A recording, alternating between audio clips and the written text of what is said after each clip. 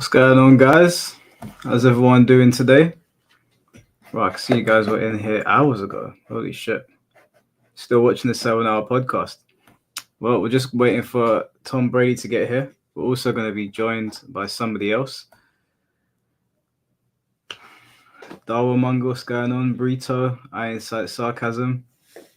Welcome to the stream. So today, I'm kind of going to leave it up to the guests, Tom Brady and the other person who's coming on. I'm going to wait until they get here. Now, this person, you've already seen them on here before, but I'm not going to say anything till they get here because, no, it's not True Underdog. Obviously, I would advertise that. If it was True Underdog, I'd advertise it. The only reason I haven't is because a lot's going to be said on this podcast. Not by me, I'll chime in, but a lot is going to be said. I'm going to wait until they get here. It's not Blood Count. I already spoke to Blood Count. I said, hello, Mimi. I already spoke to Blood Count. I said that we'd have him on when it was necessary, but obviously, he's busy. He's got stuff going on. No, it's not who it is, because you guys have seen them on here before. It's what's going to be said is what might start shit. We'll see how it goes. I'm encouraging them to say what they want to say. It's not somebody from the Mortal Kombat community, before you're asking. It's not Tekken devs either. It's not Harada. Hey, what's going on, Jason? I'm not going to say who it is until they get here. I've sent them the link to enter. It's a very, very touchy subject. I am going to let them control the conversation, and I'm going to ask them questions. Maybe even the people that they might be speaking about might be in the stream chat. Who knows? We'll see. We're waiting for them to get here. But in the meantime, yesterday we were meant to be playing Mortal Kombat 10 with the community, but it turns out it's region locked, which sucked. So we played MK11 for the first time in 5 years. And it was fun. It was fun. Infiltration. No, it's not infiltration. However, I did speak to Arturo Sanchez today. And obviously, given everything that's going on, a lot of the crazy shit being said online, I spoke to him. I just said to him, yo, bro, I want to ask you some questions. I had my beef with Tenryo and Mech, but I ain't got no problems with you. I know that there's a lot of problems right now. But Arturo's Twitter page is growing. It's getting bigger. Even though he's losing followers from the FGC, he's getting people from elsewhere, I guess, to follow him. I'm not too sure. Maybe other people in the FGC are following him. I'm not too sure. But his reach seems to be growing, and there's a lot of polarizing topics on Twitter right now. So I reached out to him. I said to him, hey, can we talk about this on live stream? Because maybe I've got the wrong idea.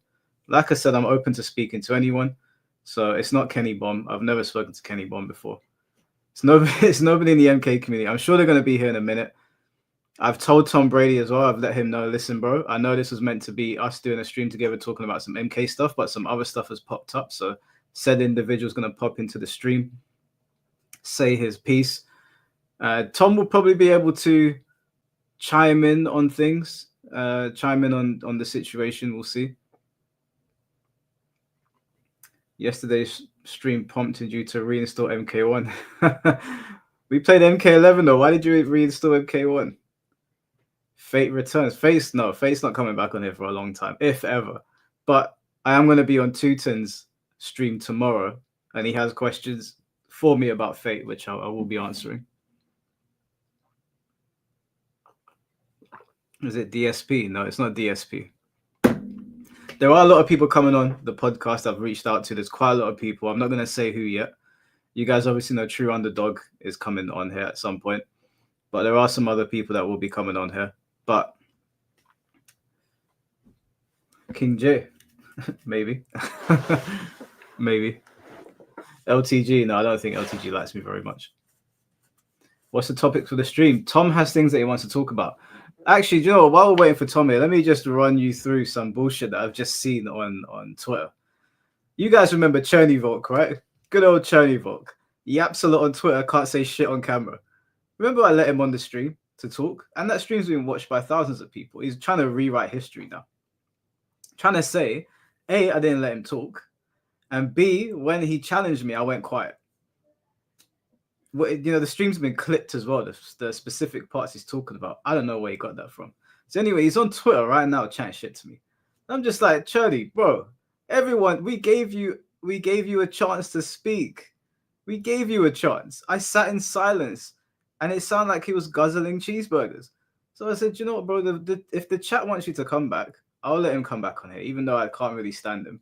If you guys want him back on here, I'll allow him to come back on it because we do this so that you guys are entertained. But you guys said you don't want him on here. So if you guys don't want him, why the hell am I going to talk to him? The guy's got about 2 brain cells.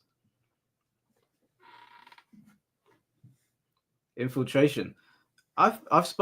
Infiltration reached out to me the other day.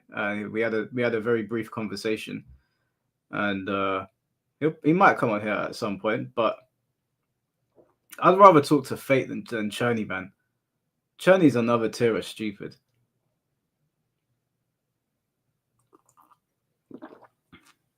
You assume the special guest is someone very high up, high status. No, well, I mean, depending how you look at them, they have a large subscriber base. You've seen them before in here. I'm just waiting for said individual to get here. Yeah, he's on his way. They're both on their way. It's going to be interesting because I don't think Tom Brady and this guy have been in the stream together before. Yeah,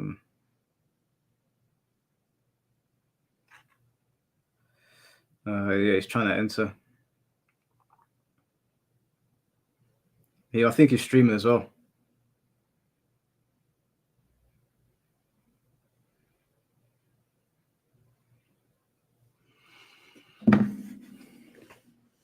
Yeah, it's King J. He's on his way here now. It's not, like I said, it's not who is coming on the stream. It's what they're about to say on stream, and I fully support him. I support him. I've been sent. I've been seeing things, and I'm gonna let him speak and get some stuff off his chest because there's some shit going on in the Tekken community right now. Like I said, this platform is open to anyone that wants to say some stuff or whatever. So he should be here any minute now. Donald Trump. Oh my God, did you guys see Elon Musk? I was like, bro, what are you doing?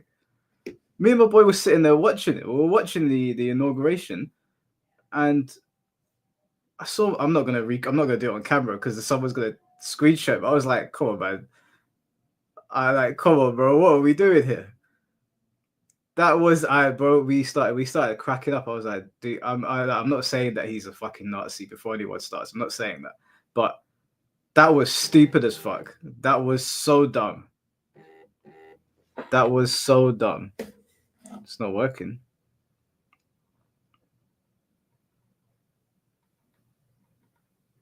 It's not letting him enter the studio. Let me resend it to him.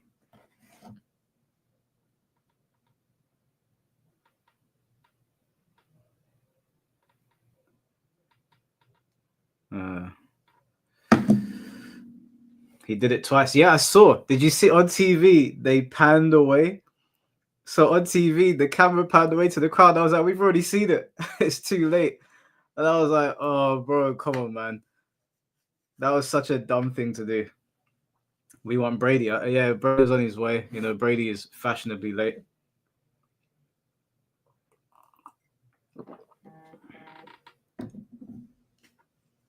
Okay, Tom Brady is here. What's up, guys? How you doing, bro? I'm doing all right. How about yourself, Mike? Yeah, all good. Just getting tagged in tweets by Cherney. Apparently, he cooked me in the last live stream, and I ran away. He clipped you in the last live stream, you said? Cooked me. Apparently, he won he pushed back on my points in some alternate universe. I don't know. He's online talking shit again. Oh yeah. I mean, there were a few points that I was. The good thing about that is I got to go and read the comments, and people that either couldn't make it or whatever got to voice their concerns so that we can kind of, answer them and, afterwards.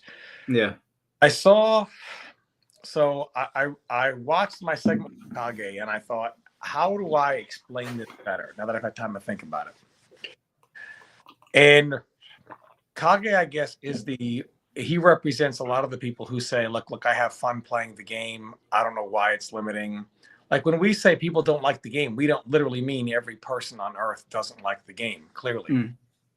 But I think the way every game goes in general, whenever you get into a new game, what's the first thing you do these days in the age of information? You go online, you look up, how do I play? If it's an ARPG, how do I play my build? What build do I build? If it's a fighting game, what's my character? What's his best combos, etc. So people usually start off with the meta. That's what's going to be in these videos and these guides. If obviously you pick up the game and your meta cameo, for example, you don't really enjoy it very much, you are not likely to say, let me try my 9th best cameo. Maybe I'll enjoy that.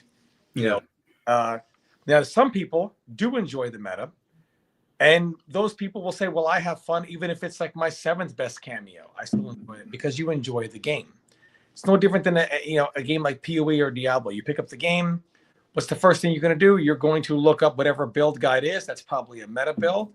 If you like that and enjoy your experience, you're more likely to experiment with other fun versions of your class. Mm-hmm. If you don't, you're not going to say, what's the 10th best build from my class? Maybe I'll enjoy that. You usually say the game's not for me. Whatever people, they want to say, like saying a game is good or bad is subjective. There is no fact that says game is good, game is bad.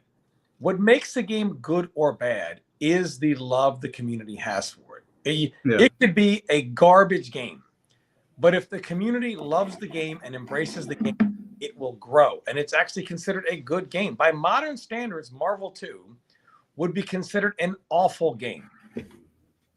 But the game is one of the greatest of all time. And it's still very good because people enjoy it. So I guess the best way to answer it's a good game, people are hating, etc., is the minority of people find the game to be good and enjoyable. If you find the game good and enjoyable, I'm not here to tell you you're wrong. Mm-hmm. Here to tell you is the reality is the vast majority of people don't agree. Yeah, no, 100%. There was a guy that was saying that everything you said was wrong. He came to my stream yesterday, but I was playing MKX, so couldn't get him on. I saw that. Yeah, I was just like, trying to. So, did you listen to the voice note I sent you? No, I didn't get to say. No, I didn't. Okay. Well, we're gonna be joined by King J because he actually awesome. So he's gonna talk about some stuff. You might be able to relate to it. I'm trying to get him in the stream, but he's having issues entering the studio. I'm not entirely sure why. Just trying to get him in here. I'm gonna try to test it on my phone and see if I actually come up.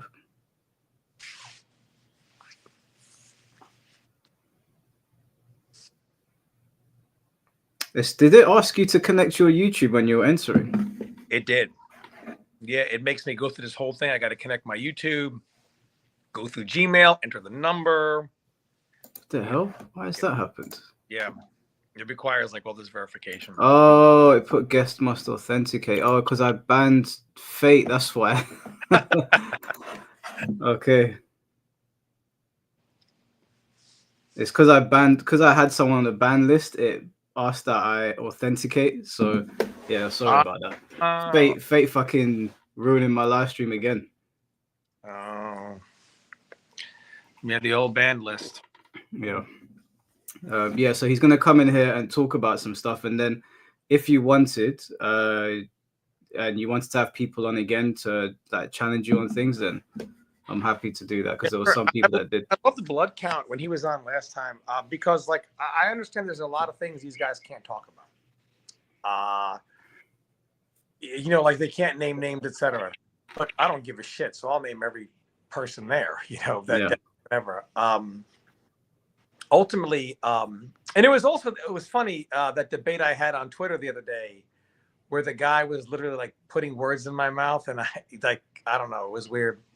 That was really weird. But he messaged me and he said that you made up, and it's cool now. Yeah, I talked to him about it, and this is something that you'll find. The MK community will revise your history and then retell your story based on their false history and make it the reality. Yeah. I told you about the Sub-Zero thing, crying about this matchup or that matchup.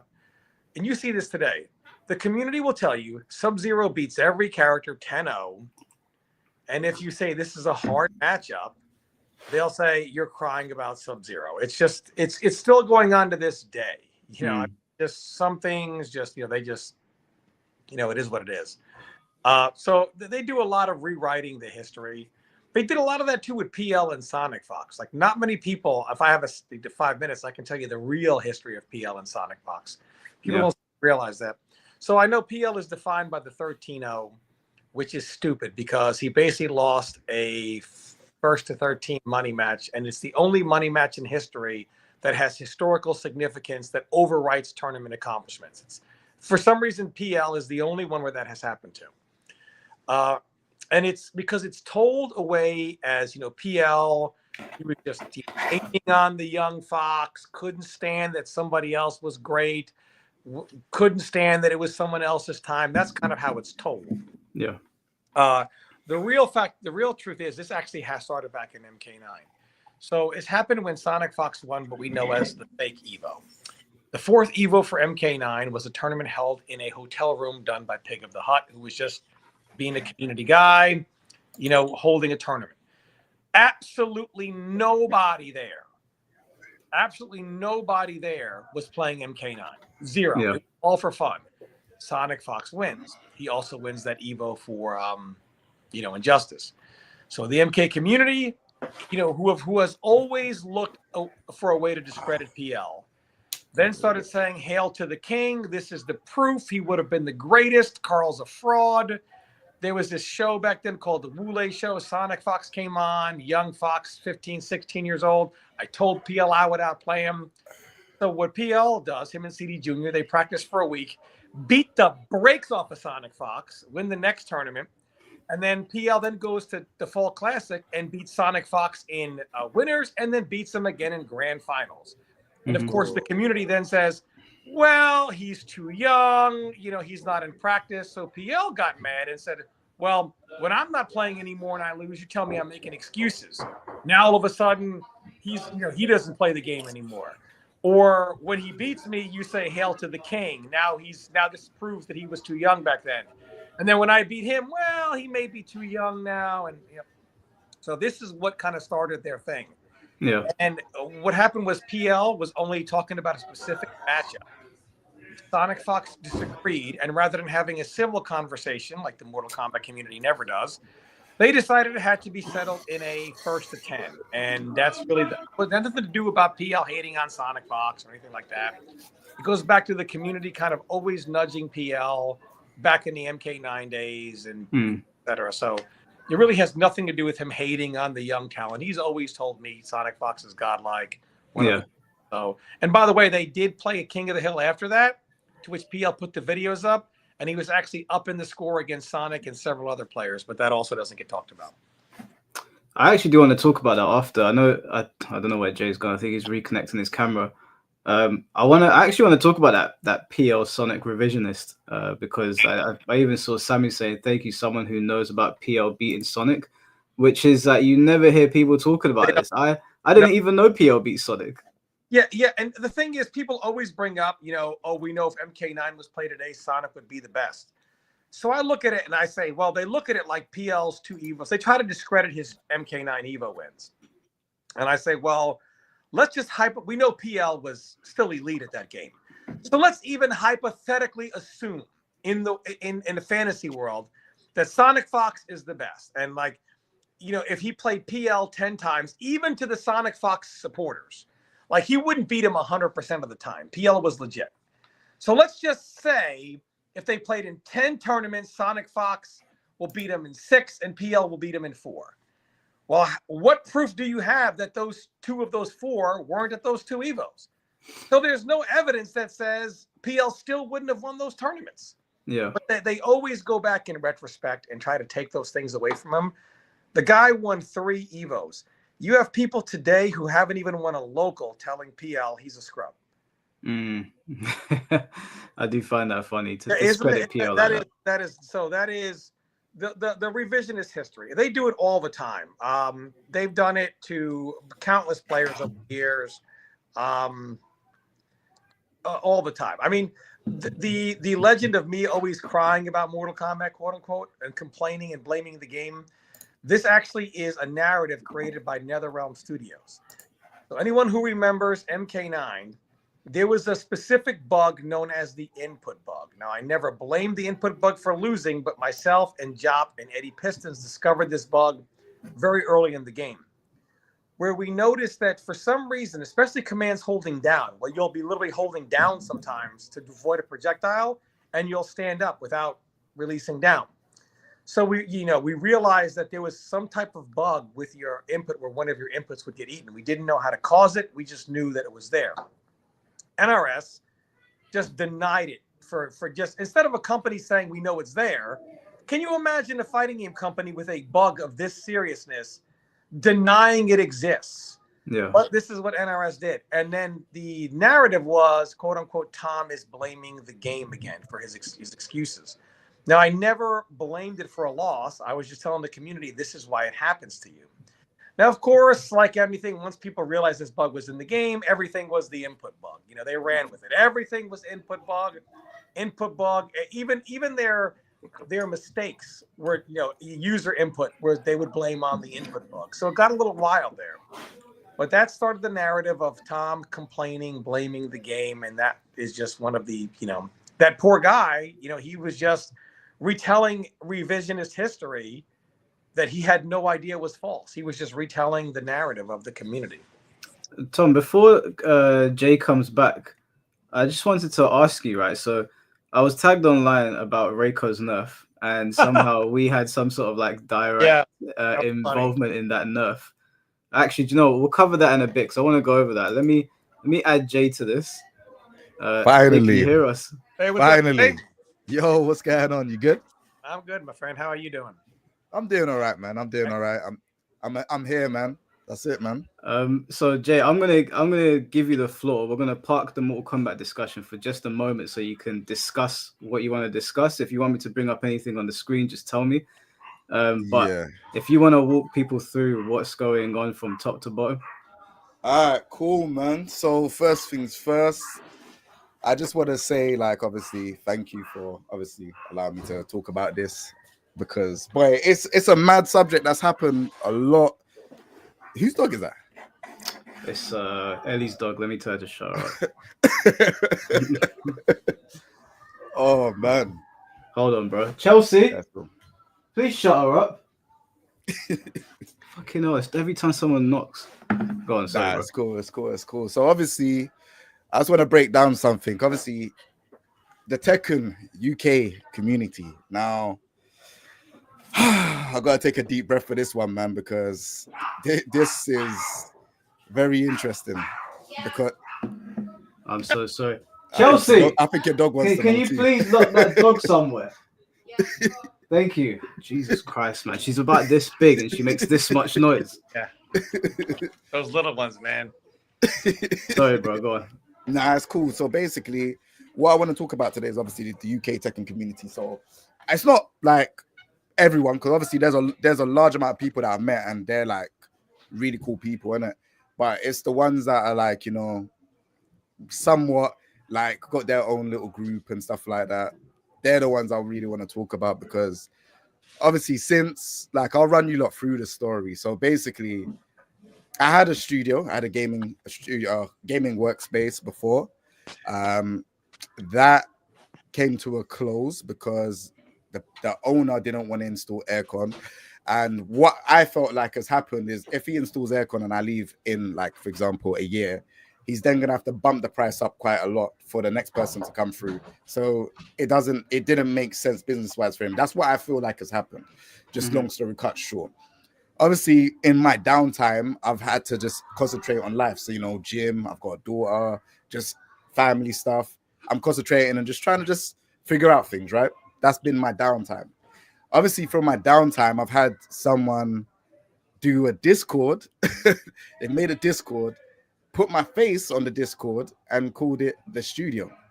And I found that out from someone, and I thought it was very distasteful, because it was a lot of the pro Tekken players that are from the UK that was in that group. So they're essentially like making fun of you losing your place. Right. And they don't know what I've been going through. They don't know anything. You don't know nothing.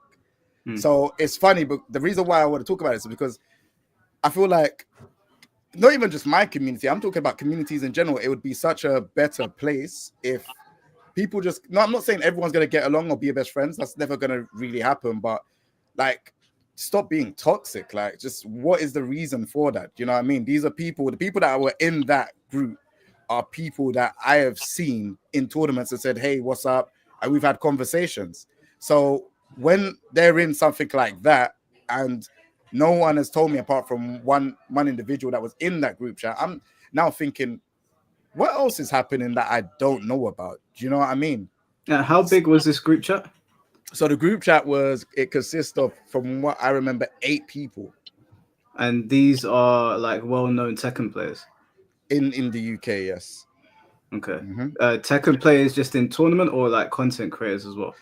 So there was one content creator. I wouldn't consider him like a pro player, but the rest of them are like, you know, they're the people. It's the usual people that, you know, you don't really see in my content. Basically, that's the best way to kind of sum it up.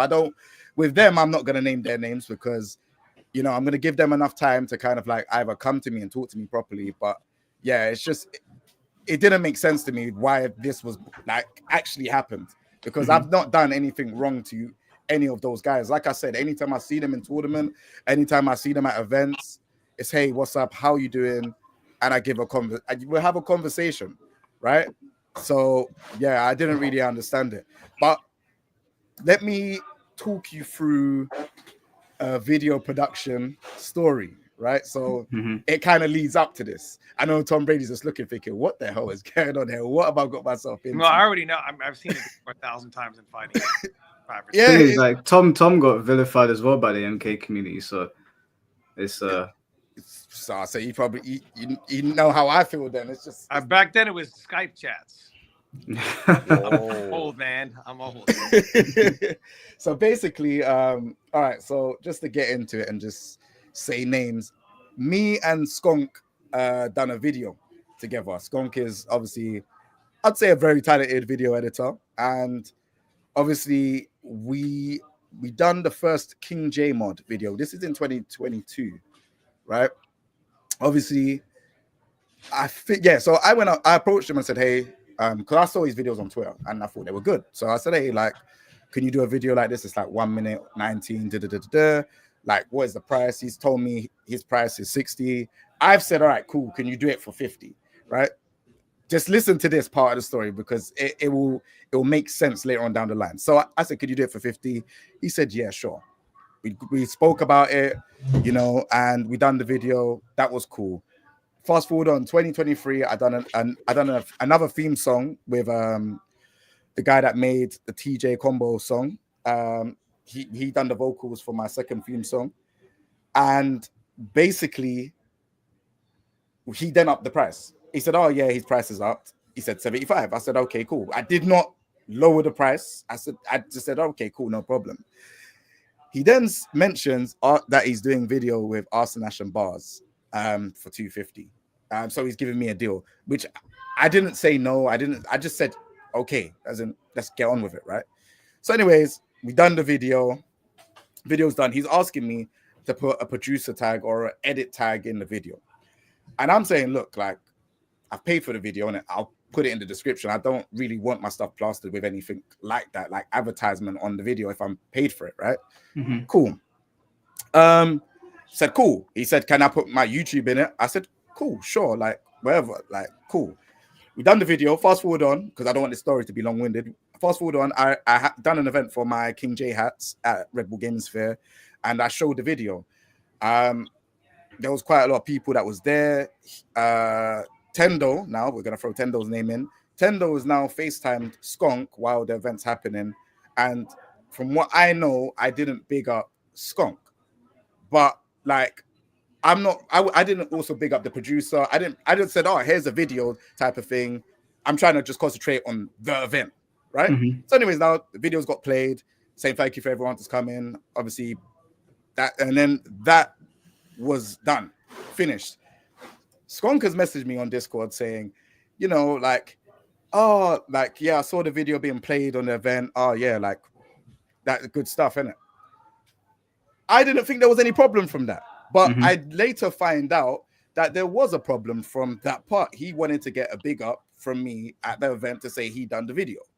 Now, my thing is that obviously I can understand that he would obviously took a lot of passion into doing the video. That's cool. But it's been paid. I've definitely said thank you. I'm not gonna big you up every time at every event, every time this gets played. Like, that's just not gonna happen, right? And like, I think he was upset because he never had the edit tag in, from what I could understand, right? He wanted to have edited by Skunk or whatever, right? But I've paid everything we've done. I've paid for, so it's not like if I pay for it and I don't want it in, you are well within your rights to say, all right, cool, you know what, I don't want to do the video. Yeah. If that's not in, right? And if you do want that stuff and you do want the big ups at every event, maybe think about writing up a contract, right? Because that will then just iron out everything. So anyways, now, yeah, so I didn't know nothing about this. Fast forward on, he's done a Tekken 8 experience. So that's 2023, by the way. 2024, he's done Tekken 8 experience. My name is, dropped in a meme video, which was the Tekken 8 experience. And it was in light heart. So I've never thought there was any problem, right? So then now fast forward on, obviously the studio thing happened. I made the end of an era video, talking about the studio, what was happening. Obviously the studio was a big thing to me, to have a creative space, to actually rent out a space and actually do content creation. It was a big thing, right? I don't know any Tekken players to really even do that, to be honest with you. It's usually an esports team that hires it out or someone else, but I've done it on my own back. So I felt like it was a very big thing. So seeing my peers, people that I see in a group chat, be it, well, Skunk that done the group chat. Let's get that clear. It wasn't the Tekken UK community. It was Skunk that did it, right? But well, I mean, it doesn't really matter who did it. It's if they all joined, they're all equal parts. If like someone made a group chat insulting Tom Brady, and I went in there, and you found out, you'd look at me sideways, right? You'd be like, "What are you? We're supposed to be friends. Why are you in there?" Right. So that was my thing. My take on it was like, obviously I got told 3 months later, and my take on it was, why was that done? Like, what was the problem? So I didn't really know. So I've now spoke to Tendo, because I know Tendo's close with Skunk, right? And when I spoke to Tendo, he's like, I was saying to him, yeah, like I feel like Skunk has a problem. He's like, oh no. I said, you sure? He's like, no, the only thing I heard is that you lowballed him. And I'm like, what do you mean I lowballed him? Like, what are you talking about? And he was like, oh yeah, no, like I just heard that you lowballed him. So he was not giving a lot of information. It was quiet. I just said, all right, cool. I'm gonna go to Skunk. There's no point me going to someone else to figure it out. Let me just go directly to him and just ask him what's going on. So I messaged Skunk on Twitter, and I said that, bro, I think there's a problem. Like, can you tell me what the problem is? And he was basically just saying that, yeah, like he thought, like, I'm gonna go. Let me go on my Twitter now. I think it's just easier for me to just read out everything that's said, so that there's I've got the. Do you want me to bring them up on the screen for StreamYard? I would rather just say it. You can do that, but it's only because it's clipped in different parts. But I'm gonna say it, so it's just everyone kind of understands. So I'm not going past anything. I'm not saying anything in the wrong way, So I said, yo, I heard you've been slandering my name. Is there an issue I'm unaware of? Now, the reason why I said that is because I've been hearing that he's going around telling all these top Tekken content creators that I lowballed him, and he's been saying some bad stuff about me. And, sometimes with these creators, they don't ask questions. They just say, oh, really? Oh, that's what he did? Oh, okay. And not some of them. Well, I was trying to be nice. But yeah, that's what happens. And I've noticed that some creators have acted a bit different towards me as of late. So I'm like, what's going on here? So that was the reason why I asked, and just thought, let me just see what's going on.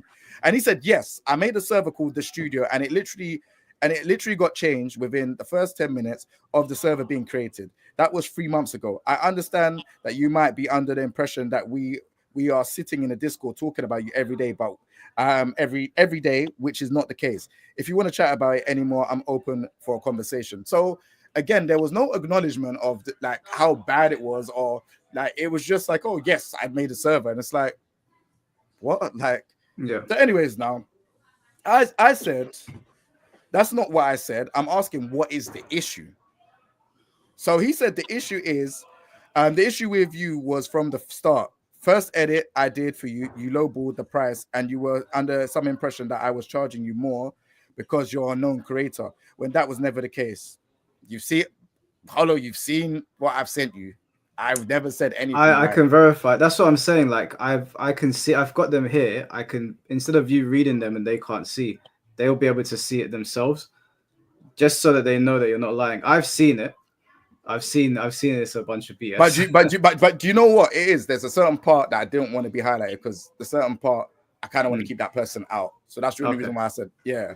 Okay. So anyways, now I've said now. So he said I lowballed the price. Hold on one second. He said, where are we at now? He said, when it comes to these videos, I do for people, everybody gets charged the price I set. Joker, Go Saying, The Main Man, K-Wiz, VDX, all of them paid the price I set. Second example, the time I did your second theme song for you, you and I both know I put a lot into that video. Yet still, there was still an issue with me just putting my credits in the video itself, like how it had the credits for the producer and rapper on the video, which is mad strange. I did, first of all, I didn't have the producer's lie. That's a lie. That's a very big lie. I didn't have the producer's name on the video. It's in the description, but that's okay. It's, you know, so he said it was mad strange. And then he said, then when you showcase that video, Tendo was there at the event FaceTiming me and pointing the camera directly at you throughout your speech, and you shouted at everyone that was involved in the video you showed except me, which is insane. I even spoke with people way after that happened, like, I don't want to say that person's name because it's got nothing to do with them. And he said, for example, who was there and told me he had no idea I made it. That is the issue. So I just want to make something clear before I go into say my part, because my part is where I really just went in, because I was confused. First of all, like, I didn't lowball. We had a negotiation, right? You said 60. I'm saying, okay, can you do it for 50, right?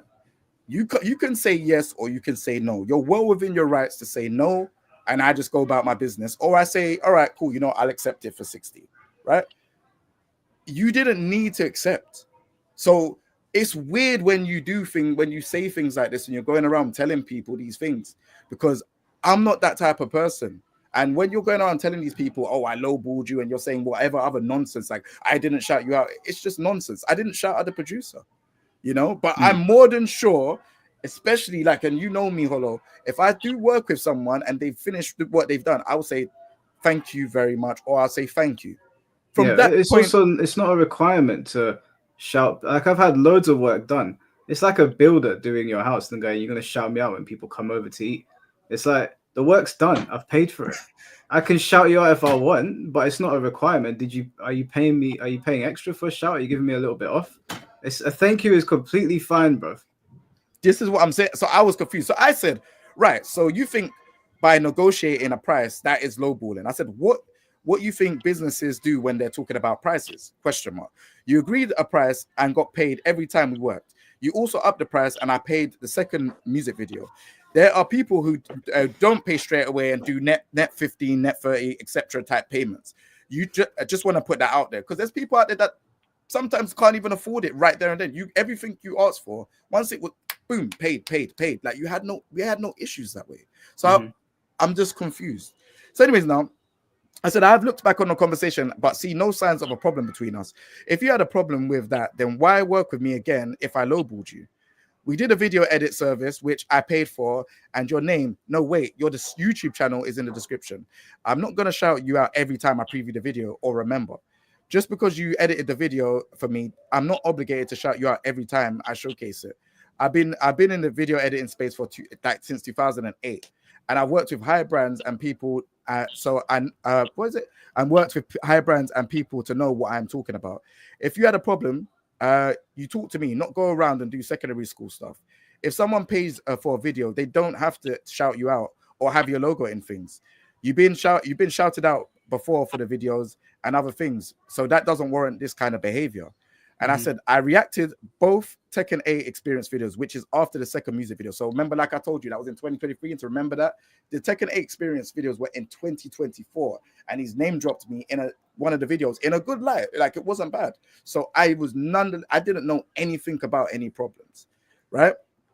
So anyways, now, so I just pressed something. I tried the fact that, hold on. Yeah, so I said the fact that you're talking about me, the fact that you're talking about me to others rather than come to me sounds like bad business etiquette. You agreed to do something for the price. You also have a choice to say no. Who you spoke to or FaceTime is irrelevant to me. I'm not in this for names or clout. Instead of making a Discord behind my back using my picture and labeling it on my downfall, you could have been an adult about this and spoke to me about the situation.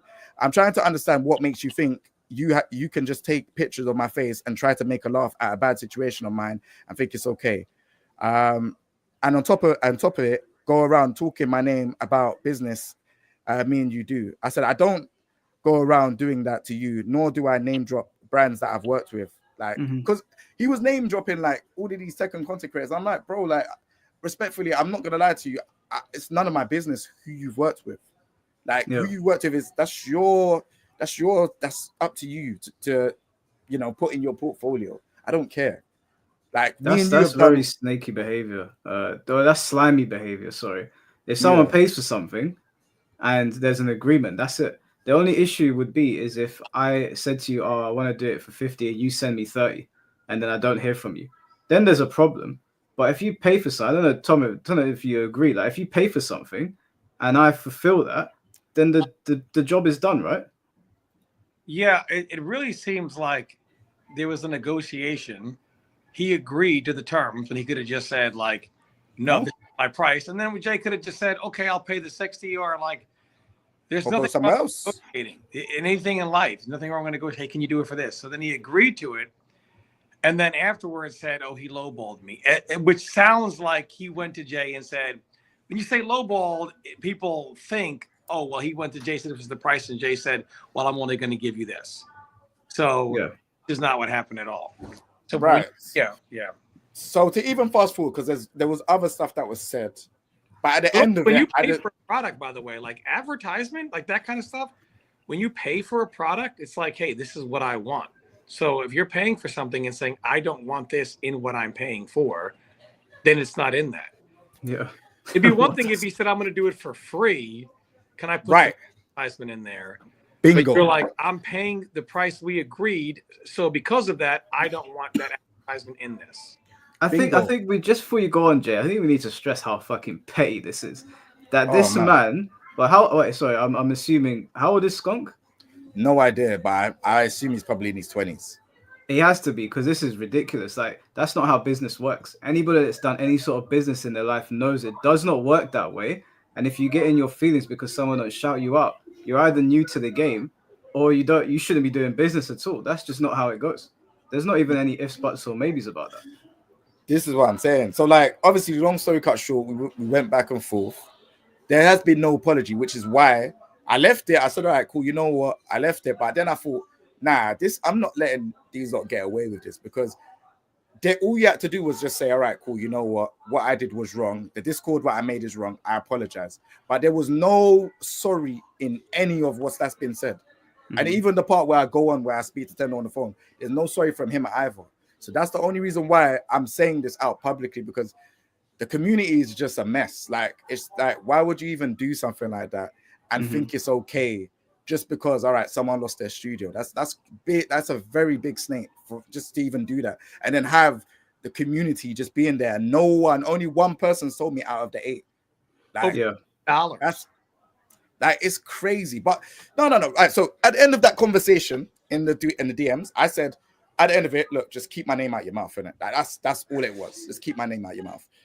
I spoke to Tendo now, and I speak to him on the phone, and I said, Tendo, you told me that the only issue that was there was the lowballing issue, but he's now told me that he FaceTimed you, and like, obviously that was the issue, like, that was another issue.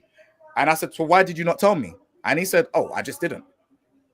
So obviously, I'm like, what do you mean you just didn't? I'm asking you what the problem is so we can kind of resolve it, and then you're telling me You just didn't. Like, that's not how things go. Bearing in mind, remember, I'm 36.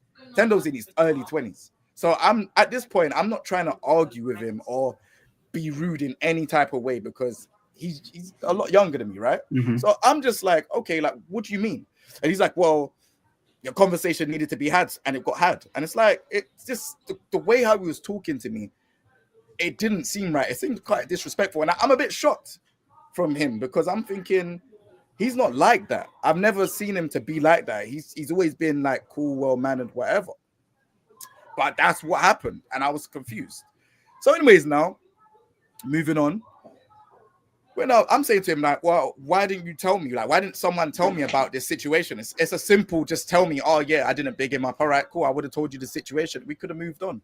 Why have you harbored it from 2023 to 2020, late 2024? It doesn't make sense. Like, I've never done anything wrong to Skunk. I've never done, like, in my eyes, I've paid you. We got a product. I put it out there. You're in the YouTube description. I've done the most that I could out of that situation. Tendo's the same thing. If you want to ask about Tendo, I've like when we've done Red Bull Games Fair, I've dropped him home like twice from going to an event. And then even on top of it, when we went to go and see AMP, I'm the one that's saying to him, yo, bro, come to my studio and then I'll drive to go and see if we can see, you know, AMP. Bro, when we've gotten there and he's posted up whatever, he hasn't included me saying, oh yeah, like shout out J4, He hasn't gave man no petrol money or nothing like that. He didn't even think about it. But it's still cool. Like, I've not got no problems with you. It's okay. Do you get what I'm trying to say? If I want to be petty like how these lot were, I could be petty, but I don't care. Do you see what I'm saying? But my thing is that when I've spoken to him, it was just a bit weird. Like, and then we went on to conversations where he's like talking about, yeah, it's just common courtesy to put his name in the video. I said, no. No, it's not. No, it's not. That's not how business works. But when you pay for something, it's common courtesy goes out the window. It's a sold product. Yeah. You do business, you go separate ways. That's it. If there was a talk and you were like, and he said to you, hey, can you put my thing in? And you said yes, and then you didn't. Even then, if you've not actually paid for that particular thing in business, it's just not going to go down like that. Like, I don't understand. This is ridiculous. It's secondary school stuff, man. So I'm saying to him, like, no, it's not. He's then talking to me about Lyrical Lemonade, which is a music video group, putting their logo on musicians' music videos. I'm saying, bro, you're not about to school me about music videos. Like, I was in that field before I even started gaming. I had my own platform. I filmed like big musicians. I have a music video on Stormzy's channel that has my name on it because at that time it was done for promotion. This is how it works. You can't talk to me about things like this when I know what I'm talking about. I know directors. I know, like, it just doesn't make any sense. I have a channel where Dave's freestyle was on 4.something million views and still rising. Like, why would you have that conversation with me when you're not educated in that way to tell me anything about music when I know what I'm talking about? I'm not saying I know everything, but I've definitely spent a long time in that field, right? So yeah, when we're talking about that was annoying because I'm saying he's like, oh, he's trying to tell me, and he's like, oh, well, it's just business. We're just getting back and forth, and I'm just saying this is crazy. So I said, look, at the end of the day, my thing is, I don't really want to have these type of problems with like these lot, but it's just the way how they're talking, all of this stuff. It's just like you can't. All right, so let me ask you a question. Yeah, there's more. Let me finish because sorry, I thought you were finished. No. It's more. So we're now talking. I'm saying, look, the one thing I don't like what Skunk was doing in our conversation is he keeps name dropping all of these Tekken content creators and who he's worked with. I'm saying respectfully, that's cool, but that doesn't compare to the brands I've worked with and the deals I've done, like the contracts I've signed. Oh, he's now saying, oh no, like you can't disrespect the Tekken content creators. I'm saying, bro, I'm not disrespecting them. Like, they've done everything well within their rights. Like, they're like FDX, amazing. The main man, he's smashing it. Like, I'm not taking nothing away from them. But you can't compare them lot to Alienware, Razer, Gigabyte, Azus. You can't compare it to those companies that I have worked with and actually made. Do you know what I'm trying to say? And he's like, oh no, you can't compare Arsenal but Arsenal bars are bigger than Alienware and Razer. I'm saying, bro, I'm scratching my head like this. I'm saying, there's no way this guy just said this, bro. There's no way. Like, this is some of the pettiest stuff I've ever heard. Tom, I mean, it was the most maddest conversation I ever heard, and I thought I was going insane. I just said, "What are we talking about here? Like, are you being serious?" He's this like, is all over a difference of $10, right? "It's all over a difference." No, wait. Tom, let me land. Let me finish it, because when you get to the end of it, you're gonna be like, "This is so stupid." Okay. So, anyways, now we're arguing back and forth about that. He then says, "Oh, remember I asked him before, like, oh, what was the situation?" He acted like he didn't know anything. He's like, "Yeah, me and Skunk talk bears." So you just hooded yourself up and you've just said, "Oh, like, yeah, you lot spoke bears." So then you've spoken a lot about, you know about the situation. So then you lied, and you've just told me you've lied without even saying too much. You then say to me, what was the thing that he said that really kind of was just like, damn? So he said that Skunk told him that basically he charged 125 for a video. Mm-hmm. And apparently, to charge me 125 for a video, and I said 50. So I'm like, that's not true. I have the whole conversation here. Mm-hmm. He's now said to me, "Send me the receipts. Send me the receipts then." So I'm thinking, I'm not letting this little boy talk to me like this. This is ridiculous. Like, I don't even know what this conversation's about. Like, I don't even know why I'm having that. It's not even a logical conversation. So I said, all right, cool. You know what? I'm gonna send you the receipts, but I can't believe I'm having this conversation. This is ridiculous. So under my impression, I sent him all the receipts. I said, here's everything. Here's what he said. And it clearly showed, it said £60 is his price.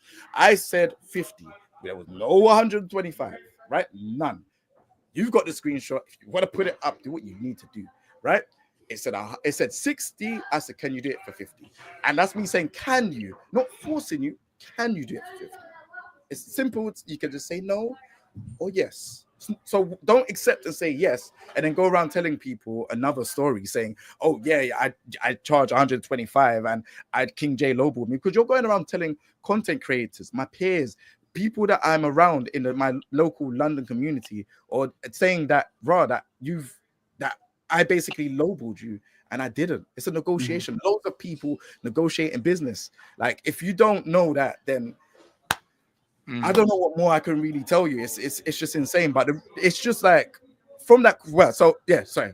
I don't want to be mumbling on too much about this. I want to kind of shorten it down. So send the stuff to Tendo. Tendo's now said madness. So he hasn't checked him for it.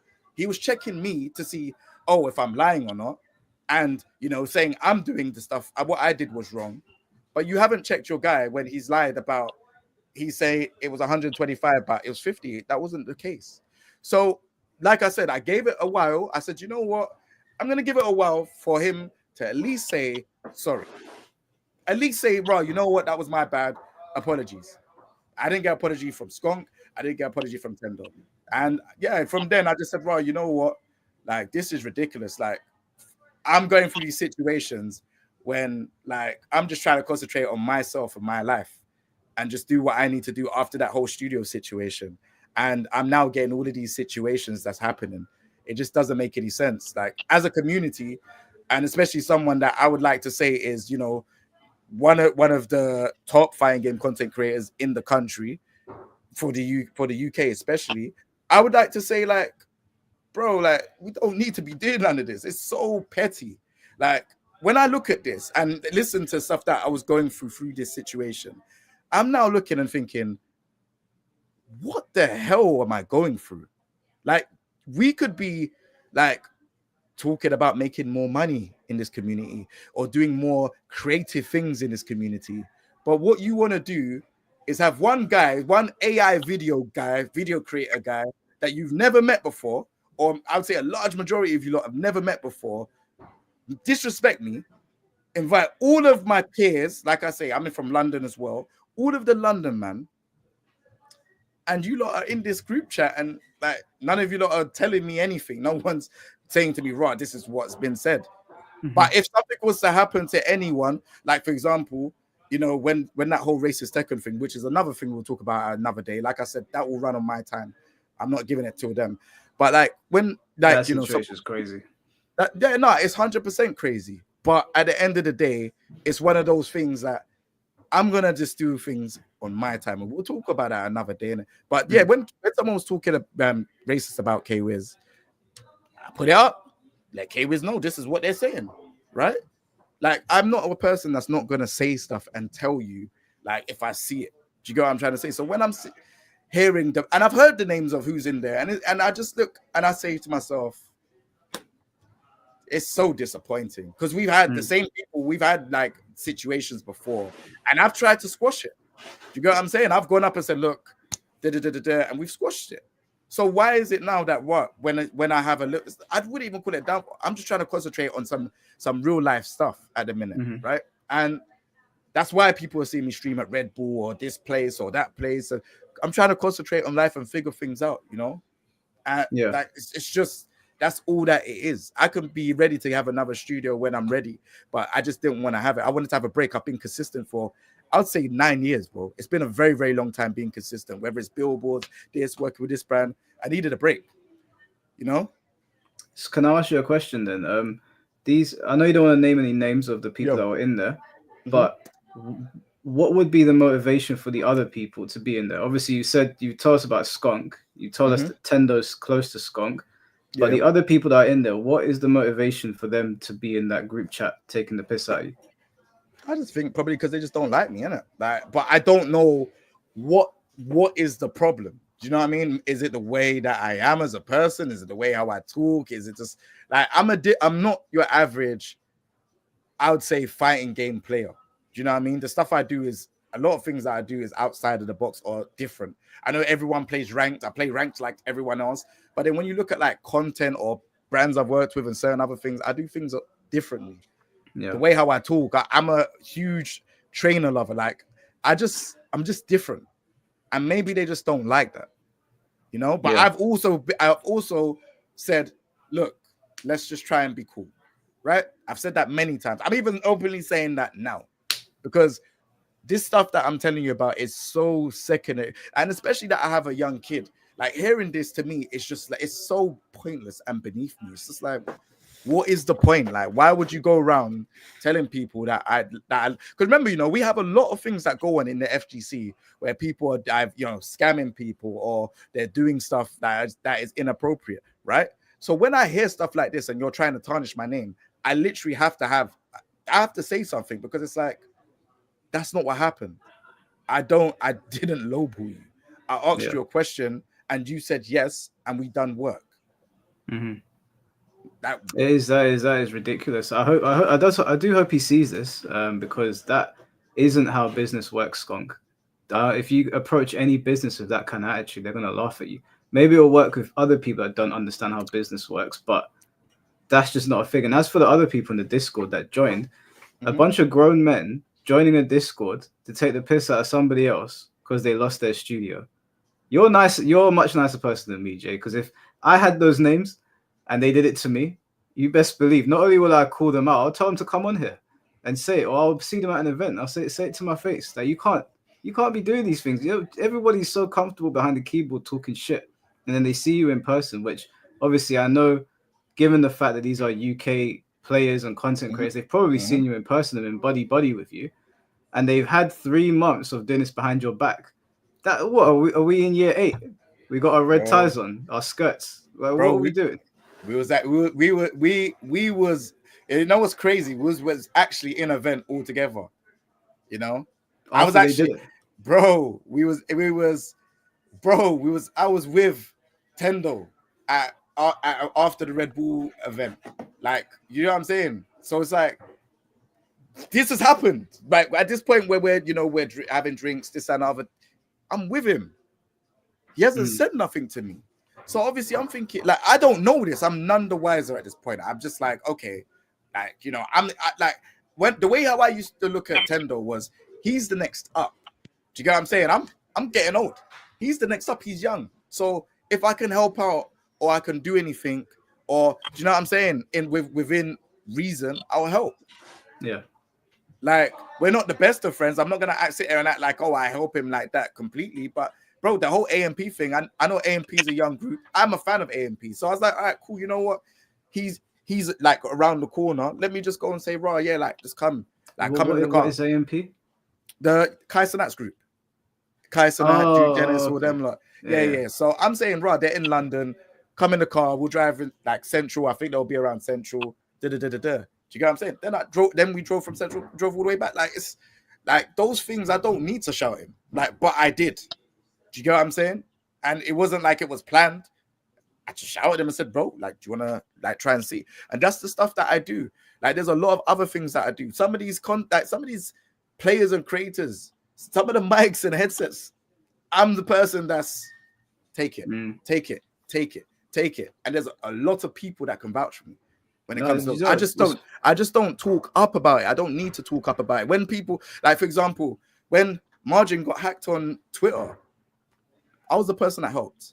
Do you got and even other people that have got hacked on Twitter, I'm the person that's helped because I have, like, I shouldn't say this, but I have a manager in X that works in X. So I can help when people get, do you get what I'm trying to say?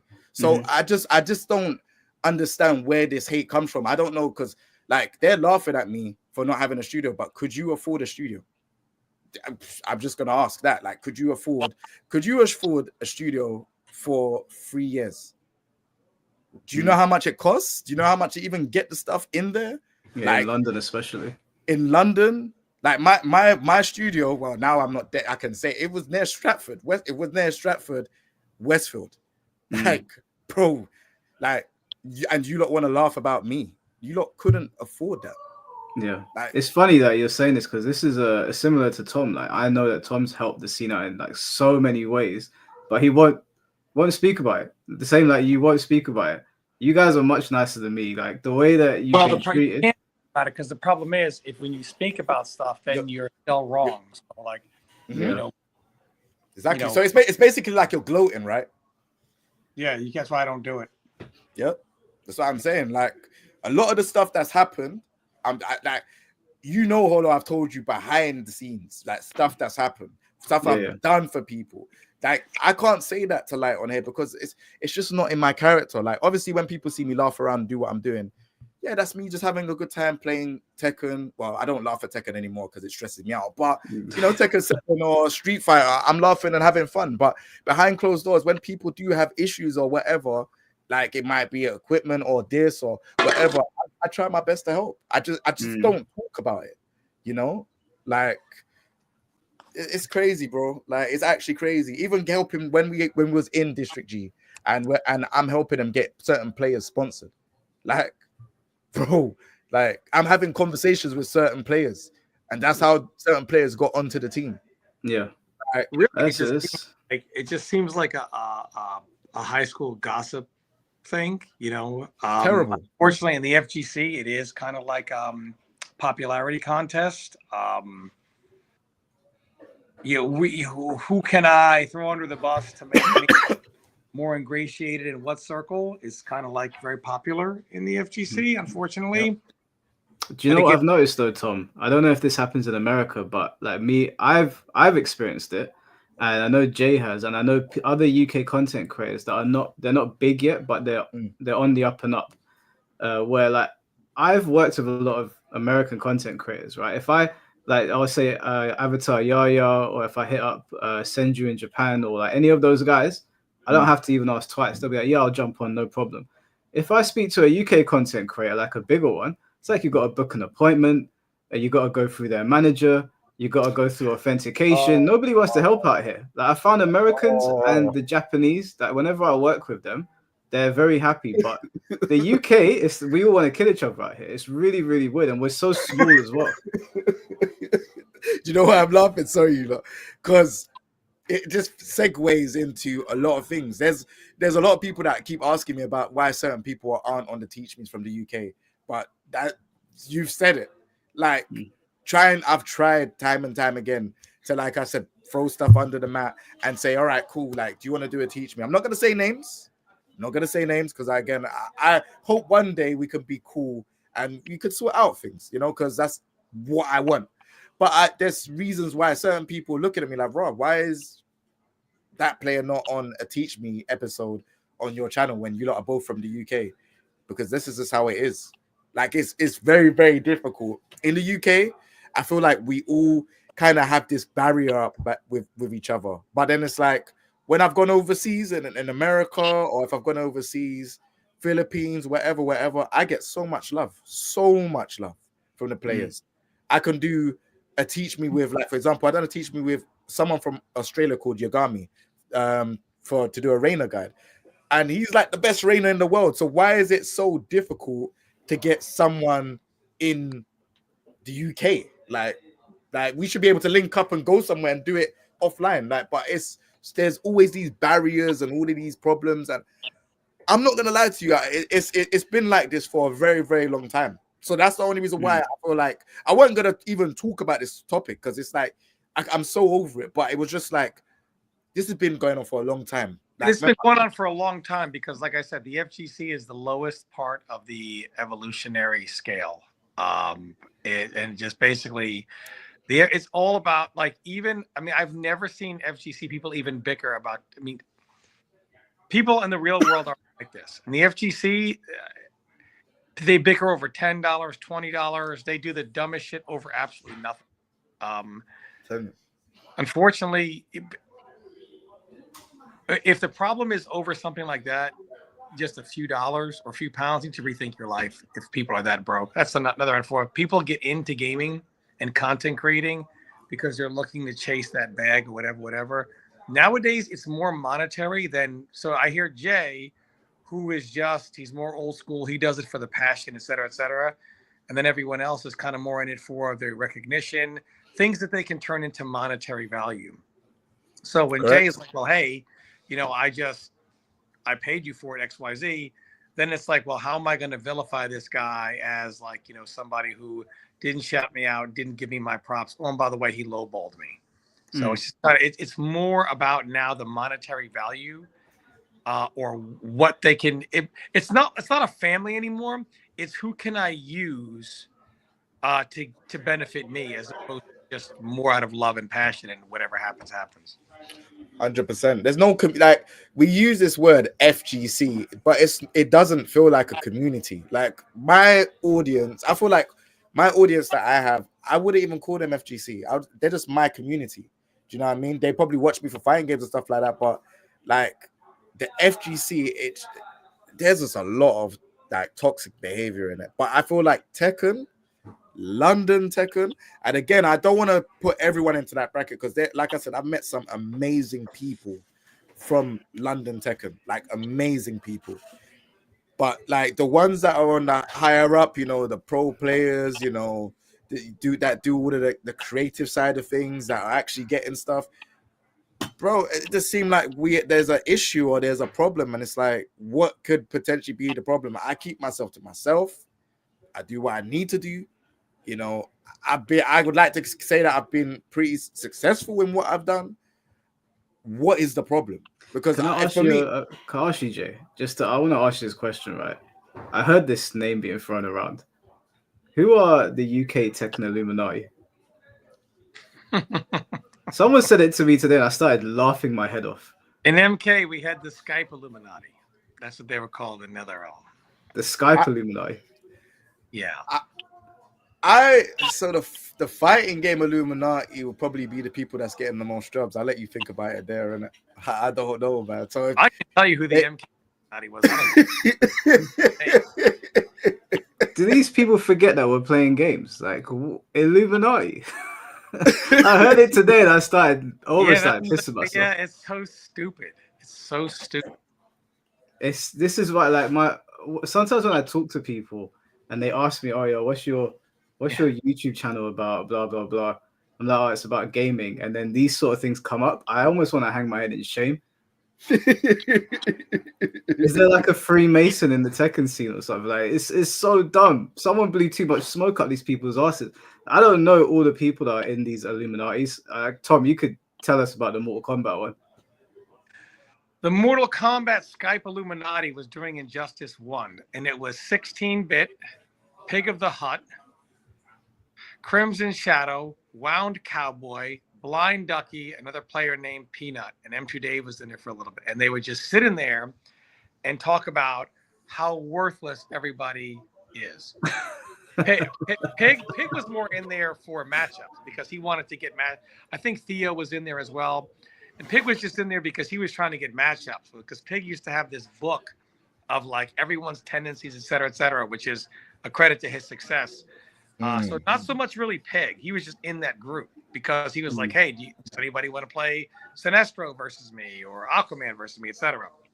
But for the most part, a lot of those people, and even 16-bit she has talked about it on Twitter. Stephanie has, about how some of the things that happened back then were wrong for, et cetera, better place and all that stuff now. But back then it got to a point where even the Skype Illuminati would look at the brackets for a tournament and say, well, this person has a path too easy, this person has a path too hard, and would message the Evo staff to get the brackets changed. But, yeah, I mean, some crooked shit, man. I don't really put Pig in that, but I'm not laughing about what you said. I'm laughing about what's pinned down there. It makes me Blue Man's Mission saying doing rituals at 3 a.m. over Tekken. It's ridiculous, man. It's so stupid, man. How childish are these people? So I don't think Blind Ducky was a perennial member, but Ducky would just come in there every once in a while. Ducky, good friends with Wound, so on and so forth. Also, I think he was like 15, so again, very impressionable. So I don't really put any of that on him. All right, so does Tekken have its own Illuminati in the US, or is this like a UK thing for us? I feel like it's never had it in the US. I mean, I go back to even like the Tekken 4 days, Tekken 5, Tekken 6. I cannot remember it in the US ever. Okay. But do you know the reason why it probably isn't in the US and it's in the UK? Because US has many different states, right? You have loads of different places. So yeah, that will kind of make everyone spread out a bit. Whereas London is, well, I'd say London, Birmingham, well, most of the players that are good are from Birmingham. Is Manchester place? No. So London, Birmingham is quite small, right? So you're going to have a group of people that, they're going to talk and they're going to be in their groups and they're going to say whatever about others. Maybe they don't like the fact that, right now that I'm doing whatever I'm doing and I don't need like Bandai Namco, or I don't need, like, it would be nice to do something with Bandai Namco, but I've kind of built up something off of me just streaming or me just creating content. Whereas, others would have to be, they have to be taken in to do commentary for a Tekken World Tour event, or they would have to be taken in by an esports team. I don't have to do any of that.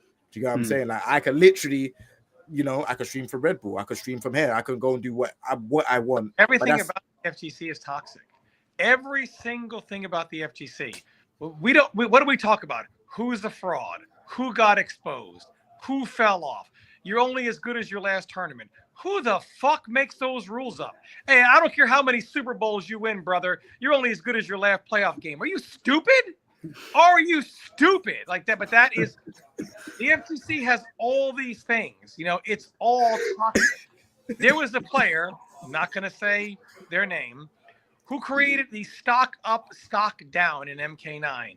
And this was done because they were a katana player, and there was another katana player who went 0-2 though in the pool in the tournament. He was a good player though, so it was meant to just crush this guy, crush his soul. And then after that, every tournament, Justice had the quote unquote stock market, stock up, stock down, and players would bicker all the time. Who would you play in tournament? Why'd you have an easy path?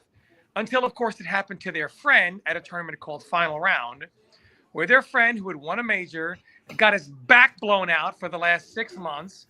And then it was like, well, it's not fair anymore because now it's his turn to get blown up. So we'll stop it. I mean, it was just so bad. It was so bad. I remember Arma used to be a friend of mine. Now he's part of, the kiss the ass. Right. Good guy though. Nothing really good to say about Arma, but I remember him he missed top 8 one time, asking people, who did you play? Who did you play? Who did the KDZ won Evo? He's a fraud. It was so bad. The FGC is always toxic. Always. FGC, they will shit on someone like KDZ for 6 months. He wins Evo, then makes a comment that says skill gap, not misquoted, by the way. And they say, well, fuck you, man. Hey, man, you shit on me for 6 months. I won your biggest tournament. Skill gap. Hold that shit. That's not even what he said, but I wish he did. And even though they misquoted him, thank God they misquoted him to say that. The FGC is toxic as fuck. It's all about what you're not doing. Who didn't do something? Who this? Ours the man says, hey, I don't enjoy this. Salty much? Salty can't win anymore? What the game is 3 months old, and we're putting dirt on Ours the Mash's tombstone. Then he wins Evo when it's like, well, I just think he complains too much. You can't do He ain't lying. He ain't lying. The only That's thing what they you did can to do in the PO, FGC right? They did that is to chill. PO. This is the only thing you can do in the FGC is shill, and that's why there's so many of them. If you shill, people may, oh, that guy's a shill or whatever, but they won't put dirt on you. That's all you can do is shill. The FGC is just a toxic fucking. So let me just ask you guys a question. You're slightly off topic. You guys know James MK, obviously. Yep. And did you guys see his tweet the other day? It made it to Button Check. No. About, No. He was speaking about, like, because basically there's a lot of division in the US right now in the FGC, more than ever, I'd say. And he basically said, there's a lot of crazy people out there. Maybe it's time to strap up before you go into tournaments. And he was basically saying it from a point of, I don't mean to laugh. Oh man, I don't mean to laugh. No, look, I like James. It hasn't happened. Honestly, if it hasn't happened, I'm shocked. If it was going to happen for any game, it would have been Marvel. I mean, like, no game has had people throw hands in real life like a Marvel. Marvel's crazy. Marvel, I've seen it on Marvel, but I was speaking to him and I said to him, because I get on with James. I like James. I have good conversation with him. I think he's a cool dude. But I read that tweet and I said to him, bro, I'm going to be honest with you. As someone in the UK, that sounds crazy to me. Yeah. Man has to take that down still.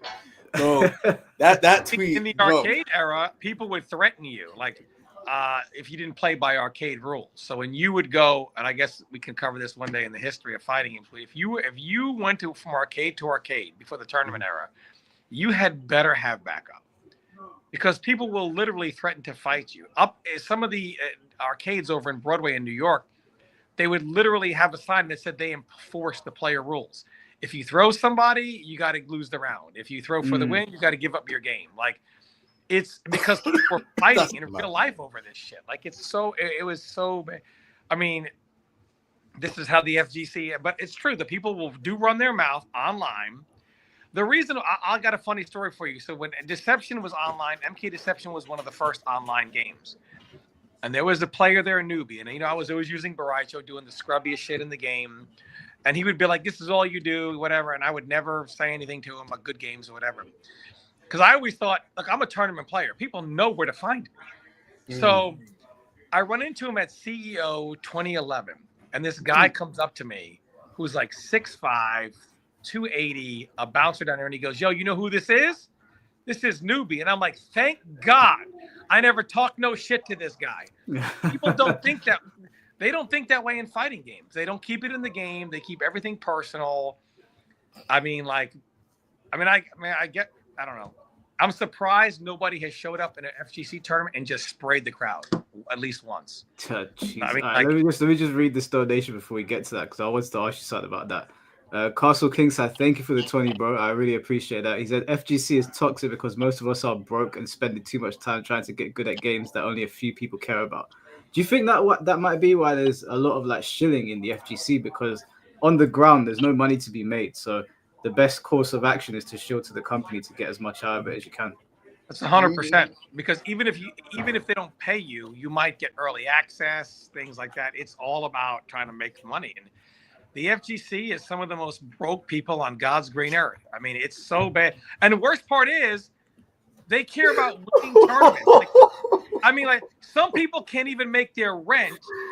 And instead of like changing what they do to whatever, they're like, no, because I can't get a second job or get a job in general. Like, I practice. Nah, me. Like, let's be honest, man. It is what it is. It is. Winning tournaments takes way too much. I used to laugh because the FGC would say stuff to me like, well, Tom, you're not relevant.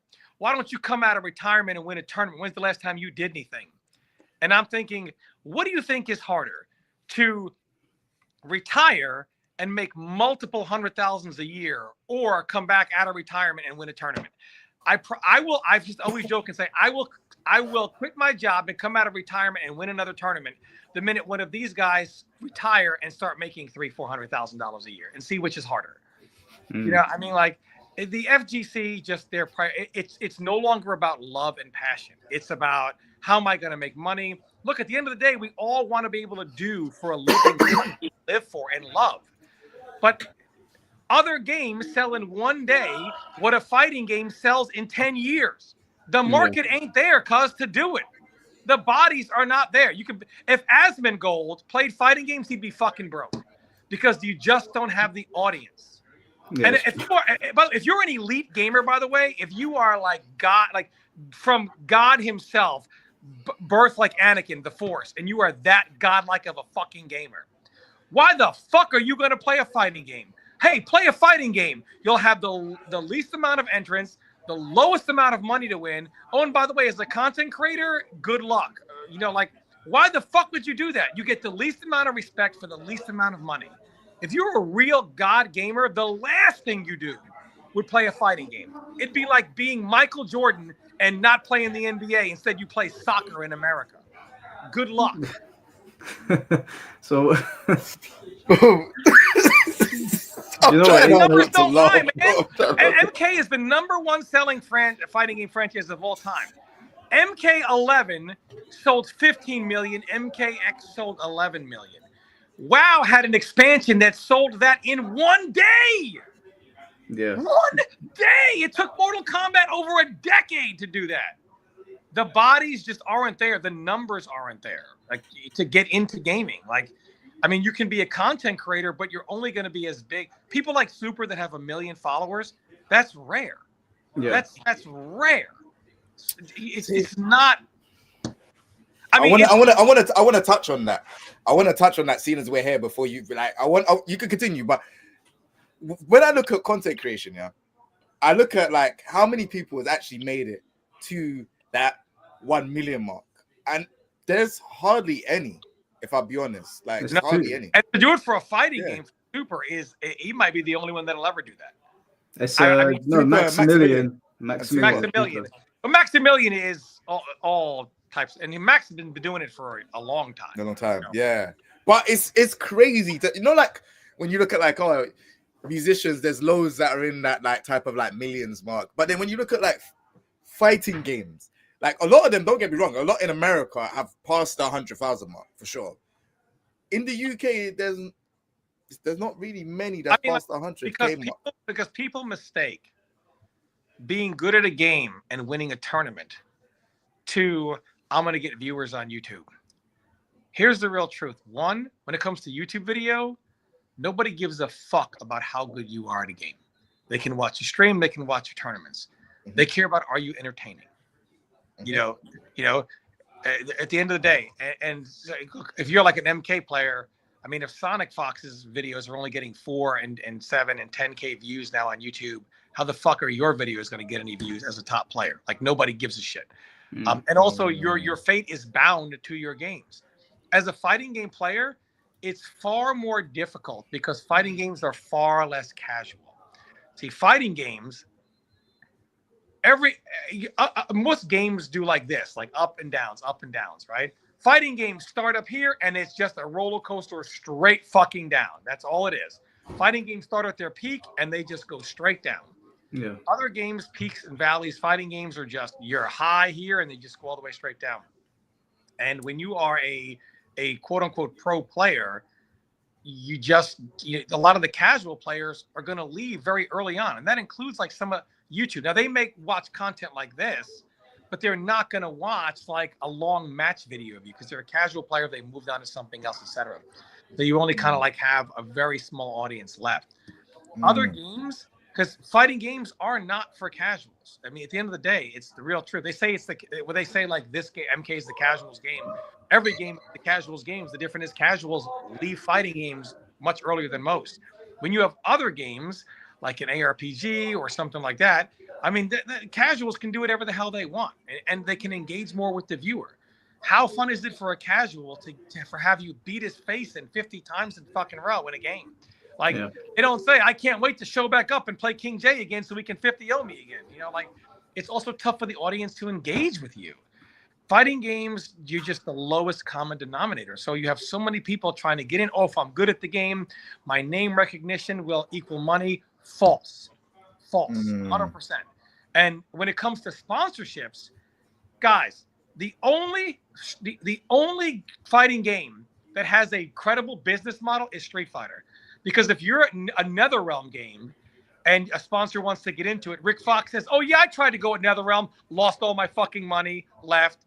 TBS, yeah, we put NetherRealm games on our channel, lost every penny, got nothing, nobody gave a fuck, nobody watched it.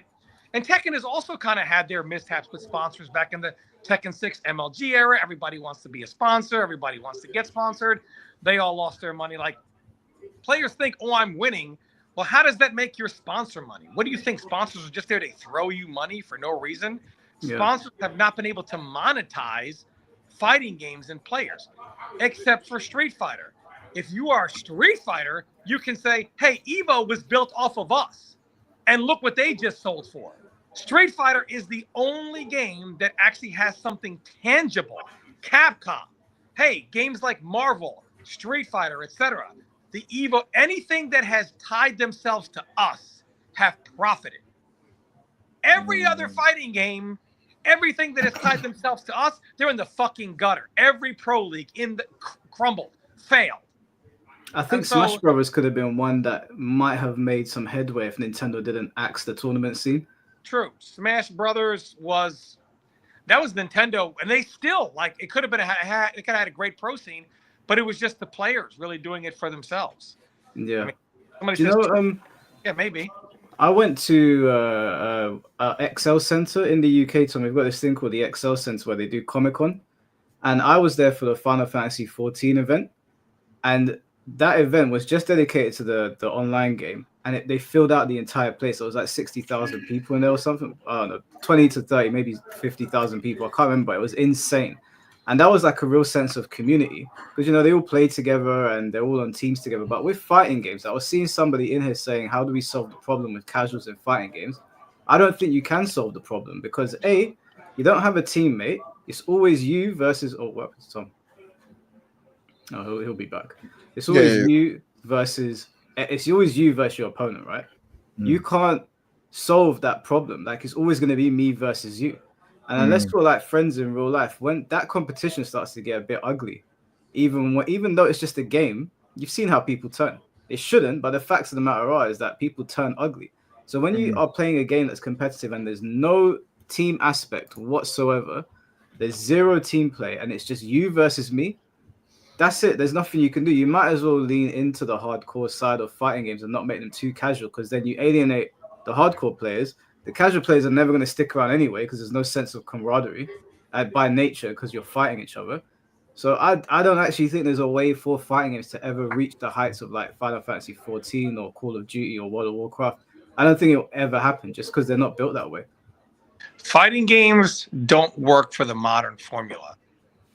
It's disingenuous look, when I say Mortal Kombat got boring, here's the real truth. Every fighting game after 2 and 3 months gets boring. And that's only because we're in the age of information. So everything is known way too quickly and people get bored. This is why in every game, Tekken, Mortal Kombat, Street Fighter, people are always asking for what? Patches, for changes. For major changes, though, not like tweaks. Every fighting game, every casual fighting game player, when they hear a patch, they are expecting some major shakeup, and then they complain when it's not. Why are people like this? Because that is the formula that has worked for other games, where every 2 to 3 months they can do like a season and then start to change things up, do some major patches, change the mechanics of the games up majorly. The reason why fighting games can't do that is when other games sell in one day what a fighting game sells in 10 years, think about how much they sell actually overall. So you have the budget to do that. You don't ever hear another game that sells like that say, oh my God, new animation, that's so expensive. Because look how much money they're making. You ask a fighting game developer in a patch to put a new move in, woo, new animation, and man, who's going to pay for that? Fighting games profit because they have a very low budget for development once the game is launched. That's why Street Fighter takes 5 years to give you a massive overhaul. That's why Tekken fighting games do smaller patches now. They make money to profit, but they don't make enough money for a massive development window after launch. Yeah, Fighting games were designed for the 90s when they could work, early 2000s. Fighting games are way behind every other game today, which is why, while fighting games may have been the first tournament game, a game not a fighting game could come out tomorrow. And in a month, they would be a bigger tournament game and tournament scene than any fighting game out there. Rick Fox got into fighting games because he's like, how come all these other games are packing out the Staples Center in LA? And he looks at the fighting game world and said, man, this is untapped potential. And then he got in and put his money in, and he's like, no, they don't make any fucking money any less.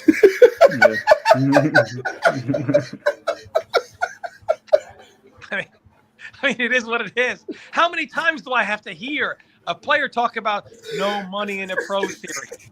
I remember in MK11, after the Chilean twins came over here twice from South America, and they won 2 tournaments, and they were like, how are we supposed to make a living out of all this? You don't. I watched Rewind's video. Someone's going to bring up what I said about Sonic Fox. Obviously, when the game is new, Sonic Fox is going to bring 50 to 100K to his gameplay videos. But go on his channel now, 7K, 10K, 20K, which, by the way, anyone that does YouTube content knows 20K, that ain't shit for money. You ain't making nothing off that. I mean, so these are the views now. People just don't care. And he's the best, an iconic figure, actually, in the fighting game world. It's just fighting games. It's very difficult to break into the fighting game market. Your skill doesn't content creation. Your skill normally doesn't matter.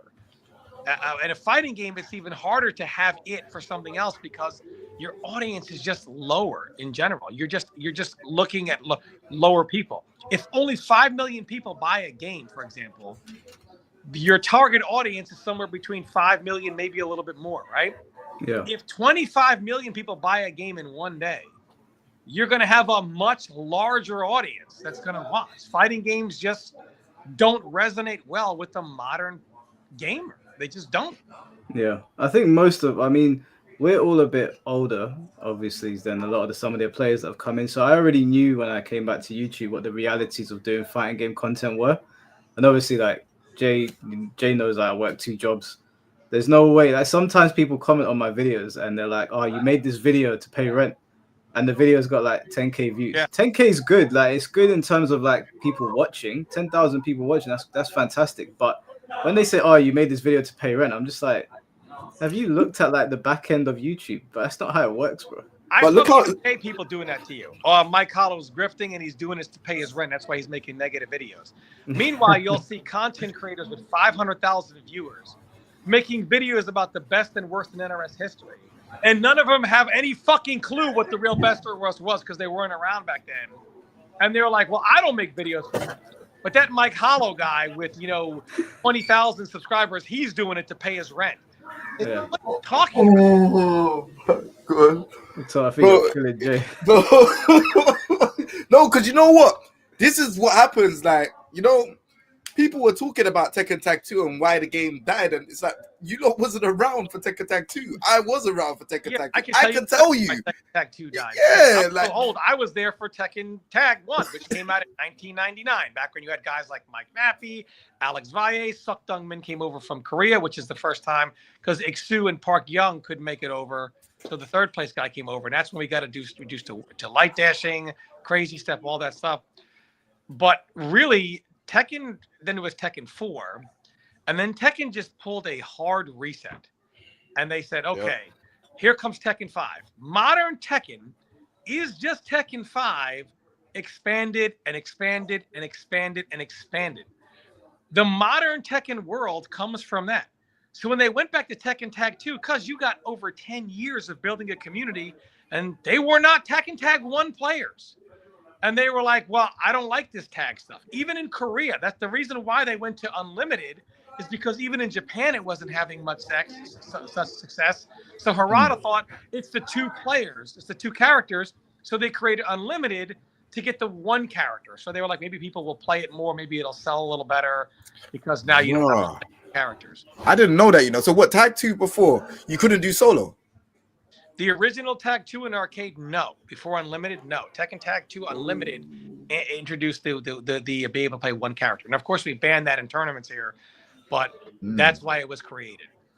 I didn't know that. I didn't know that. Because you put me on game for that. That's crazy. Sales, I told you, and there's only one actual true historian of all things fighting games because I never left.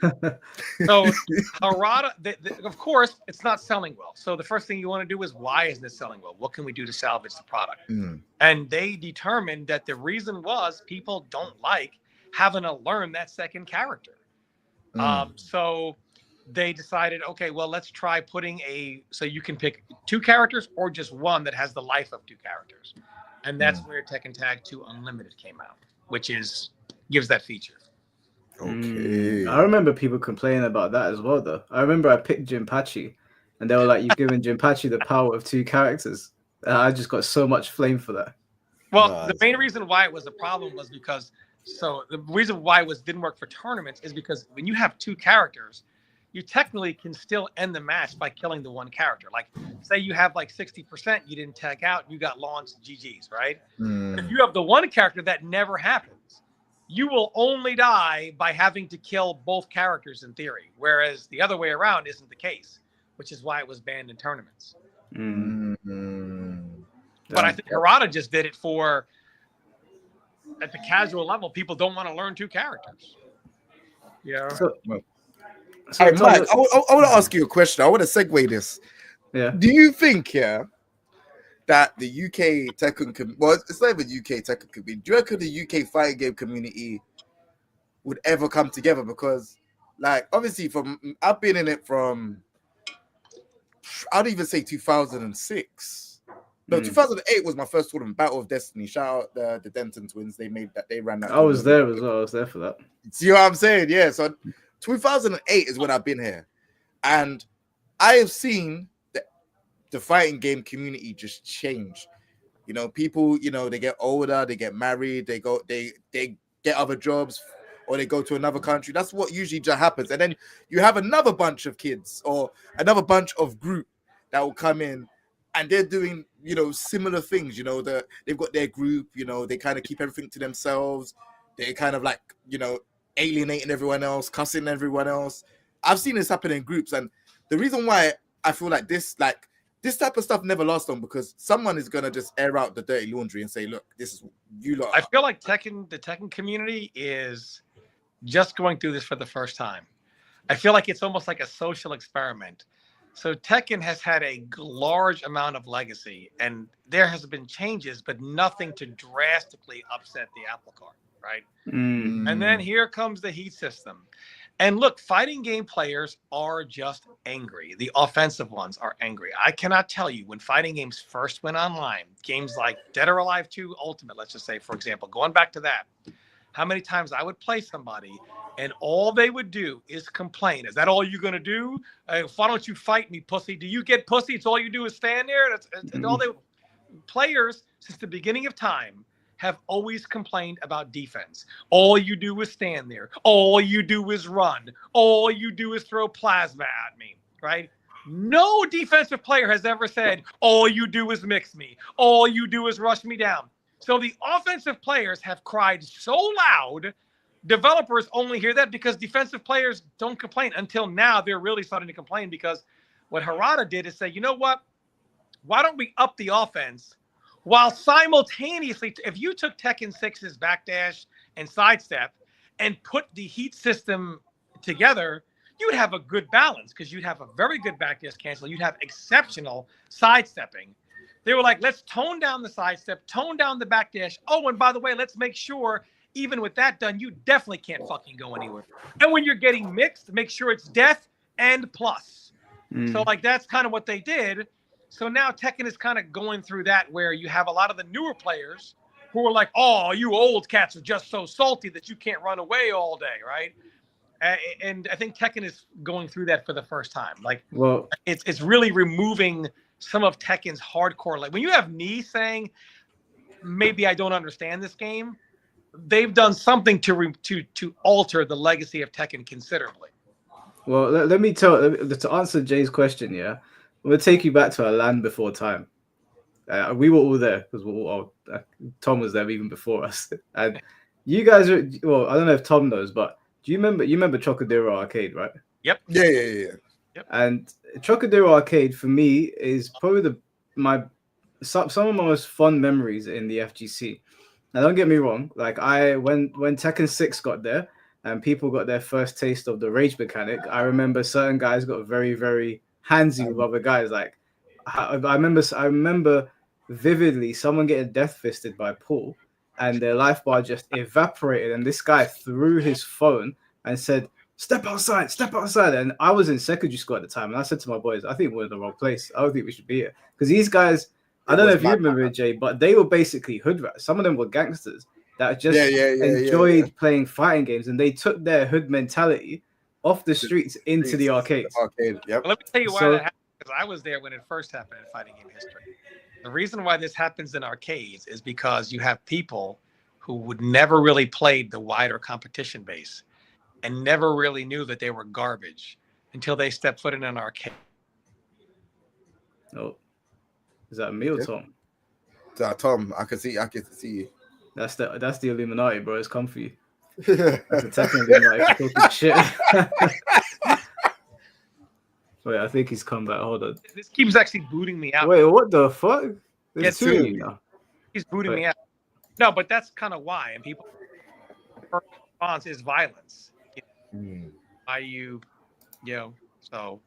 But the rage mechanic was something else too, though. Especially if you played the original Tekken 6, where you could low parry and do a full combo into a bound, and you had rage. It's well, like to continue my story, right? So the Chocodero Arcade was fun because even though there was a bit of violence, like I said in that video I did, there were guys that were getting dragged about sometimes. The whole throwing thing, I remember that on Street Fighter. I remember if you throw me again, watch what happens. But it was never over the top. And I remember that everyone would shake hands at the end, and like people would go eat, and then we would get back on the bus and go back to our homes. But then I don't know if you remember, Jay. Do you remember HMV Gamer Base? It was like the Marvel crowd was there and the Soul Calibur crowd was there, and Marvel and Soul Calibur would play side by side together, and they got on so well. And then I remember there were rivalries, but I remember this tournament came about called Super Versus Battle, right? Yeah. And all of us were in this venue together. There were hundreds of FGC players. This was in the FGC resurgence, right? After Street Fighter 4 came back, it kind of woke everything else up. Yeah. We were all in this venue together. And I remember Kaisertron was in the grand finals with his Zero team, and people were going crazy. And then me and Helter Skelter were like battling to get into top 8 for Mortal Kombat 9. Foxy was there. We were even cool with the Arcana Hearts people. I don't know if you guys have played Arcana Hearts, but some of the character designs are quite questionable. But we never threw names at them. We were cool with everybody. And as time, I think it got to around 2015. I feel like, I don't know what happened. I think maybe we had a string of shit games that came out, and we started to go more online, and the community just started to turn sour because the FGC wasn't always like this. Yeah, we definitely had hood rats that were on the streets and they saw Street Fighter and they're like, yo, bro, let's go play Street Fighter. Let's settle on Street Fighter. They just turned into that, right? I'm sure it happened in America as well, right? All the time. I remember, like, Jay, Cobra Commander. I remember seeing him at the arcade when I was a kid. And I remember, like, he was doing his whole rap battle thing and, like, cussing some guy out in the arcade whilst he's playing Street Fighter or Tekken. And I remember, like, we had I think, Virtua Fighter 3 or 4, and then Third Strike, and then Street Fighter 4 was here. Tekken was right at the front. Do you remember? You walk in, Tekken 6 was Tekken right 6 is there. Yeah. And you walk in, and everyone was getting along. Everyone was shaking hands. People that are trying to go eat afterwards, whatever. I don't know what happened. I feel like Tekken 6 is where the Tekken community started. They started to like turn on each other a little bit. Maybe the rage mechanic made people that angry. But there was a time when FGC wasn't as fucked up as it is now. Well, at I least think not in the you UK. had that in-person relationships with people. You know, like even in America, like you had for the arcade scene to flourish, you only had certain areas, major cities. You know, like LA. You had Northern California with SHGL and SVGL, which they were closed by Tekken 6 came out. Then you had like California, Texas, New York, New Jersey, Atlanta, Florida, Chicago, places like that, and where people would meet up a lot. And you'd always meet up at tournaments too. It turned into more of like a family thing. Now, tournaments are more like a bunch of strangers meeting up for the first time because you just play online. There's no real like camaraderie built anymore with the FGC.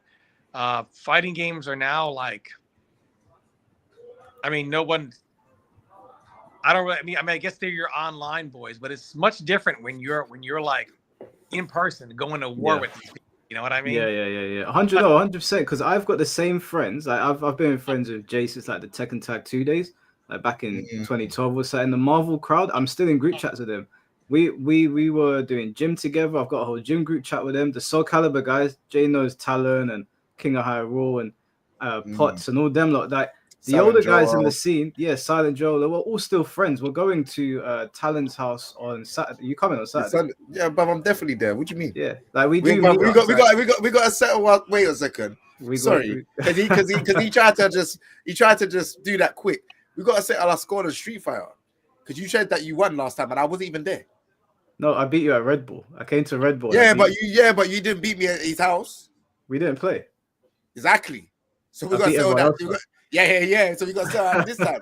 Nah, I'm joking. All right, cool. But basically, the older guys, we still link up in like we'll go to a friend's house or like we still talk. Like I was talking to Jay last night. Like that hasn't changed for the older crowd. But what I've noticed with new content creators, Tom, and new fighting game players, is that they're not here for like the camaraderie that we experienced in the arcades.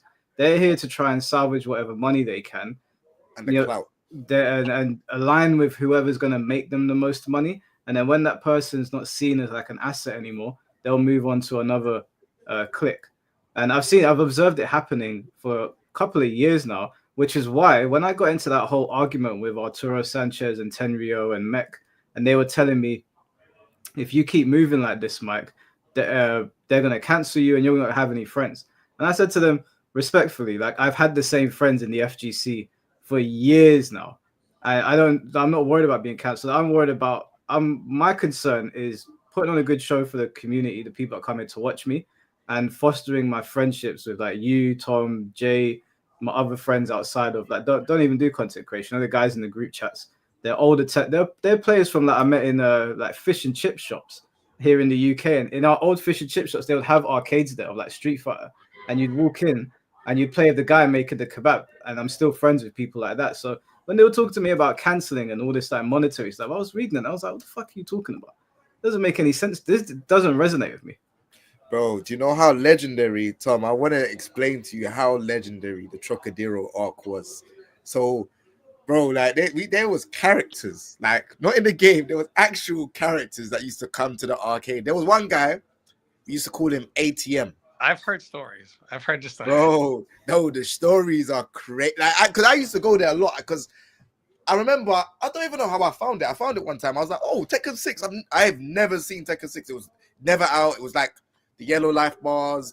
So this was like literally vanilla Tekken 6. Mm-hmm. So everyone would go there every Friday. But I didn't know that. I just literally just said, oh, let me just see. And I was like talking to them. So, you know, when you're in the arcades, your social skills get up because you're like, oh, you have to talk to them, find out what's going on. Then once you finish, like everyone will be there till 11. You then go to a place called Wonki's, which is like a Chinese restaurant. We will go there. We're all discussing like techniques and how to do this. How do you get around this, that, and the other? And this is how the players were leveling up at the time. That does not happen now. Like, but listen, you just said of players of all different skill levels, right? So what happens now is, this is why the most dominant players stay the most dominant players. At least, I'll just use Mortal Kombat as the example here. Mm-hmm. This happens in every game, though. It's not exclusive to Mortal Kombat. Like, you ever play somebody, if two mid-level players right now run into each other in ranked, and it's a hard fucking battle, right? They both fought really fucking hard. In the old days in the arcade, they're like, man, that was a hard fight, man, respect. And they'll start leveling up together and playing together, right? Now online, the one player that wins, he's mad. How you're not Arslan Ash or you're not Sonic Fox. How dare you give me a hard fight? You're some nobody. They're both nobodies. And like, if one guy goes and says, hey, man, that was a good set. We should level up together. Hold that loss. They'll teabag him, whatever it is. And then they'll just avoid them for the rest of the time on the game. It's no longer about two players of equal skill or close skill leveling up together. That camaraderie is gone. Now it's a bunch of people saying, you're not worth my time unless you're a known player. I'm not. So you have this bottleneck of like the elite players up here at the top. And then thousands of people on that next level right there. And they never truly ascend because they're all waiting in line to play the same 10 and 15 people in a set. What happens is the same 10 and 15 people get experience in beating the shit out of you. So they stay more dominant. If these thousands of players down here said, you know what, fuck these people at the top. We're only going to play with each other every single day, multiple hours a day, they would become just as dominant, which is why you get that camaraderie with each other. Now, instead of people like meeting up and trying to level up. But the Illuminati's got him, Yeah, they got him by the balls. Hey, no. Wait, Tom, we can't hear you.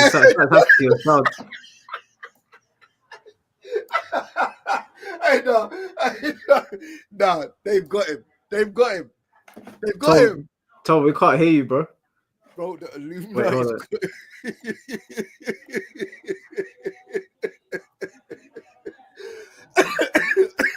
Oh man.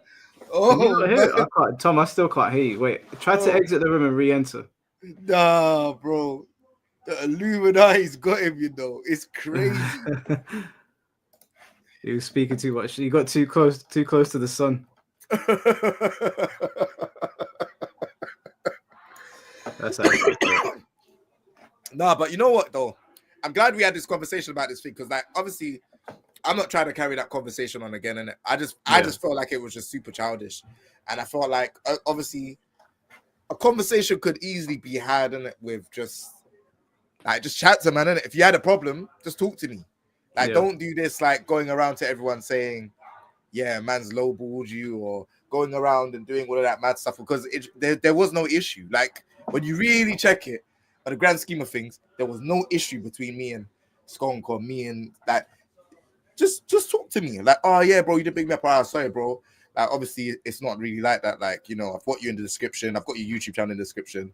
Like, obviously, I rate your work because if I didn't rate your work, I wouldn't be working with you. Do you know what I'm saying?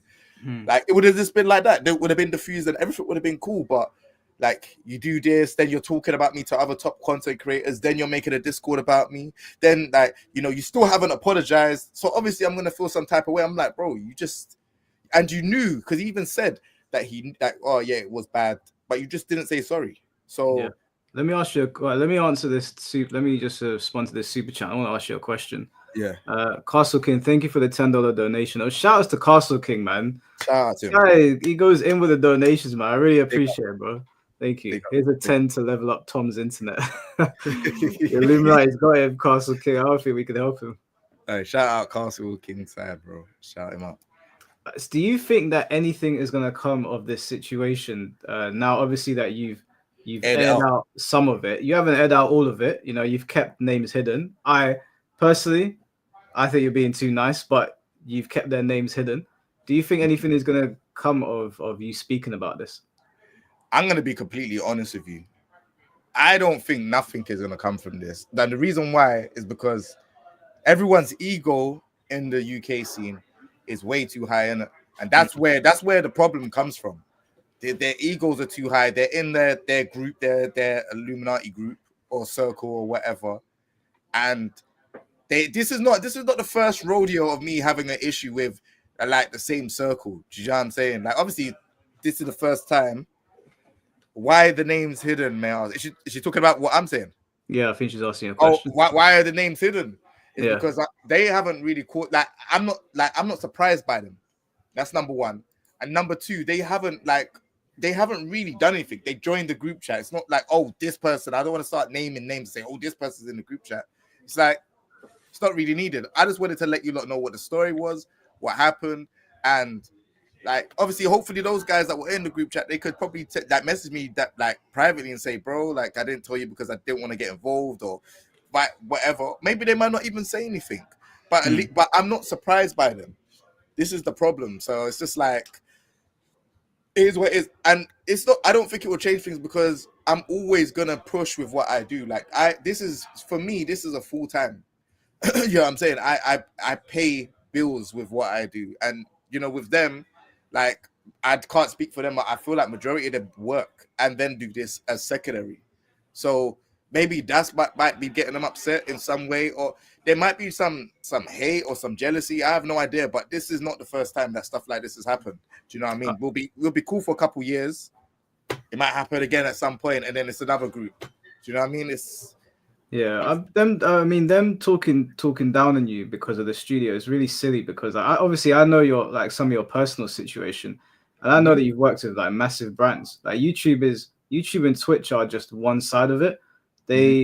It's not like I've told people before. Obviously, like when people donate, that's great, but if you're just working off views, YouTube's not paying like that. And a lot of these guys live in London, so they should understand that. So when they're talking down on you for losing your studio and YouTube viewership, it's like, yeah, but you work with massive brands. You worked with Audi, right? And you worked with was it Asus and all these laptop things. I don't even know. I'm not into tech and everything. But Gigabyte, Asus, Acer, Razer, loads of them. Like my laptop that I use now to edit is a Razer Blade 16. That's a 4.5K laptop. You know what I'm saying? That's a 4090 in there. Like, bro, like it's like, what can you like? And that's not even for me to glow. I want to make that very, very clear, just in case someone clips me out of context. This is not for me to glow. This is for let you know that I've been doing this for a very, very long time. No, glow, because you've been working hard at it. So you should. It's not like you're blowing smoke up your own ass. They're trying to talk down on you, but you've been in the game for a while, doing well with these brands. You should. I'd glow a bit. If people were sending me 5K laptops, I'd be like, yeah, I got a fucking 5K laptop. All I'm gonna say is, there's a lot of things that I have done. Like, if you look at like the Twitch ambassador, who's the first fighting game in the world to be a Twitch ambassador, it's me. Do you get what I'm saying? That's facts, Like, bro, even Twitch partner, bro, we're like this year, it'll be 10th anniversary. Some of you got them a couple years ago. This is the 10th anniversary. I've been paving the way a lot, and people don't show me my respect. That's just what it is. And it's not even me to be like disrespectful in that, but it's like, a lot of these people that are talking about me in the UK Tekken scene, but they probably never read a contract in their life from these companies or done these type of things. Like, I have an agent, I have a team, and shout. You know what? Maybe I don't shout them out enough, but shout out my team. Like, I have editors on my team. I have people that I speak to on my team. I have an agent. I have like it's not just me. Some of these decisions that I make, I have to talk to them, and they will have the best of my interest. And because like I said, anything that they need, they know they can come to me differently. Yeah. So like, I don't like when people try to come at me and say things like, oh yeah, I'm lowballing or this stuff, because bro, there's things that happen that I see in the FGC where people are actually not paying someone for something like an edit or a emote or this or that. Bro, I pay just like that. There's no issues. But then there's always something where it's like, what's the problem? Do you know what I mean? Yeah. It doesn't need to be that at all. Like, so that's why. And the weirdest thing is, like I said, in my ideal world, in my ideal world, I would love for it to be a thing of how it was back in the old school days. You go out to eat. We discuss about making money. There's not a lot of money in this YouTube fighting game space, like Tom Brady said. Like, if we could actually just sit down, that's why I wanted to have this conversation, because it's like, I don't know what they perceive of me. They might think of me of this roadman or something like that, and they might not be able to approach me because they've not had these conversations with people like me. Do you get what I'm trying to say? But it's like, I'm actually here to actually help. There's creators in America. There's creators in America that I talk to, and we have discussions about things. Do you get what I'm saying? And I don't have no conversation other than you. Like, when we've spoken outside of like, being on a stream or whatever, like we talk, like, and maybe a few others that are in my team, we talk, but we don't have conversations like, oh, let's go and do content together. Like, there's so many things that we could do as like, bro, like obviously, like I said, I'm getting older, but like these younger guys and that, bro, like doing stuff like getting, you know, like how like properties are expensive, you know, even to rent. Like that's what, like, you know, people could rent out a content creation house, get 5 man to be in a place. Let's do content and let's just bang it out and make money to go and pay that. We don't even have that over here. We're nowhere near that. Do you know? But if you look at America, look how many there's the FaZe Clan are doing it. You know, you've got flipping AMP, Kai Cenat and all them lot, they're doing it. Like, just get a couple man, do content, bang it out. Like, okay, it might not work out for the first month, but if you lot are consistently doing your own thing in different rooms, streaming, coming together, making content once a week, bro, it's, you know, bro, I've got an idea. I've got an idea for something like this. I'm not gonna say it on stream, but it involves a couple. You got my number, bro. I'll call you. Yeah. It involves like us. I think I floated the idea to you as well, but it involves. I also want to involve like at least one person from like either of our communities at a time. Okay. I spoke to you about it before. I'm not gonna say it on stream because I haven't heard anyone else come up with this idea. It's still related to fighting games, but it's got a twist. Okay. I'll talk to you about stream, but we should definitely do that. I think there's a content house in London that will break our bank, so that might not be the best course of action right now. But coming together as a group, I think that's something that we can do. I don't think it would. I don't think it would.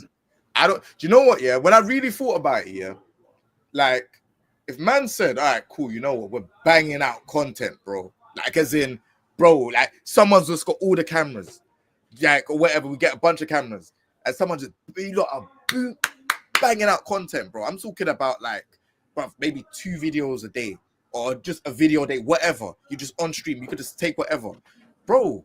The rest is history, bro. Like one person doing that. Imagine now, like I've got my setup now, and I'm doing it at my place, and I could do it on my own, bro. If I had like, say for example, if I got like a, I don't know, a 4-bedroom apartment or whatever, yeah, and there's like 4 men that are doing it.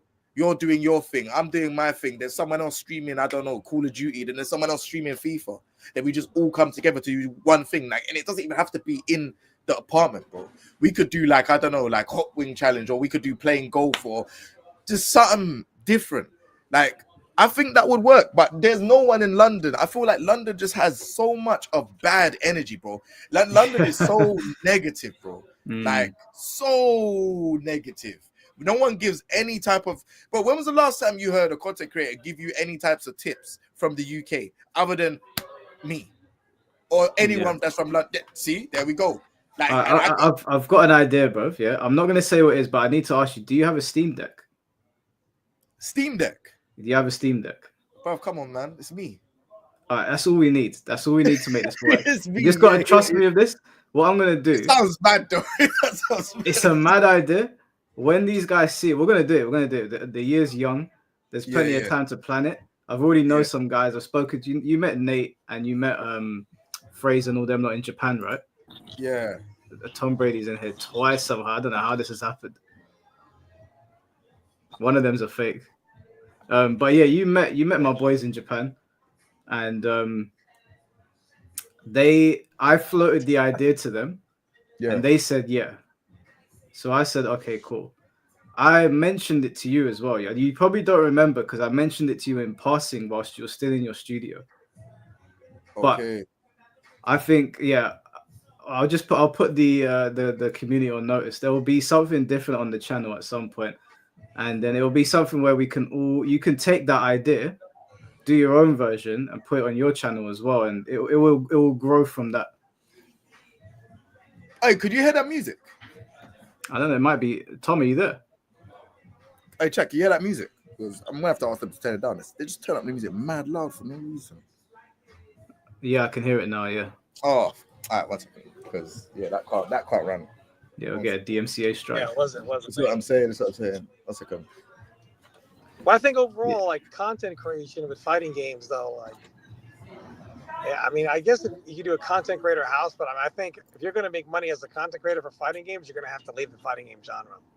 Just recently saw Waz do something like that. Waz, who was being very successful, but I mean, really to kind of, I guess, to take to the next level, he left Mortal Kombat. He doesn't really stream any other fighting game that I know.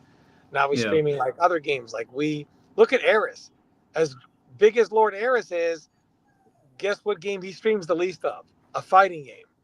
Yeah. He pops up for Tekken every now and then.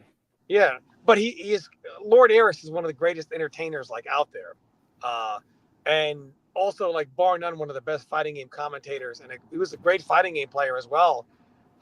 Games like Soul Calibur and Tekken, was very good. So he can still stream those, but his audience is is just so big now.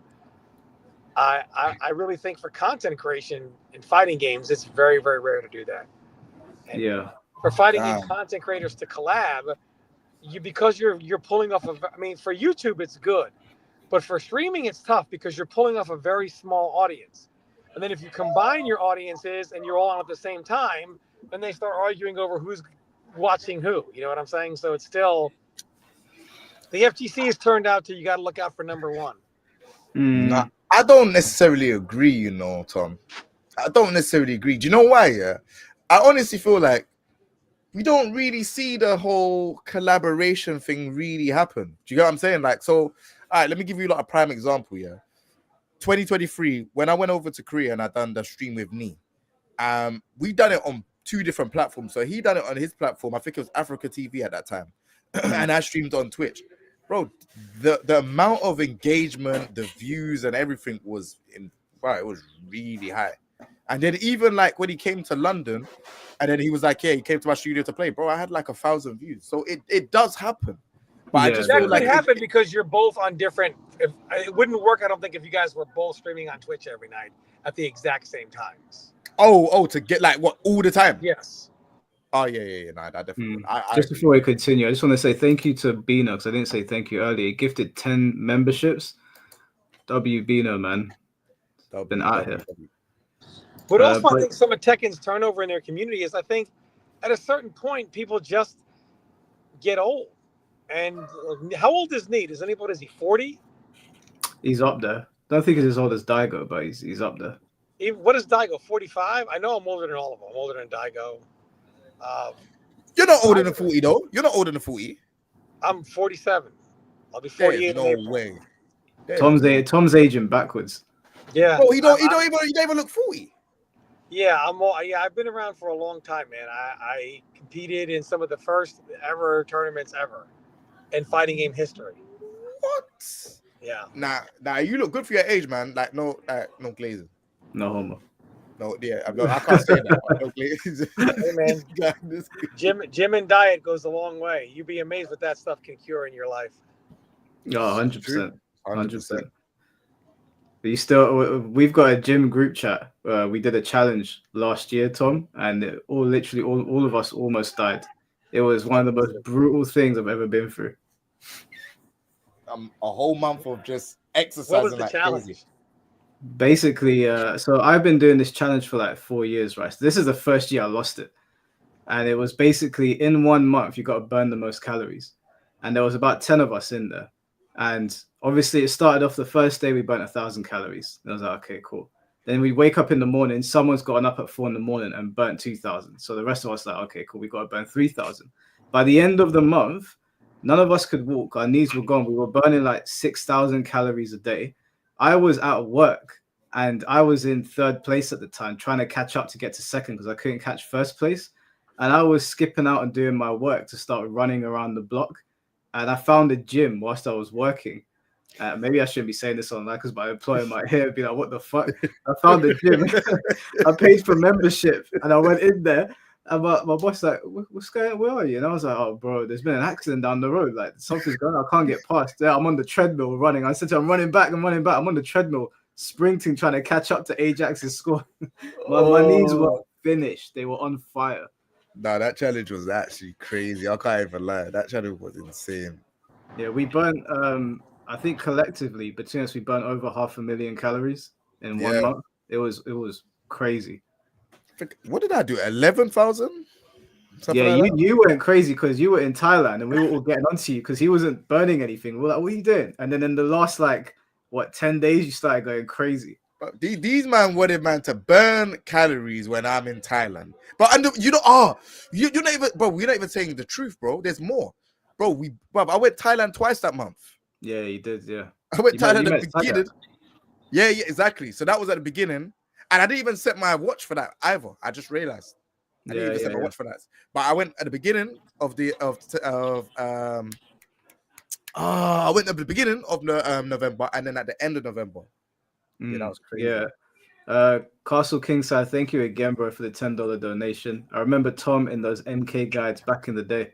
Yeah, so that was when you did it for no money, just because you love the game. So like even like MKDC or I remember for MK Deadly Alliance, I did a big thing. The site at that time was called mk5.org.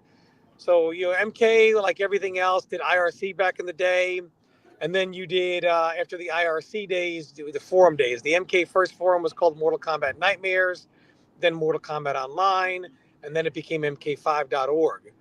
And I would post. I remember I did this big thing where I was like, I will teach anybody how to play Mortal Kombat Deadly Alliance. They can ask me questions. And one of the cool things is when Deception came out, and I got to play some of these people online that couldn't travel. It was really cool to meet some of these guys who would read my guides, etc. And then when there was like, what was it, Test Your Mind? Before even Test Your Mind, Mortal Kombat United, when I was doing the MK versus DC guides. When MK9 came out, I had character guides day one, which is where the bomb trap came from. I thought the best way for NRS to patch it was to teach everybody how to do it. So they'll abuse it on everyone, and then it'll eventually have to get patched. And we all did these guides. And at the FGC, everyone was doing them. And there was no monetary value. It was just to level up the game. I really think social media and the promise or the premise of possible monetary gain has really taken the community part out of the fighting game community. Yeah, I agree. I wanted to bring something up before we forget. I don't know if Jay's aware of this, right? So me and Tom had a discussion with a former NRS employee the other day, and this NRS employee designed Reiko, and he was telling us how they took some of his designs and they added stuff on it. It was like, well, it doesn't really make any sense because this character's a grappler, because he can throw knives at you or like kunai or something, or throwing stars. And in the latest patch, the throwing stars got nerfed. So I kept on I got messages and I got tagged today. I got messages from a few people saying, you and Tom Brady did this. You and Tom Brady got our character nerfed. I said, I don't think it was me and Tom that got this character nerfed. But the timing was very coincidental. It was, because that's actually the character he worked on, one of the characters that he worked on. Yeah. And then, they nerfed it, yeah. That's crazy. Nah, you lot got him nerfed, man. You lot justifiable definitely nerf, bro. He's a grappler. Why is he throwing shuriken from across the stage? And let me just say this. This is just, you have Ghostface, Conan the Barbarian, and last up is T-1000. And the majority of planet Earth that plays fighting games doesn't give a fuck. It is a tragedy that some of these characters got released in MK11 and MK1. It is a tragedy for this to have happened. I feel like they wasted T-1000, man. He would have been better off in another game, in another Mortal Kombat game, because this one seems to be going down in flames from what I can see. Yeah, have you played it much? Who, me? Yeah. But you can't ask me that one. I ain't played it. But I ain't played Chaos Raids at all. Like, bro, but I ain't gonna lie though, I've been watching the trailers. Like the Conan Barbarian one, I didn't react to. I was kind of like, it's whatever, innit? And then obviously T-1000, I'm kind of like, I feel like the game is dead from what I can see. So it's like, there's no much point in like involving myself to play. And I don't like Mortal Kombat having two characters. I like Mortal Kombat having one character. And that's what I remember it for. I know they tried to change it up, and I like Aaron Black as well. They need to bring it back. Aaron Black was cool, man. It's a shame he didn't make it back. Aaron Black, it was so good. He was the best jobber in the history of Mortal Kombat. And then they just said, we'll give that role to Noob Saibot now. But I mean, he used to be Aaron Black. It is a real tragedy though that those are the characters, unfortunately, in this game. And by the way, when Jay says, "Oh, the game is dead," people are going to say, "This game isn't dead. This game isn't dead." Again, when you see your commentators, there was a very prominent commentator who, when the game got announced for Evo, put a little Johnny Depp meme with like, "I'm supposed to be dead. Or am I not? Are we not?" And commentators remind you who says this game is dead. Who says this game is dead? You do. Because Yeah. again, a game that is not dead does not need commentators or major content creators to remind the audience, hey, don't forget about this game. It's still here. It's not dead. Only dead games need that to happen. I got a comment today from somebody asking me to stop speaking about Mortal Kombat 1 because some of us are trying to have fun. And I read it and I was like, does me talking about the game genuinely ruin the experience for you? Like, people come into my chat sometimes and they're like, oh, Sparking Zero is dead. It's dead, Mike. It's dead. I'm just like, okay. I'm still playing it. Like, I'm still having fun on it. Nothing that anyone says will change that. And, Beast Gohan just came out. Character's absolutely broken, but he's a lot of fun. Like, I like Piccolo. But people will say to me, oh, the game's dead, Mike. The game's dead. The game sucks, Mike. I'm just like, all right. No problem. Like, I'm enjoying it. I was there. Jay was there But with I me at mean, the that's Sparking the Zero thing. tournament. When a game is supposed to be, saying a game is good or bad is very subjective. There is not a chart to where you can say this, because you could literally release a game. Mortal Kombat 1 is the perfect example. You have so many of these people. I know Cherney still says it. The Oh, best God, Mortal that guy. Kombat, the best Mortal Kombat game of all time. Competitively, the best in every way. And yet it has the highest dissatisfaction rating of any Mortal Kombat game in history. You could point to all these games all these reasons why a game is it's just so much better. It's the best game ever, and maybe it is. But if the majority of its players don't like it, it doesn't matter. And you can sit on top of a mountain. You can be like those old fire and brimstone preachers in the 80s, and you're mall shopping a lot, telling people they're all going to go to hell, like preaching to people on a megaphone, like, it's a good game. It's the best game. All these reasons that it's good. But the problem is, people don't like the cameo system. So no matter what they do, no matter how much they try to improve the game, the thing is that we get called out for this. Somebody called me the other day and said, you and that guy, Mike Hollow, you don't give NRS their praises, that the game has been getting better. And sure, objectively, they have improved the game since it's come out. No one's denying that.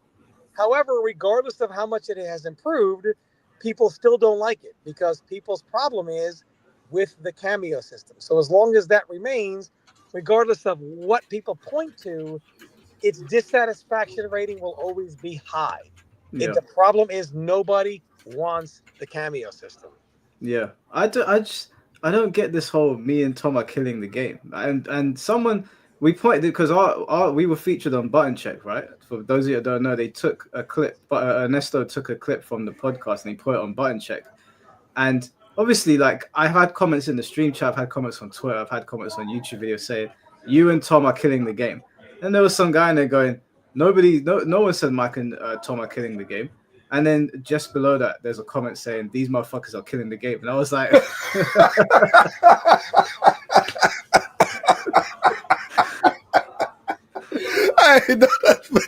You can't make this shit up, man. I read it, I started cracking up. I was like, oh man, no, for real. The MK community, honestly, they do give me a good laugh. Like, a lot of them are good. They're good people. Like, I think that if their game has been so down in the dumps for so long that they're just. And the thing is, I showed proof to people, right? I showed proof that I was on the tournament circuit. I went around the UK. We won the national twice. Like, it wasn't like I wasn't playing these games. I played MKX at a high level. I was the #1 ranked player. I played MK.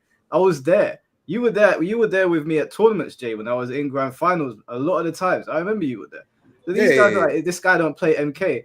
I'm just like, I do though, but I ain't got shit in my eyes. They gave us a shit game. It is what it is, guys. That's just how it is. It's unfortunate. Yeah. I think what it is with MK1 is what keeps people so divided. Also, is everyone's looking for the smoking gun. Like, what is the reason?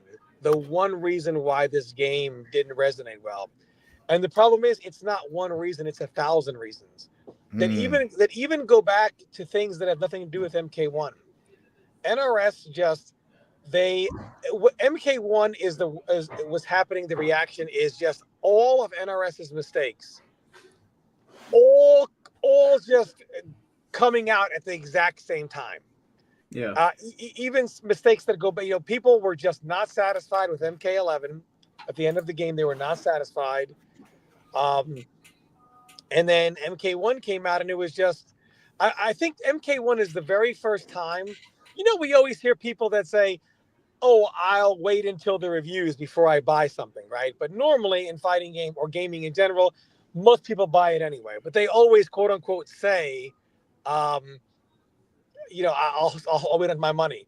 I think after MK11, people, when they were like, MK11 finally had people say, you know what, I'm going to wait and hold on to my money and see what happens. So while in the first 3 months, sure, they cashed in with a nice 3 million copies sold. 3 million is very little compared to the amount of people that buy like games like Mortal Kombat.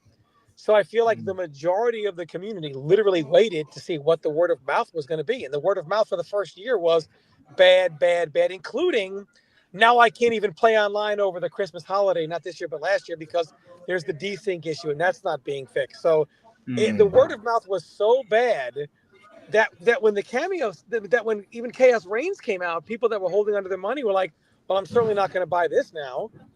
And I really just feel like for the first time ever, people actually made good on their word that they're going to hold on to their money and they're not going to play until people kind of review it. And it was bad. Yeah, it was awful. I saw in the chat, what's his name, Dr. Bags Gaming, bro. If you want to jump on the call, if you have pushback for me and Tom, you're more than welcome. Happy and to, let me say because he this was about in my chat about the yesterday, cameo and system I was too. playing MK1, MK11. I don't like the cameo cameo system. So it's like people will say like, oh, the cameo system is made to complete your character, so you're meant to have half a character and the cameo completes you. But that's not true, because if that was the case, you wouldn't have had Johnny Cage walking around for 3 months of 3/4 of the game's life beating the shit out of everybody because he was an MK9 character, literally cut and pasted down to his normals and frame data, cut and pasted. And then the cameo was a +1. Hey, mate, one time I counted an online tournament, and there was like 87 of one cameo, 90 of another. No, it was like 90 of Chameleon, and then like 40 of another, and then like 20 of another. And the only reason why multiple cameos were even in double digits is because they all worked well with Johnny Cage. You could have played Kung Lao. He could have played Chameleon. He could have played a bunch of different cameos. So it was mainly because of the most complete character in the game at that point, Johnny Cage. That's what really causes like a lot of the problem is you have some of these characters that are, and some of them are the new ones that had more development time, are significantly more complete characters. And then the cameo becomes the +1. I'm not trying to say Cyrex is the best character in the game, but everything Cyrex wants to do, she can do on her own. So it comes down to, how do I want to play? Do I want to play Sonya? Do I want to play a different cameo, right? When a character is more complete, you have more cameo diversity because the cameo then becomes the +1. And I have talked about this, and you even made a video about the same thing, Mike, saying over Ermac, saying he feels more complete, more of an original design. The cameo feels like more of a +1. Obviously, they use Janet now, but in theory, people were using a lot more than that early on in the game with him. Then you have some of these other characters where the cameo is doing 60% of the heavy lifting. Yeah. And for when the game first came out, for close to the first year, the cameo was significantly more of an important choice than the character. And for many of the characters in the game, that is still the case, where it feels like the game was designed more around the cameo and the character was the +1. Yeah. And people are like, oh, all this diversity, the cameos, they had all this stuff, because in many cases, the cameo is the character. And they've kind of started to stray away from that a little bit, but the cameos play way too much of a role. The game should be, the character can do 100% of their own heavy lifting, and the cameo is the +1. Instead, you have some characters that do 90% of their lifting, some do all of it, some do 20%, the cameo does 80%. This is why for the longest time, Chameleon was the only cameo being used across the board, because they were playing Chameleon. The character's best moves were Chameleon's moves, not their own. When the game first came out, why did everybody play Cyrex? Even Rain Cyrex. Why? Because their best move was the Cyrex copter. That's kind of the story of the game. And while NRS has started to slightly go away from that, too little, too late. And it took them way too long to start doing that. Yeah, I'm just going to respond to Dr. Bags Gaming. He said, please stop it. If you still complain about Johnny, you're not good. It's not about being good or bad, bro. It's about the design. It's about the direction they've taken, the casting, and the lack, how Johnny is, what Tom is saying is a complete character, and then he has someone else that can basically change up how he wants to play, whereas other characters can't do that. So it's not about how good you are. It's not about your character, you said, Garrus. It's about the general design of the game and the inconsistencies. I ain't Let me gonna give you lie. some examples. You had Johnny Cage and Goro, which Gambler used to use to still give you pressure. You had Johnny Cage and Chameleon. You had Johnny Cage and Kung Lao. Or even early on in the game when everybody was using Cyrex, including Johnny, you still also saw Johnny Lao. You didn't see Rain Lao. You didn't see Raiden Lao because Raiden was bound to Storm Cell, and then, stuff made a potato from there. And no one's complaining about Johnny. You know who was complaining about Johnny? You, people like you. Oh my God, boring. Johnny Mirror again. You guys complained about Johnny until he got nerfed and nerfed and nerfed, and not saying he's not still good. Instead of saying, hey, why can't every character do this? Not saying they all have to be as good. Hey, why don't we tell NetherRealm to make every single character do 100% of their heavy lifting? Instead, you guys say, nerf Johnny, nerf Peacemaker, because it's the easiest thing to do. And NRS did it because NRS will always do the least amount of work possible, and the community will always ask for the least amount of work possible. NRS has gone from being a great game maker to that employee who won't do any work unless the boss is sitting there watching. They will do the least amount of work possible. Let's see. Do we make the entire cast a complete character, or do we just nerf Johnny and Peacemaker? We'll just nerf Johnny and Peacemaker. Only Johnny Amir again was at Evo, so they nerfed him again. The formula has always been make them all complete, not say, well, make Johnny, kind of not rely on the cam. I think NRS looks at complete characters as the problem, where we look at them as the solution. NRS says, well, no character should be complete. So that they have to rely on the cameo system. They've gone about it backwards the whole time. Can I ask you guys a separate question? I asked the girls the other day. I asked Mrs. Playstuff, Mimi, and Jinmei. I want to get your take on this because you've been all three of us have been in the scene longer, and I said I gave my take. What would you say your favorite scene is within the FGC? As in, like, is it Tekken? Is it Soul Calibur? Is it Street Fighter? Is it Guilty Street Gear? Fighter. Street Fighter. And what would you say your least favorite is? Tekken. Really? I'm joking. I might not be joking. Nah, I think. Shout out to Sky to Rush. Appreciate it. Thank you, bro. I would say Street Fighter because I like the rivalry that's going on. Like, I think Punk is like such a villain, but he's so good at the game, so it makes it interesting. Then you got Mena RD that was kind of dominating at some parts. He's good at and then you got Knuckledew that's come back. There's so many good, strong players, and you got strong players in the UK, Hurricane, Problem. You have Ending Walker. Like, I'm really invested into their scene. I know people see me play Tekken and that, but bro, I really like the Street Fighter scene. I think that's a strong scene. I'm not really invested into the other scenes like that. So MK, I'm not. I know that there's Ninja Killer, Sonic Fox. No, Ninja Killer left. Ninja Killer's over on Tekken now. Yeah, he doesn't want to play MK anymore. So he's fully. So I see Ninja Killer on Tekken, and I thought, okay, he's still playing MK. Okay, maybe I ain't seen him. Maybe I haven't paid attention to MK. Damn, you lot caught me out. Do you know what scene I want to see come up though? I really want City of the Wolves to do well because I've started to interact with the KOF scene a little bit, and I think I was gonna say I think they're a nice scene. I think they're nice people. No. The KOF scene, they love their community. They love their game. Jason nodding his head. No, KOF community is very loving, right? So that's like the Mexican players are really, really good at that game, like really, really good. But obviously this is a Fatal Fury game. It's not King of Fighters. So obviously the King of Fighters players will play the game, but this is time to create a whole brand new scene, right? Because I don't think many people played Garou Mark of the Wolves back then like that. Old.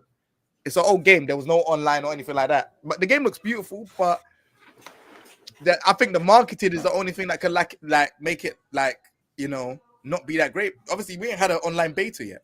So people even had a chance to even play the game. The game's meant to come out in April. We still have 4 more characters to be announced because 17 characters starting roster. Is that enough for a game like SNK? I guess. People complain about the £70 price tag for a game and what it has involved in the game. I don't know if people are gonna spend £70 on a game that has 17 characters. That's not Street Fighter or Tekken. But they will have Chun-Li, Ken, and Cristiano Ronaldo in that game. You have to pay extra money for that. No, they said that the season pass is free. What? Am I getting that wrong? I'm pretty sure people are going mad over that. That the first season is free. What? I'm pretty sure. Am I making something up? Oh no, they're saying you're right on my chat. Oh, the season pass is free. Yeah, I'm pretty sure, and I'm pretty sure that the price tag is not going to be £70 either. It's going to be maybe 50. Yeah, so that's a good deal, man. I've been talking on the KOF community a little bit. I want to see them do well, man. I'm going to support the game. I'm going to stream it. I like City of the Mark of the Wolves, but I never had the original Mark of the Wolves. I had Neo Geo Battle Coliseum. Do you remember that on the PSP? Yeah. I don't know if did Mark of the Wolves have its own disc? Because that's the only place I ever saw it. I got it on PS2. Yeah, so Mark of the Wolves had its own. So it had its own cartridge. So it used to be on Neo Geo, but then they had a port over on the PlayStation. But I think it was a Japanese import one version that you could have to play on the PS2. I don't really know anywhere else you could get. You might be able to get it on like Fightcade or something like that, maybe. But I don't know, man, bro. I ain't gonna lie. I didn't know the season pass thing. That threw me off. I did not know that. Like. That's big, man. That's big. That's a trendsetter, especially for SNK because they're not. Well, actually, they're being backed by the Saudis now, ain't they? Brother, that's why Saudi forced Ronaldo to post that. No, I'm joking. Yeah, but they're backed by the Saudis. But I do believe that the Ronaldo post. I don't think Ronaldo is involved in the game like that. I think they're just backed by Saudi, and obviously Saudi. I don't know, bro. Did you see they're using City of the Wolves to promote a boxing event? I saw, bro. I see Anthony Joshua's name in it, and I saw their names. I was like, what? If the Saudis are involved in this and they treat it the same way that they've treated boxing, because Tom, do you watch boxing? I do. I watch all sports. So you obviously know that boxing went through a really dark period where obviously they've got all their governing bodies. Nobody wants to fight anybody. Getting matches done was almost impossible. Then I think his name's Turki Al-Sheikh came in and he just changed the game. We're getting all kinds of matches now. We've got the undisputed championship. So if they can apply that pressure to a fighting game, Fatal Fury or City of the Wolves, it might be up there, it might get big numbers. Can you imagine we've got a whole Saudi scene coming into the game to Evo? They could really push it. Bro, that's actually a good thought. I never really thought about that, That's something I never really thought about still. There could be a whole new scene. But this game, because it's going to be so completely different. Even 2XKO, that's going to have a whole completely new scene as well, isn't it? So that's why I think fighting games at this point, it's interesting because, when you look at MK, Tekken, Street Fighter, it's the same people that come back and it's the same people that are near enough near the top. Or it might be some new kids that are at the top winning. Whereas Fatal Fury, we ain't seen anything for it yet. We ain't seen anything for 2XKO. So this is just brand new. Let me ask you guys a question. Why is it, do you think, that the history of the FGC is unknown and never been told? It's because we've been in the basement for a long time. Nah. Seriously, I feel like younger players have no, it's like they don't understand their history of their own scene. Do you know where it is? It's also funny. I thought about this the other day when I was watching the playoff game, football and American football. I'm watching it, and I'm watching these people Both of them look like they could definitely use a day in the gym, but they never played, and yet they had such sports knowledge, talking secondary and tertiary stats, analytics. You have people in the bar that kind of like know this. Watch the run. They have a good idea of formations, what to expect from one team in what situation. And I'm going, how come? I said, you know what? These people are watching a playoff game and they're this invested. I said, at least half the people watching a tournament don't even know the rules, let alone the players or what's going on. Yeah. I hear it. Do you know what it is? You know what? Like, I'll keep it a buck. I just don't feel like when it comes to like fighting games, there's no one that's really documented history. Like, you told me stuff about like, what you saw in the scene, but I don't know like the actual like there's no documentary for what the American scene used to be like. There's no documentary for for example, as great as Justin Wong is and was, how come people don't know his history, his story? Documented. You had to be there. You just had to be there. I mean, Justin Wong is Justin Wong literally is like how in the comics you have certain characters that are cosmic linchpins. They must exist, right? They cannot be deleted. Justin Wong is one of those people in the FGC. Justin Wong and his history and what he did with Marvel is so instrumental on Evo being what it is and the modern FGC being created. And for all that, he's one of the most humble people you'll ever see. Justin Wong was, I forget how old he was, a kid, maybe not barely a teenager, like that young Sonic Fox age. Yeah. And he was, going to CF. It was literally one particular summer where he literally lived there, morning, noon, night, was just there constantly. Justin Wong, the first tournament he won was at Game Time in Northern Virginia. And as he became very good, and he was using at that time the team of Cable, Cammy, another. Just basically you pick Cable, Cammy, and then the other one slot is kind of whatever. And I remember as he was starting to dominate these East Coast tournaments, this was the back East Coast, West Coast days. People on the West Coast were hating on Justin. Try this, try that on him. He was just too good. So the first they sent Justin's first test, Ricky Ortiz, to come over East Coast Throwdown, ECC at then, well, still, I think it's there, 8 on the break in Dunellen, New Jersey. And, they were like, Ricky's going to come over there. Justin wins the tournament, beats Ricky O. West Coast says, damn, Ricky must have been hella rusty. The next test is in Texas against Alex Valle. Justin Wong wins that tournament. So there was B3, which was won by then Duck Doe. And then B4 was the big one. It was B3, B4, B5. It might have been B5, actually. With Justin Wong. And that was the big thing. Justin Wong was finally going to go up against Duck Doe. We were finally going to find who is the best in the world. And that was the infamous Justin Wong is beating him. And he's just crushing him in that last game that he needs. And Duck Doe just taunts, hit start. Justin Wong kills him. Justin Wong, his reign starts. And it was an iron reign for years and years and years and years and years. And, just to be there to see it happen was such. And then there was Rodolfo. So then the West Coast, their next chosen champion was Rotron from Seattle. Rotron, Cody Licious, these type of Marvel players. And one of the biggest scam jobs in Evo history was, and I forgot what Evo it was, but was Justin beats Rotron, who was the West Coast now adopting from Seattle. First, Rotron comes to, again, ECC, Dunellen, New Jersey. I think Cody puts him in losers. Justin comes back in grand finals, wins the tournament. The next showdown is at Evo. And Justin puts Rodolfo in losers by beating him 3-1. Then comes grand finals. And the Evo staff pulls one of the most shambolic things in the history of fighting games. They say, well, because we're short on time, one game equals one set.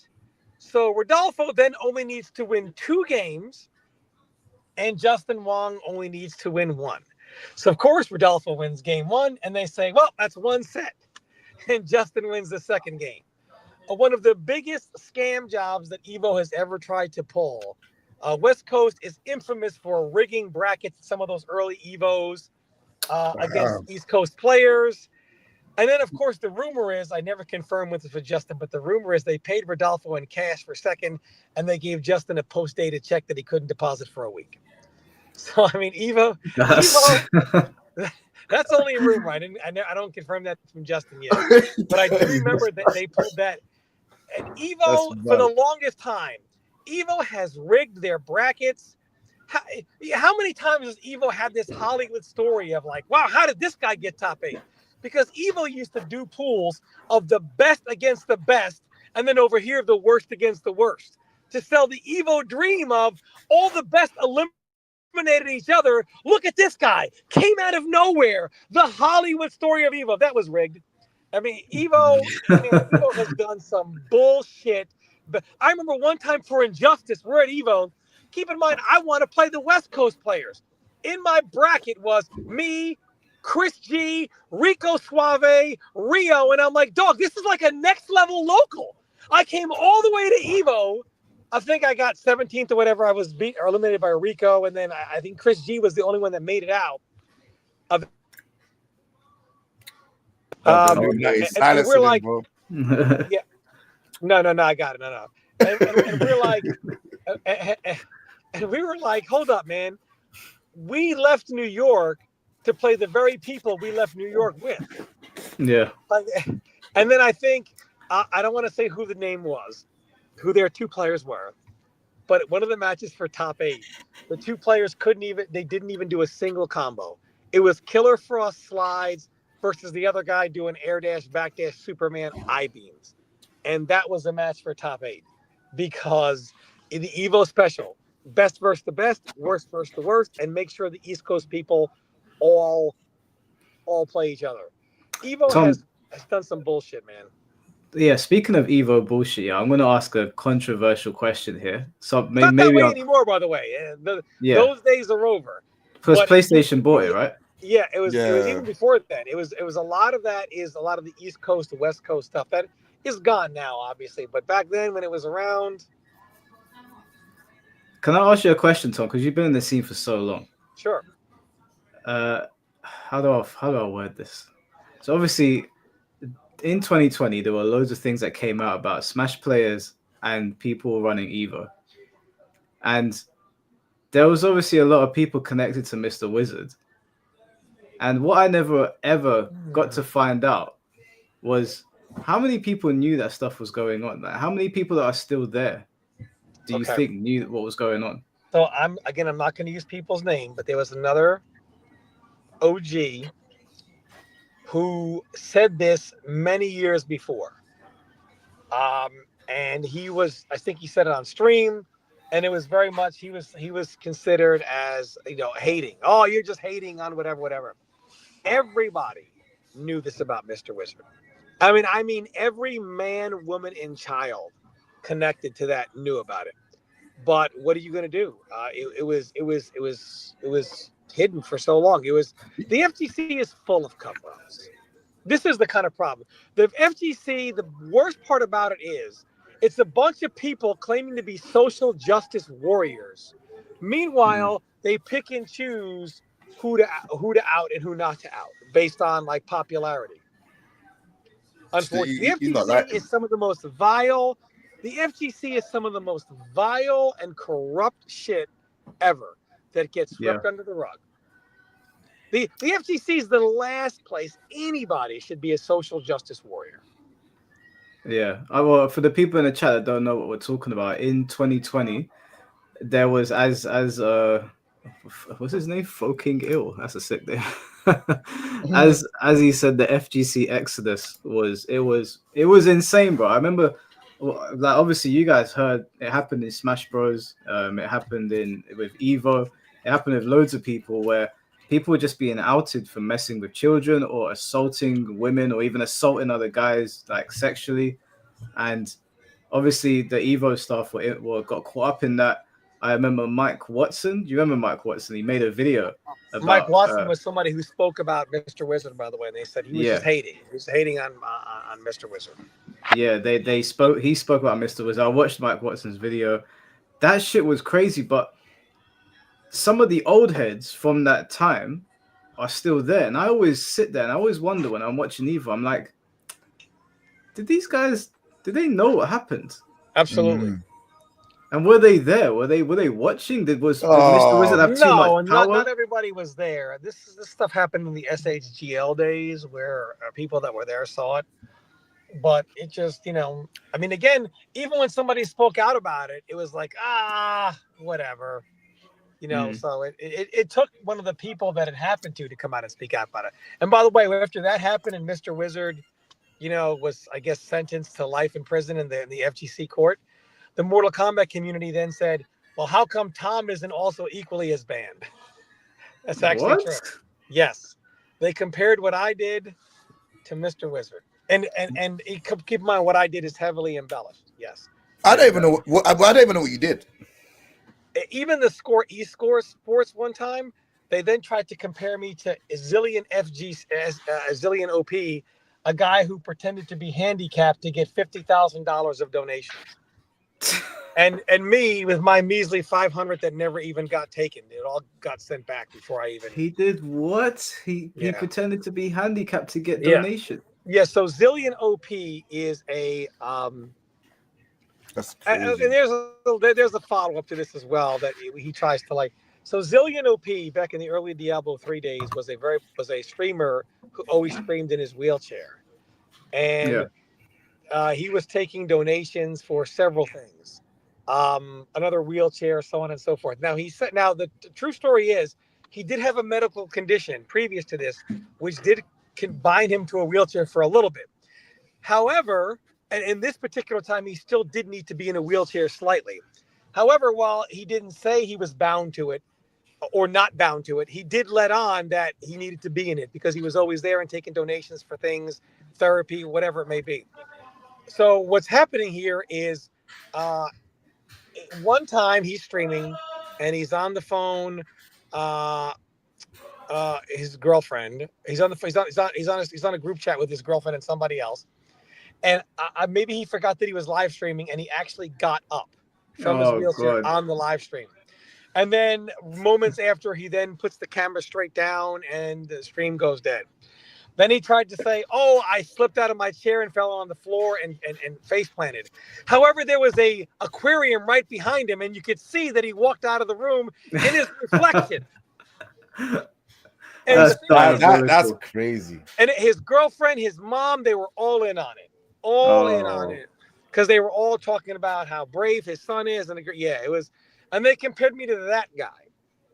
That's diabolical, man. What happened with you is not even close to what is to any of that shit. What happened? I'm trying to ask. I don't know what happened. Okay, so let me long story short it because I'm not going to go over it all. Long story short is, I took donations to go to a tournament. This is before I was realized to leave fighting games for good, and I'm under better things.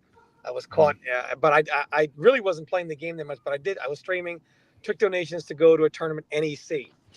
I go to that tournament, and I didn't go. I was in that area because I was going to go. I was legitimately going to go. I took the donations. I went ahead and I bought my ticket for travel. I went ahead and I pre-registered for the event, non-refundable. And this happened at the last second. So I had to pay the late registration fee of like $100. I had to buy my travel. It was right after Thanksgiving. So I'm in New Jersey, but during that time, I'm hanging out with some old friends that I haven't seen in years. And I'm like, you know what? I don't want to go to this fucking tournament. I don't want to go play Mortal Kombat 11. I would rather jump in the middle of traffic. And then I thought, I did take donations. I'll just go and then come back. My ride was going to be James MK. So I called Jimmy that Friday night and I said, "Hey, brother, what time are you swinging to get me?" Because he swings by my area from leaving New York. "What time are you going to come by to grab me tomorrow?" I thought we were going to go up there. I'll play, lose, come home. He goes, "Oh, because of the Thanksgiving holiday, I'm going tonight. Friday, I'm going to stay through the weekend." And I'm like, "Fuck that over my dead body. I'm not doing that." So I just didn't go. And I was going to the next day during the tournament. Somebody said, "Hey, where's Tom Brady?" And this big thing came around, "Where's Tom? Where's Tom?" Now I tweeted and I said, I'm not at the tournament, and that I will be refunding anybody who donated. So at that point, it should have been squashed. But no, this is the Mortal Kombat community who has hated me more. I was the most hate. I have to be the most hated figure in the history of fighting games. So they were like, "No, where's Tom? Where's Tom?" And it kept catching ground and ground and ground. Even though I said I wasn't there, people are getting their money back. I refunded people's money the next day, and when I came home to stream, it was this big thing of where was Tom? Where was Tom? So what happened was they wanted proof that I was there. So I said, well, here is my bus ticket to get there. Well, what if you bought that ticket and refunded it? Okay. Well, here is my non-refundable. It's only $500 now, keep in mind, not thousands. Here's my non-refundable. I pre-registered, non-refundable. Here's $100 gone. How am I trying to scam you out of money by spending it to go there? That makes me the worst and dumbest scammer known to man. By spending the money, not even keeping it. And I had these Uber site, whatever, I don't remember the circumstances. It was so long ago and I don't want to say something that's not true. For whatever the reason, I couldn't get onto the Uber site, but I had the emailed receipts for my Uber rides. So not only did I have the bus ticket there, but I had my legitimate Uber receipts for that Monday, Tuesday, Wednesday, and Friday and Saturday. But I didn't have it for Thanksgiving, Thursday. And they were like, aha, where's this day? Not ignoring the fact that I have already given them an orgy of evidence that I was there. By the way, when I was there, I also shared my location with both Pig of the Hut and James MK. So people knew I was in New Jersey. My intention was to go. But it's labeled as I was still in my home in Virginia trying to scam money from people. Even though at the time of this stream, people had already gotten their money back, my donors. So at the time I'm being accused of scamming, everyone had their money back already. I panicked. I could not find the Uber receipt for that Thursday. Rather than saying, hey guys, I will show you tomorrow, when whatever the reason is I couldn't get onto the Uber site, it was, oh, well, we'll show receipts. So I panicked and I did forge that Uber receipt. And any blowback I got from that is my fault. I made the mistake that has lived this. And Mike will tell you, I've taken responsibility for it. I don't pass it off. I don't, I don't have the victim mentality of it. But then Sonic Fox came on, and it was like, look at this Pop Brady. Sounded like Yoda and Sylvester the Cat, right? Yeah. And it was a big deal. And so, of course, I came clean and I was like, you're right. I did forge it. I made that mistake. And they equated because I forged that must mean that I stole everybody's money, so on and so forth, right? Again, it is my fault for doing that, and I shouldn't have done that. I could say, oh, I was under the hot seat, whatever it was. Either way, it's my fault for doing something like that.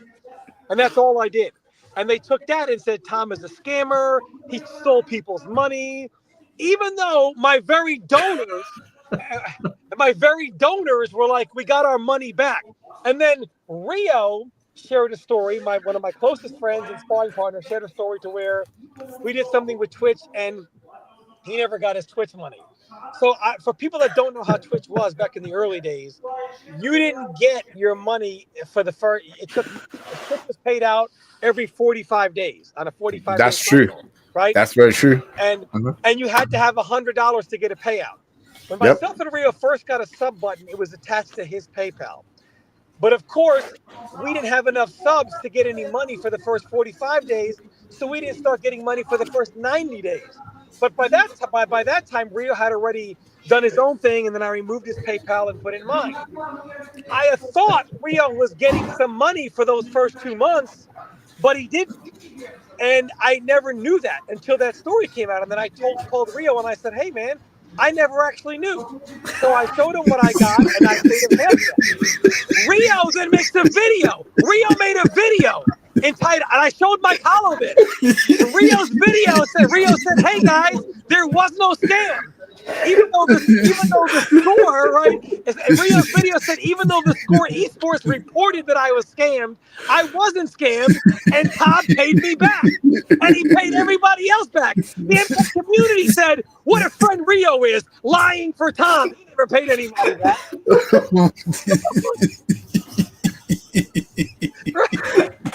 I know, that's mad. That's a mad story. And to this day, Mike Hollow has seen the receipts. I've given over $30,000 to the Mortal. Mike, yes or no? Yes. I have given over $30,000 to the Mortal Kombat community. Bro, I told him to expose it. I told him put it on stream and show them because he some of those people, because not everyone has come out. And if I did expose it, they would say, "Oh, that's why Tom was doing it, so he could just come out and show." So they always have some excuse. It's true. It's true. He's right. Betraying those people's trust, because a lot of those people came to me and said, "Hey, we're on a hard time as brother. We don't whatever." A few people have come out and said, "Tom has helped me," so it is documented. But people say, "Well, we don't care about that. What about that $500? We just forget." Dog, it is so bad. It is ridiculous. Yeah, no, it is really bad. I've seen the receipts. Obviously, it's in confidence, so I can't say anything. But I've seen it. I've seen how much money Tom has given to the scene, and the way they treat him, the way they act. I'm like, you're pretty fucking brazen to be doing that, considering what Tom has done. Again, you're both much nicer than me. If people treat me like that, I'll drag you. I don't even care if people see it as gloating. Do you know like how much I just know that he's probably telling the truth? Because it's like I said, like there's so much stuff that I've done behind scenes, like even just like equipment, like gifting equipment and stuff like that. People need it and stuff like that. Especially if I'm in a situation where I'm working with a brand and I'm able to kind of like help, then I'll be able to do it. Do you know what I mean? And you just see like how people like just throw your name or just put it under the bus, and it's not nice, man. It's proper not nice. Like it's like if you have a conversation with me, or I've not met Tom before. This is that first time, and I think he's absolutely hilarious. Do you know what I'm saying? Like if you had a conversation with us, you'd probably know that we're not what other people are making out to be, which is what I was speaking about earlier on, which is why I had to air that out, because it's like what he was saying, going around telling people about lowballing and stuff like that. Like that's not exactly true. There's receipts there, and even with the other stuff, like it's not needed. All it was a conversation. If you spoke to me properly, then you know what I mean. It wouldn't have gone to that situation. I think people forget that, like you, Tom, and whoever are people at the end of the day, and people jump on Twitter and everyone reads things in angry voices and they talk to you like shit. Fucking Cherney, he's on there calling me names on Twitter and whatever. He jumps on the live stream. I ask him, why are you calling me ridiculous names on Twitter? Blah, blah, blah. He goes, and he stops. And I'm like, what do you mean, I asked him twice, well, why are you calling me names? He's like, oh, yeah, that's how I talk to my friends. I was like, no, you don't, fucking idiot. You don't have any friends if you talk to them like that. You talk to your friends like that. Bastard. If he ever comes back, I'm going to cuss him out, man. I mean, Turney is very passionate about MK1. He doesn't know what he's talking about. He spoke so. Tom, am I lying when I said we had him on here? I said to him, tell me what I've said is so ridiculous. And the guy went silent.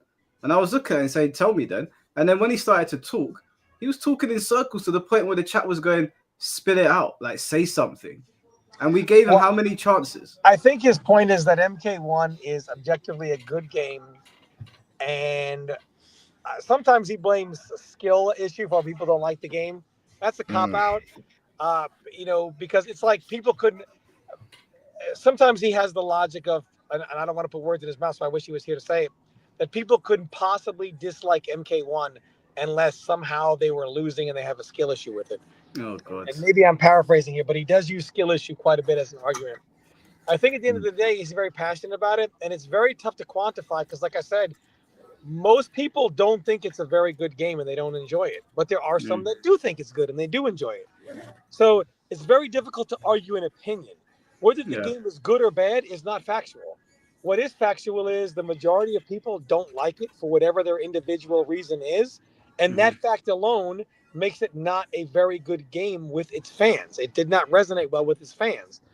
And also when he says things like it's the most competitive, the best competitive game out there, and I'll say things like, well, people need to show up for it to be competitive, and he's like, oh, that's this and that's that and all this stuff.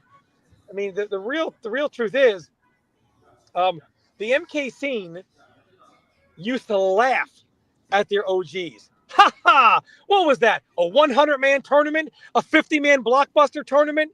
Now their tournaments now are 50-man tournaments and 100-man. So their logic of why the level was higher than ever is because look at all the entrants. And now their entrants are, by their own admission, so low that those tournaments are irrelevant to the point that they're blockbuster tournaments. So this would mean the competition is less than it's been in years. So just by the sheer numbers of things, and so it's tough to talk opinion versus fact when you're arguing two opinions. So with Tourney, you're kind of arguing one opinion over another. The fact is, numbers are down, sales are down, and people's dissatisfaction are at an all-time high. So no matter how solid it is, so quote unquote, people just don't like the cameo system. So I think that's where our arguments kind of miss Tourney there. Do you know what I think? There's one guy, Tom. He really disagrees with us, but he really likes you, so he wants to stay anonymous. But he messaged me and he goes, "I'm dreading the day that the Evo numbers come out because I know you and Tom are gonna get on that straight away." And I said to him, "How many entrants do you think MK1's gonna get?" He's a big MK1 fan, and he 350. goes, he literally said we'll be lucky to break 400, and then he followed up the message by saying, "Please don't say anything when that happes." Bro, I started cracking up. I was the problem is the only reason why we say something is because the MK community, it's tough to the problem never gets acknowledged. Like, we're seen as MK haters. However, I've given more to Mortal Kombat. I've traveled more for Mortal Kombat than most of the community combined, and so it's hard for me to call myself an MK hater. Like, if we were arguing with or debating somebody else, we can acknowledge some of the things they do well. We never said they did everything terrible in this game, but there were just some things that did not resonate well with the fans, and it was just a massive, it was a big part of the game. The problem is, while we're talking to somebody else, we will concede some of the good points about the game, and then we talk about the issues. What issues? What are you talking about? I don't see that. So there's no possible way to have a debate in good faith with any Mortal Kombat 1 supporter. It's impossible. And then they say dumb things like, Mike Hollow, you did a video about this. How the Mortal Kombat community claimed that the Earth was in a conspiracy with them to keep Mortal Kombat down.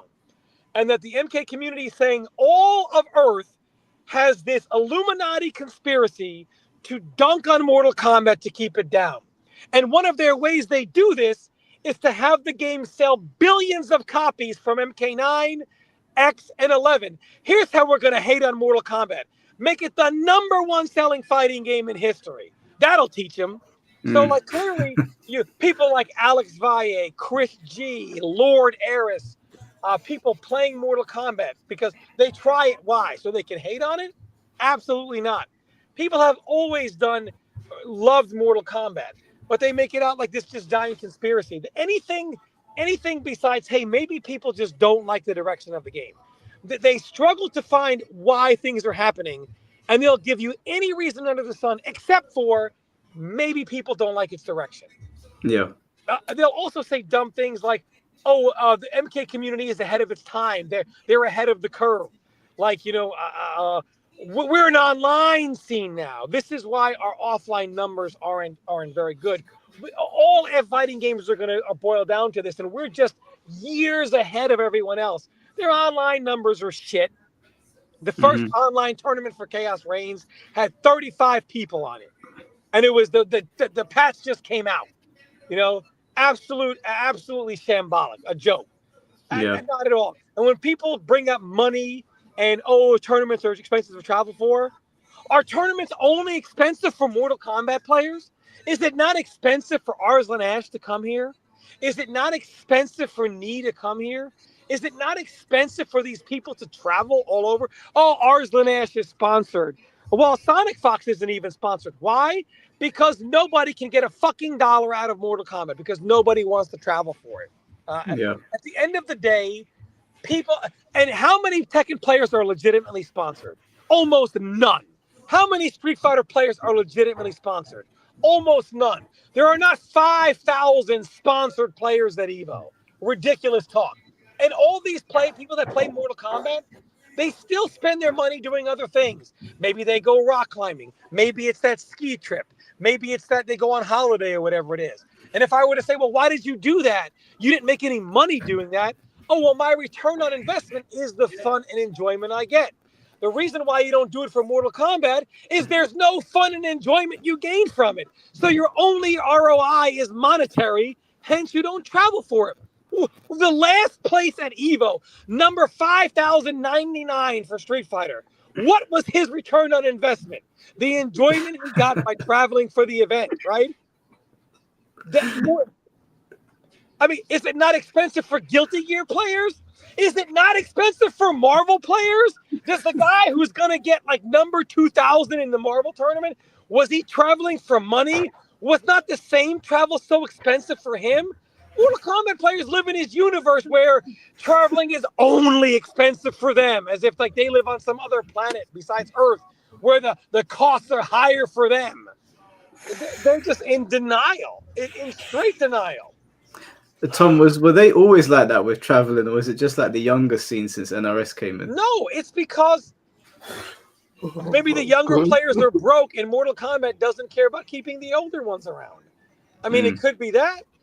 I mean, you look at MK9, even in MK9 year 3 at Evo, for that era, year 3, even Injustice was out, and MK had 300-something people enter it, MK9. Not year, and Injustice, say MK9 at year 2 had around 350, year 3 had around 305. So it retained a lot of its Evo presence from year 1 to 2. And I think Injustice had around 500 or 600, somewhere in there. So the NRS scene was growing because Injustice, the current game, had more than MK9 had previously those years. But MK9 was showing some retention. They're building a new Mortal Kombat scene. And then in MKX, Mortal Kombat, I had, 1,100 the first year of MKX. And year 2 had like 705. And the MK community are so hateful. When I say they had 705, almost 800, got you in a lie, Tom. They didn't have close to 800. They only have 705. Shut the fuck up. Like dumbass fucking people. So the MK scene was growing. It was growing, and that was growing because it was retaining a good amount of MK9 players while still obtaining some newer people. So it was growing. And even when I bring up that it was beating Tekken, well, that's only because Tekken 7 was there. That's because MK beat the shit out of Tekken 6, beat the shit out of Tekken Tag 2. And even though Tekken Tag 2 was the console game, nobody would show up for it. So they had to show the version of Tekken 7 on the arcade because no one was showing up for Tag 2. So MK was just stronger than Tekken. In fact, we used to clown. People used to clown on Tekken. Tournament organizers would say, "Oh God, let me just get this Tekken Top 8 over with. It's going to take forever. Nobody cares because Tekken Tag 2 with 2 characters. It could be somewhat lengthy." Like Tekken became like kind of the clown game, and MK was gifted the number 2 spot in the FGC under the Capcom umbrella. Even MK11 was powered by the goodwill the community had, the love toward Mortal Kombat from 9 and X. This is why year 3 of MK9 had 300 people because they just showed up because they loved the game. Yeah. And MK11 had 1,500 people, almost 1,600 people. Street Fighter had, I think, 1,900, like 2,000, and Tekken at 1,800. So here's Street Fighter at almost 2,000, Tekken at almost 1,900, and MK at almost 1,600. That would appear to be a big 3 like alignment. And what happened was Street Fighter made some great moves, and they exploded in Street Fighter 5. They ended well. They did some fan service. They gave back what people wanted to see, and they took up from Street Fighter 6. Namco made some great strides at the end of Tekken 7. There was a huge love fest for the game. Tekken 8 took off. Now it's kind of is where it is. MK just went downhill. The community was like, they thought that things were going to change, and they never did. So it went from 1,500 people, 1,600 people, to now the next year it would have been like I think 700, and then they actually the COVID year just they were like, okay, well there is no Mortal Kombat. They canceled it, and then they just removed Mortal Kombat from the well actually I know they removed it from one of them, and then they brought it back because it was Evo Online. Yeah. I think the second Evo show I think they might have removed it altogether. I don't remember because I remember I was making light of that fact, and their numbers just went down and down and down and down. Even at Combo Breaker this year, remember what they always say, Mike? Well, Evo numbers don't count. The home of NRS is Combo Breaker. Combo Breaker this year, last year I should say, which was the first Combo Breaker of MK1. Supposedly it's quote unquote Evo, had only one more entrant than Combo Breaker did in 2015 for MKX. Bro, So I they thought were that was a typo when I saw that. I thought that they miscounted or something. No. So but the MK community they're just in denial of it. They're just in denial of the way. And when people say, well, MK never had that offline presence. If you go by the numbers, it at one time, its first Evo it was very competitive in its numbers. Its first Evo for MKX was up there with Street Fighter. Its second Evo when Street Fighter 5 came out, so obviously he was going to crush it. It was competitive with the end days of Street Fighter 4. It was better than It was bigger than Tekken. MK11 was very competitive with Street Fighter 5 and Tekken 7 at that time.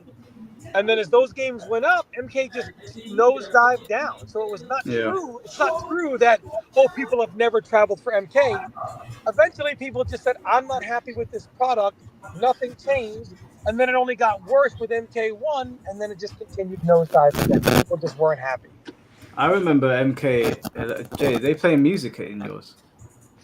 Can you hear? Yeah, it's quite loud.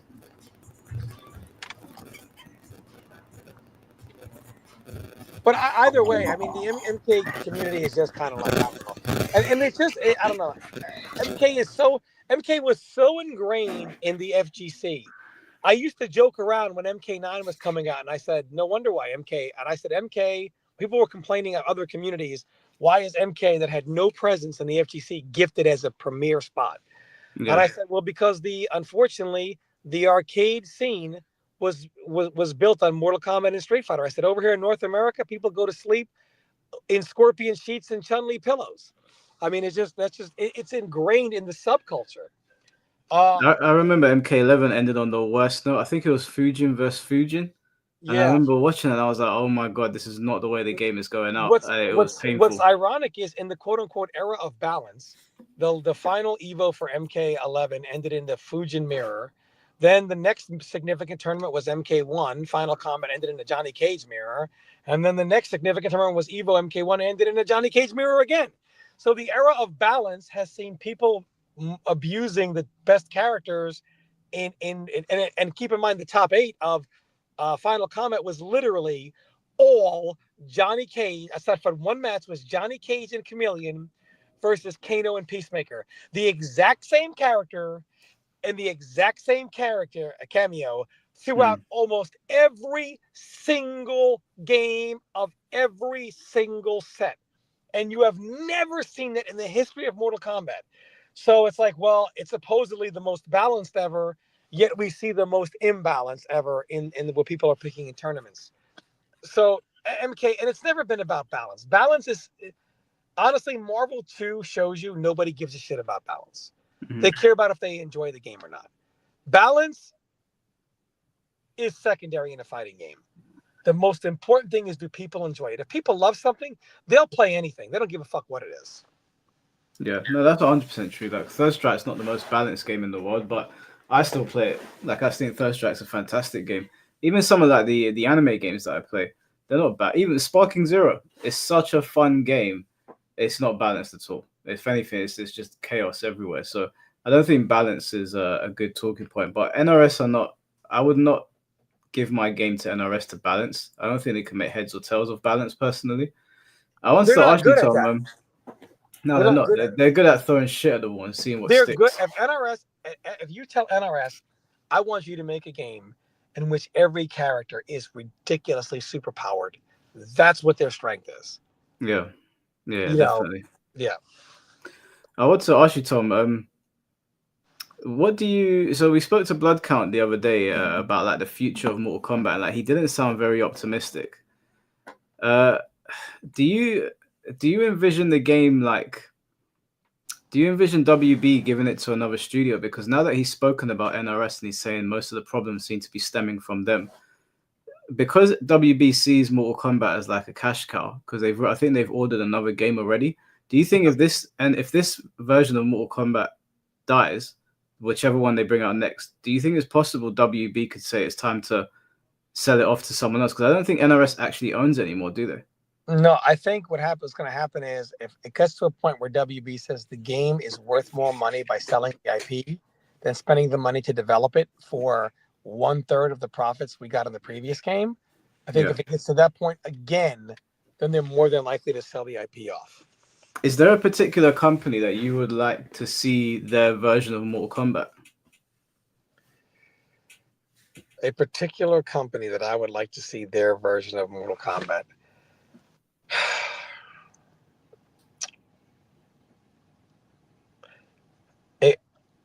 It would have. I mean, I don't know. Maybe Capcom. I can't imagine anybody else that would. Maybe Rare. Rare. I think I would. It needs to be an American company, honestly. That's not going to try to. That's not going to try to change the American style of gameplay that it has, because then it's going to alienate all its fans. Don't turn it into Street Fighter. You know what I mean? That's really, you want it to stay true to Mortal Kombat. Maybe it would have to be a North American developer.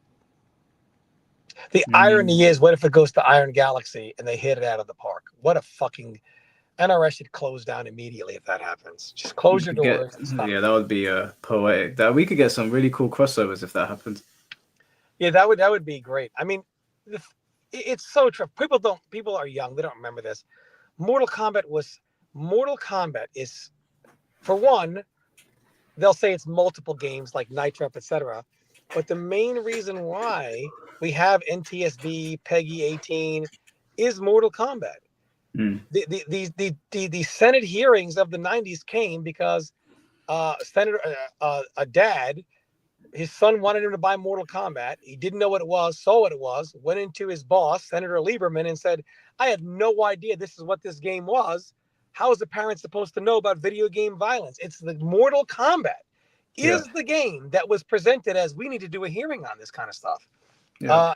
It's so ingrained in the subculture of everything. People don't real Mortal Kombat, at least in American arcades. It was such a big deal. From MK1, where people like had no idea what they were seeing. Then there's MK2. I mean, MK2, people would have to wait on lines for 45 minutes to play a single game. Hey, Tom. Yeah. You got someone. Sorry to do this. You got someone there that wants to say hello to you in the place. Sure. Go on. Say hello. Hi. Sorry to intervene in the conversation. No, go ahead. I just wanted to say hi. You're the GOAT after all. Oh, thank you, man. Thank you. We can't see you, bro. Come in the camera. Oh, wait. Come on this side. If I do, it's been messing up my phone, so that's why I didn't want to do it. It keeps booting me. Quickly. Hi. I love your hair, by the way. Oh, thank you, bro. Your hair is so long. I love it. Yeah, I just wanted to say hi to Tom Brady. Oh, yeah. Thanks so much, man. Don't call me the GOAT too much. The MK community will riot and say this is the biggest scrub ever. No, 100%. Do you play Mortal Kombat? Yeah, of course. I play Sub-Zero. I love Sub-Zero. Okay. Sub-Zero, I think, is my favorite. There you go. Can't go wrong with Sub-Zero. Sub-Zero. You know, I went to Sub-Zero. I was always a big Sub-Zero guy, but in MK9 was the very first time I made up my mind who I was going to play before I really played the game. Okay. Because I've always been a Sub-Zero guy, but I've always played all the characters in the game. If you watch me play like MKDC, I can play all the characters in the game. Sub-Zero I played a lot, but I was known for Green Lantern, but I could play them all. Deception, I could play them all. The 3Ds, the 3Ds, I can play all of them. I can play them all. MK, the arcades, I can play them all. But I realized in MK9, I said, man, I'm getting old. And I'm looking at this bullshit with Johnny Cage, and I'm like, not me. And then I saw the ice clone was back, and I said, perfect. So I said, I'm getting older, so I need a little something. These players are much faster than me. Sub-Zero has always complemented my skill set. And games like MK9, it was a very perfect thing where Sub-Zero really complemented my weaknesses, and I complemented his. Just our style. So it was a really good thing, and I've always loved the character. And yeah, it was the first time I've made up my mind before the game came out. I don't care. I'm always going to play Sub-Zero. I'm not even going to bother switching. That's good. Can't say much. That's a perfect statement. That. What's your favorite MK game, by the way? My favorite MK of all time. Not you, Tom. What was your name? Zach. Zach. What's your favorite MK game, Zach?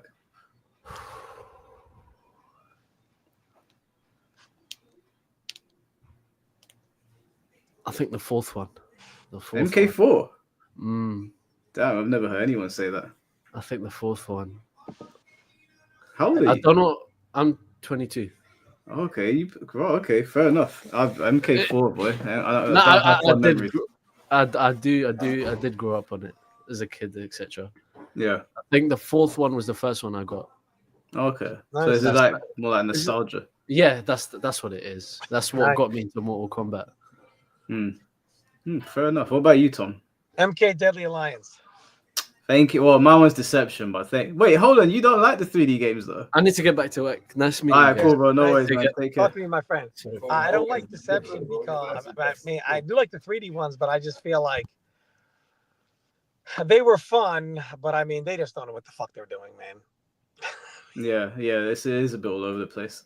I mean, MK Deadly Alliance had an infinite with Frost, where she could do freeze, low slide, freeze, low slide, freeze. And when I messaged Paulo about that, I said, what idiot tester do you have working there where freeze into low slide isn't something they do? Who or slide and then I slid you. Let me try to do a ground freeze while you get up. Oh, you can't block it. I mean, I'm like, what kind of morons do you have working there? And yeah. I just wanted to say sorry. I didn't mean to do that. Yeah, obviously, he asked what was I streaming, and I said I was in the chat with you lot, and he was like, "Rah!" You got proper hyped when I said you two. So I just said, "All right, you can say." By the way, I don't know why cool, man. I don't know why it keeps going out, but when I turn the camera off, it just stopped disconnecting me. So I don't know why. Oh yeah, no, that's cool. He was proper like excited. So I was like, yeah, say hello quickly. But I honestly, like, really, Mortal Kombat has been, it was so, like, oh God, man, there's so much. The arcade era in general was just, it's unfortunate because you guys share your stories. The arcade era and even the history of competitive scene, people don't realize the arcade era really started with games like Street Fighter 2, and then it went to World Warrior, and then, of course, Champion Edition, games like MK1. The actual MK1, not this MK1, the October 1992 MK1. By the way, Tom, just quickly, Ed Boon accidentally leaked a fatality, I think, from the T1000. I've just seen it. I'm not going to put it on stream, but do you remember when they were driving the big truck in Terminator 2? And they were like, yes. That's a fatality, basically. He crashed into you. Yeah, the T1000 drives it and crashes into you. How did he leak that? I don't know how he leaked it, but Ed Boon, man. When you're desperate for hype, I guess he didn't need Warner Brothers permission for that. You see that bullshit, man? But bogged down by bureaucracy. Yeah. I got it, man. I guess he didn't need to. I guess he didn't need to message his superiors on that one, huh? No. Do you feel like the NRS guys they leak stuff on purpose? Because this seems to be a reoccurring thing with NRS. Ed Boon didn't accidentally tweet that. Get the fuck out of here, man! Like, come on, man. Yeah. First, I agree. They paint a picture of their. First of all, when MK1 was in the first 3 months, they couldn't wait to beat their chest. 3 million copies sold. You haven't heard a fucking peep out of them since Chaos Reigns came out. Hey, what are those sales numbers now? I don't know. We can't say anything. Warner Brothers, amazing about that. I mean, like, where they're painted as these people that they're bogged down by bureaucracy. They can't say anything, and then they'll leak a Terminator fatality. Like, get out of here. They're Yeah. absolutely ridiculous. I am worried for Tekken in that regard though, because Mortal Kombat and Street Fighter both posted up they hit 4 million, and then that was it, right? I think Street Fighter is now approaching 5, but Tekken hasn't said anything since 2 million. There's been no mention whatsoever That's if true. Tekken has hit 3. And normally it's normal for companies to post when they hit sales targets, right? So I was like, is Tekken okay? Nah, do you know what I believe about Tekken? Yeah, I'm gonna be honest with you. Like, usually my hunch with Tekken is usually true, yeah. So hear me out. They haven't announced nothing with Tekken because I think Tekken is doing poorly right now. And what I think is the original DLC of Fakaram and Marduk, they were meant to be there, but they changed it because the sales were poor. And I think the sales were bad at the start. That's the reason why they introduced the Tekken shop, because they wanted to build more revenue. They never had much revenue from Tekken 8. Oh yeah, it's true. Remember, like, I don't believe the Tekken shop was right there. That was a month after, bro. It was a month after. Yeah. I believed, like, they never made enough revenue. Because it's weird to not have just a shop there in the game. Why would you not have a shop there in the game? Do you know what I'm saying? So anyways, now, that's happened. And I think it was either meant to be Fakaram or Marduk that was meant to be the third DLC. They changed it to Heihachi. And the reason why they changed it to Heihachi is because they wanted to boost more sales. Because Heihachi is a very iconic character. He's like the most iconic character that's not in Tekken 8, right? Yeah.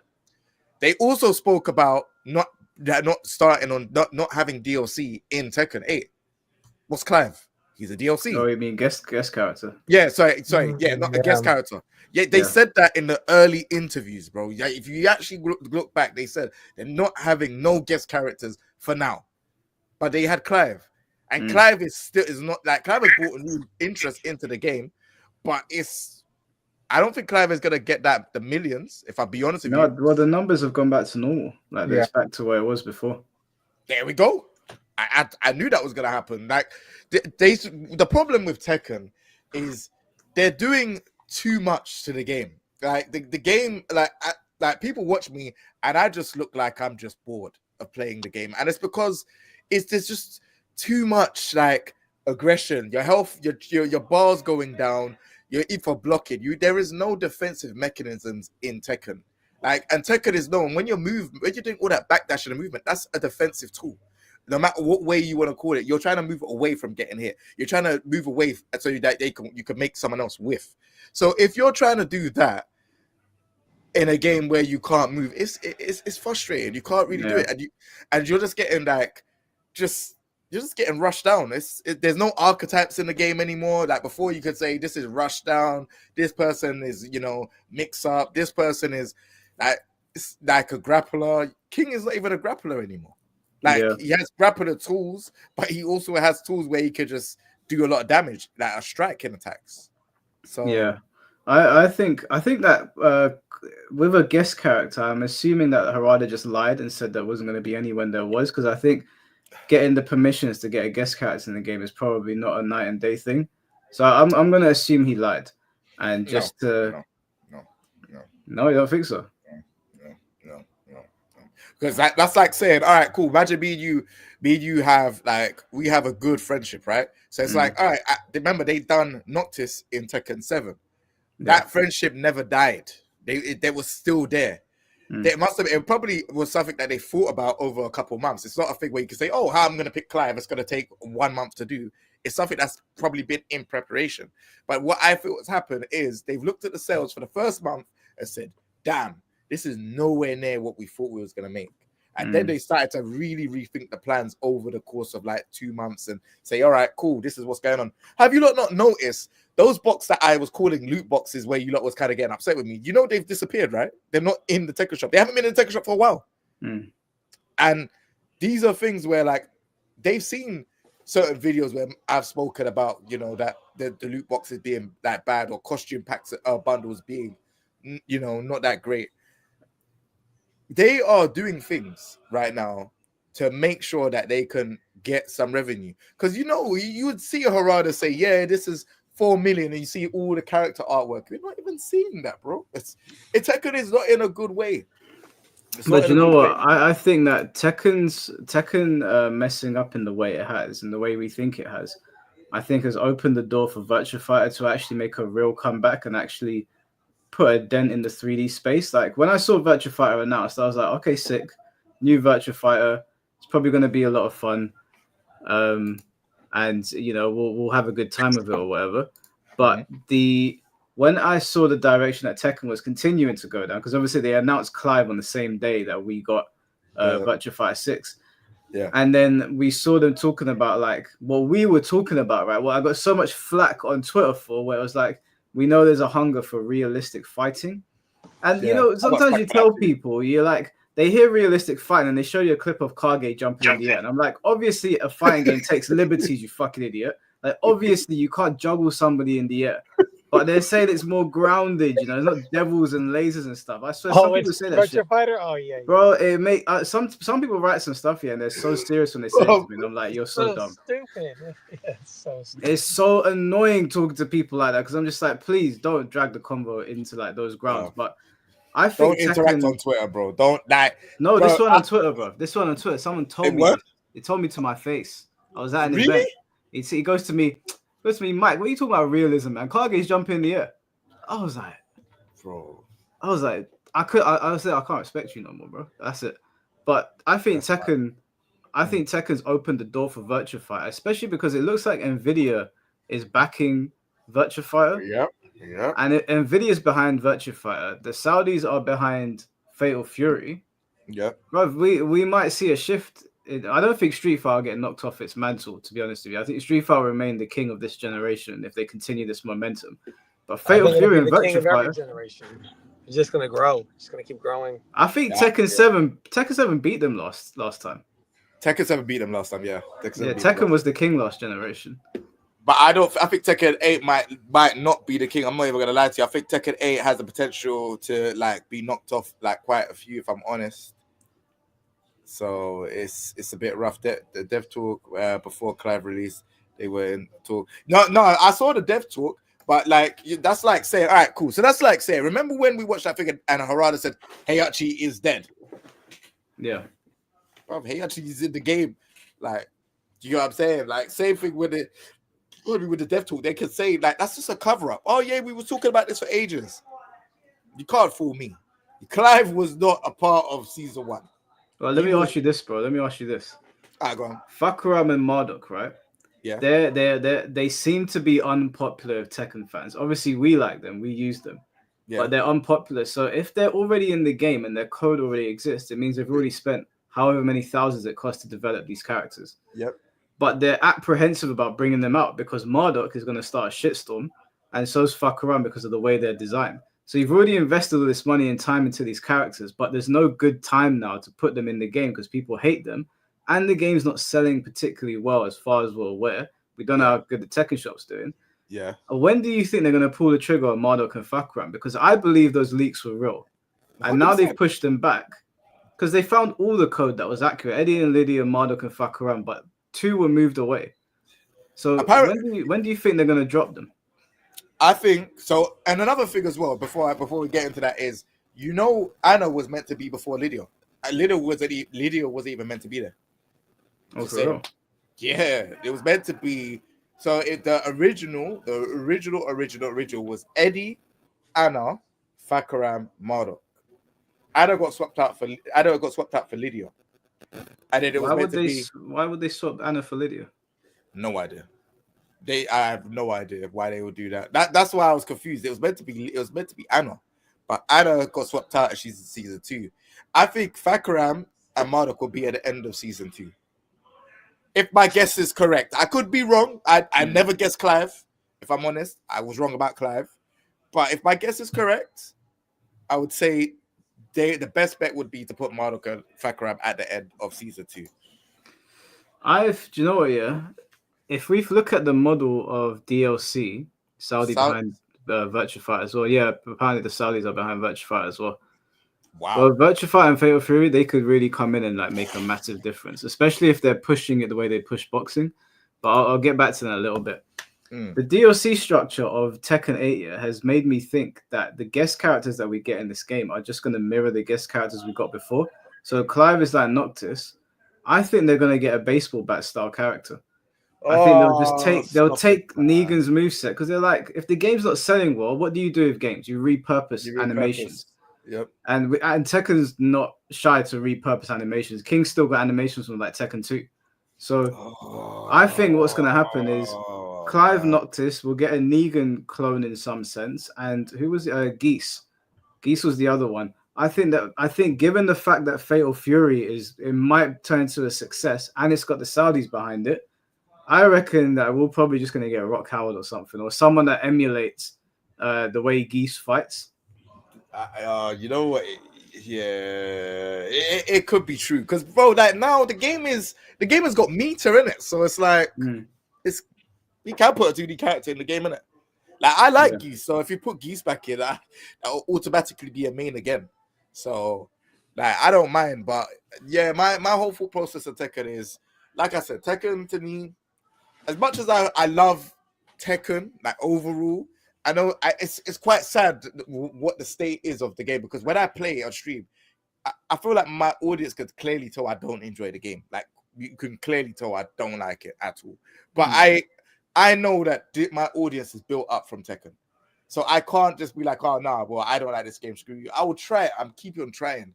But the game, Tekken 8, it's just too rushed down and it's too repetitive. Like, it's just, you're blocking. You're under plus frames. Your life is going down. Then you have to kind of get in. There's nothing fun about that. Like, the fun side to Tekken was moving out of a situation. Then coming in and trying to create a strategy. Like, then, like, you know, if you try and do like a little setup that would work, how could you do a setup if all you're doing is blocking? Like, there's no setups. That you eliminate that because chip damage and plus frames and heat engage. Do you know what I'm saying? It's just, it's not. I don't like it. I reckon Akuma will come back as well. I reckon Akuma's going to come back. I think all the guest characters that we saw from Tekken 7 will be back in Tekken 8 in another form. So we've got Noctis as Clive. I think if they're smart, Rock Howard is a good choice. You can get away with that because people love Rock and people like Geese. So you'll get away with that. Negan, I think Negan could potentially become Ichiban. Even though Virtua Fighter is coming out, Negan, you could just give the baseball bat to Ichiban. You repurpose the moveset. I'll tell you now, if they did that, I'll be like, no problem. You repurpose that moveset. That's a smart way for them to go by, in my opinion. I think they would probably go for Majima because now that he's a part of that mad game that's coming out, the Yakuza game, I think he would suit a game like this because Tekken just has mad stuff in it now, man. Like, I just think Majima would suit it more, but I know Ichiban is their kind of like poster boy of RGG Studios when it comes to those Yakuza games now. So it's like, I think guest characters have gotten way out of hand now in fighting games. 100%. Yeah, we both said that. We both said that in sync. It's actually it's stupid now, man. Like, it's stupid the way guest characters are. And now, I mean, like, dude, the Mortal Kombat, you had the last three characters: Ghostface, Conan the Barbarian, T-1000. What the fuck? T-1000 is all types of crazy. Like, I don't know anyone that would know about him or Conan the Barbarian. Like, I feel that's more for the old school generation of players. Those are old films. Bro, when it got announced, I remember I went online and they were like, "Who the fuck is the T-1000?" Now, as somebody from the Terminator 2 era, I read that and I was like, "What do you mean? Who's the T-1000?" Then I remembered it's 2024. Like, we're basically dinosaurs. Like, when I saw that, I was like, "Excuse me." We're dinosaurs. Tom is a creature from a land before time. Yep. We know what these characters are, but when I read that, I was like, "Wait, you don't know who Conan is? You don't know I saw that movie on its theatrical release, and I was a teenager. I think I was like 13. I saw that film in 92 because Terminator 1 came out in 91, right? Mm-hmm. And I saw it in 97. So it had already been and done when I saw it. But obviously I saw it when I was a kid and I was sitting upstairs watching it. And I thought it was the most incredible film I've ever seen. I'd still say it's one of the greatest action films ever. But I don't know why Ed Boon put these characters in the game. I was like, they don't know these people. You could have... I said to myself, instead of Conan, maybe Xena the Princess Warrior. But even then, when I said Xena the Princess Warrior, people were like, "Who's that?" And I was like, oh my god, am Yeah, I you that can't- old? You can't say that. Chris. You can't say that. And then Bro. if you say, Xena, Lucy Lawless, they'll say, who's that? Yeah. Bro. No, but T1000, that is crazy to put in a game like this, like, because it's not. I don't feel like people would remember. And he's gonna be to put him in this game. They should be arrested. I don't know why they put him in. This is a real card. Alien and Predator was very good picks, especially having them both in the same game. I think those are pretty sick picks. People still know who Leatherface is, but I was a bit like, Leatherface, like he's not a fighter. I mean, he's a horror character. He's not a fighter. I mean, but they were trying to go like the horror route, because they had Jason Voorhees. They weren't going to redo Freddy, so they put Leatherface. Yeah. Alien, Freddy, Predator. but Freddy had a remake, so people knew who Freddy was because his remake came out like 2009, I think. Yeah. But Jason you can get away with as well because like he's big in meme culture, and they've done so many Jason films. Just thank God they never put in Michael Myers, because that would have been a travesty. All these movies like Freddy, Jason was all trying to capitalize on the money that Michael Myers brought in. Yeah, it's unfortunate. Thank God they never put. Thank God they never put Michael Myers. Michael Myers is my favorite horror guy. I mean, I cannot stand. Just think of Michael Myers in a Mortal Kombat 11 or MK1 game. Can't stand it. Don't want to think about it. I don't want to see Michael Myers uplock anything. I'll throw up. I don't want to see it. Can I ask you? I wanted to ask you a question. Sorry. Can you not see there being another season of Mortal Kombat 1 after this? No. You don't think like you don't think like they might just say, all right, screw having cameos, all the cameos are livable characters, that just make it like another Ultimate Edition or something, like Mortal Kombat 1 Ultimate or something. If they did it, it would have to have a 1v1 mode. Otherwise, it would sell even worse. But if a 1v1 mode in a game where they've only developed half the cast to be competent on their own wouldn't work either. They need to redesign the single. Well, what I would do is, I would, how you choose a cameo mode or the 1v1 mode, and then have to complete all the characters so that they're able to do a 1v1. Yeah. No, MK1's not getting enough. I would be shocked if MK1 came out and got another season. I would be shocked, and I'd make a video of pie on my face because there's just I can't see that happening at all. It would be a silly business move as well. The game is so poorly received. I guess in one sense, maybe you want to release an insane patch and the game goes out on a high note so that people go into MK2 excited, but you'd have to put in a ton of work to make people excited for MK1. Like the people that like it are gonna love that, but there's not a lot of people that like it. There's very few and far between. I think personally what NRS should do, they have an obsession with movie characters. They clearly have an obsession with horror characters. Just make what's it called, Terrordrome. Make your own version of that. Do a horror fighting game. Put Jeepers Creepers in there. Put Michael Myers in there. Put Jason, Freddy, Alien, Predator, whatever else, the Crooked Man, whatever you want to put in there, and let Mortal Kombat sit on ice for a while. Experiment with the horror game. Do crazy shit in that game. It's a brand new game. They're not attached to any sort of legacy. They'll let things go, or they're more likely to. And then you can use that as like a testing ground for your next Mortal Kombat game. But what I think is going to happen is they're going to bring out the next Mortal Kombat game, and they're not going to learn their lesson. Judging by what Blood Count said, it's not looking good. So I don't know. But I would like to see a horror fighting game. I like Jeepers Creepers. It's a shame what happened with Jeepers Creepers 3, but Jeepers Creepers 1 and 2, those films were incredible. That creature I think would be good in a fighting game. But I don't think that'll happen. It's just wishful thinking at this point. It's a good idea. I have to exit because obviously this is not my place and they're gonna close soon. Oh, okay. No, do you know what? Yeah, I think we've covered everything that we need to, guys. Unless there's anything else. I mean, I just want to say it's an honor to obviously, talk amongst both of you two. Appreciate it. Means a lot. Hopefully, the communities, they do, become a lot more better. I feel like right now, what I'm seeing of now compared to what I saw 5 years ago or 10 years ago, it seems like the same old. You know, the communities Mm. are not growing that much. There's more money involved around this time. You know, you got YouTube, Twitch, you got, you know, other people diving into. You got the Saudi diving into the actual games. You got the esports World Cup. So there is money being pumped into it, but I just feel like us as the community, creators, players, commentators, maybe one day we can actually just, instead of hating on each other, or instead of like having these like little Illuminati groups or collectives, maybe like one day we could talk and see how we can grow all together, you know?